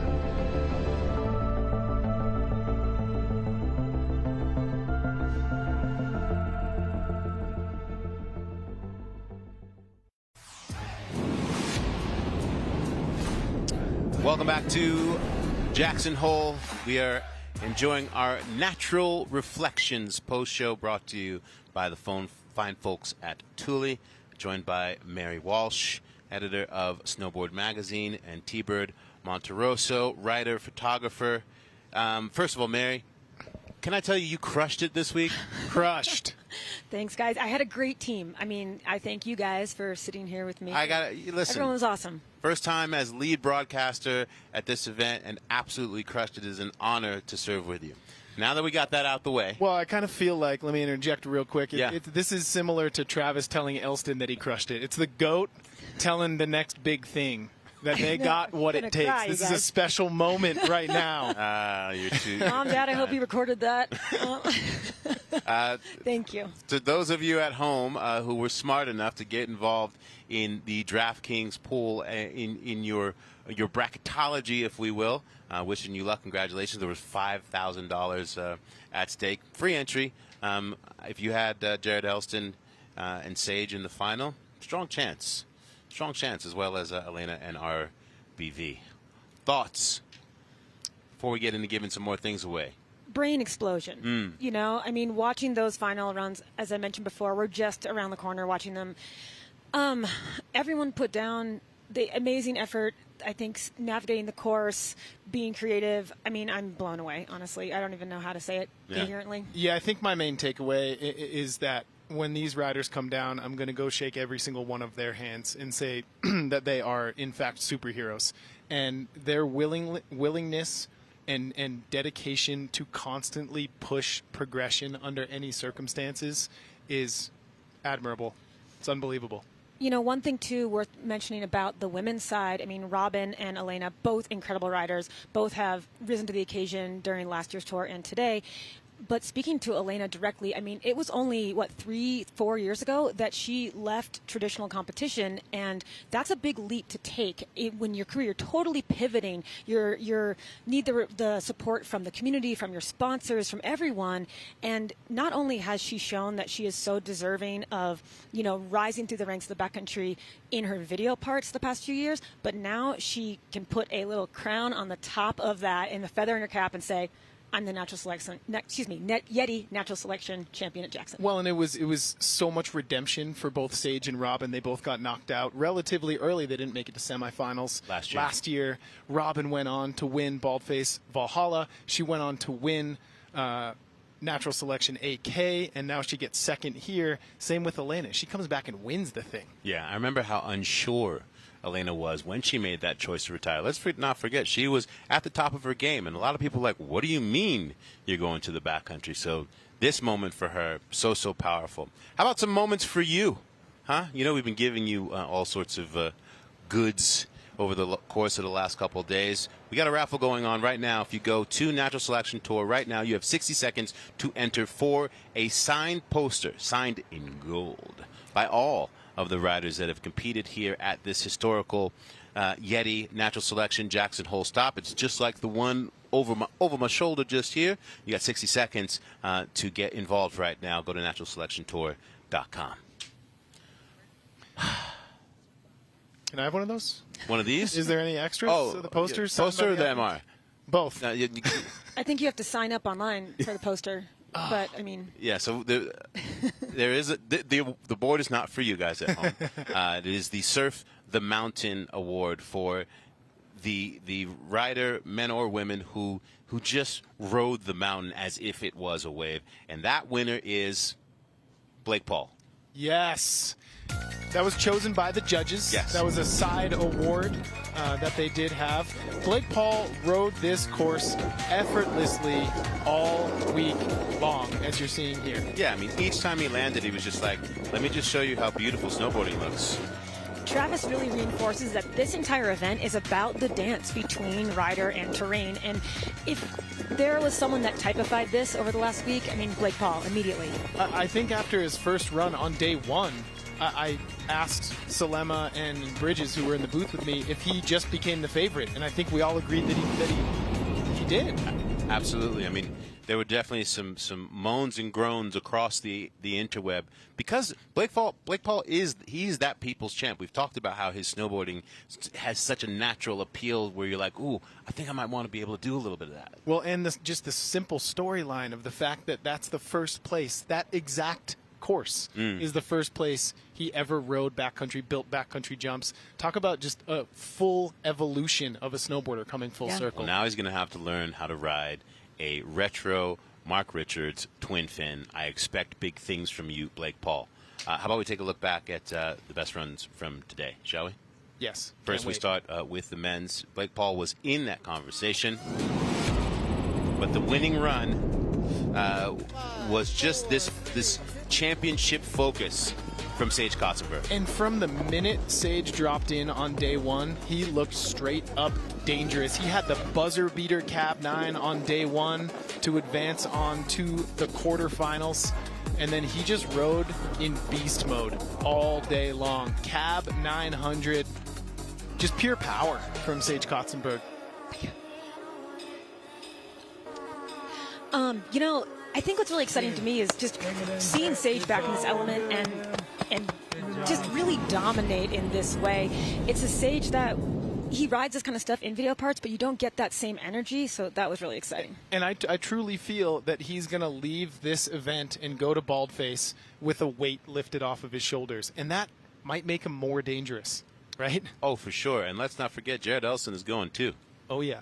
And if he's, I mean, the confidence that he's feeling to know that he was literally less than 3 points away from what would have been an incredible win.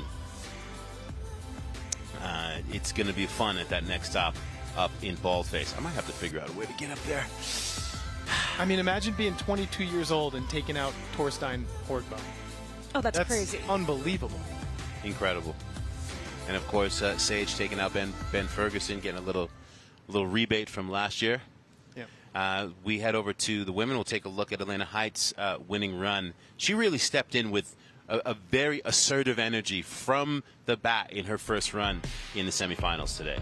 That's kind of my favorite part of Elena's riding. From the minute that she decided to really take advantage of the backcountry for the dominant part of her season, it's really been that on her snowboard every time she drops in. First, we're taking a look here at, I believe this is Robin, who just was so tenacious. Yeah. You know, who was like, all right, I got nothing I can do else and just throw everything I have after Elena's run. Yeah, and Robin is a real life superhero. That her dedication to her craft, her passion for backcountry snowboarding, it all brought her to this place. And I gotta say, with Elena, she had a light-footedness to her today. She was bouncing around and looked very playful in her runs. And I think, you know, it's all in the details. And Elena put it all together today. Totally, totally. And, you know, looking at both of these women, they come from totally different backgrounds, and so it's really cool to get to see them head-to-head in the finals.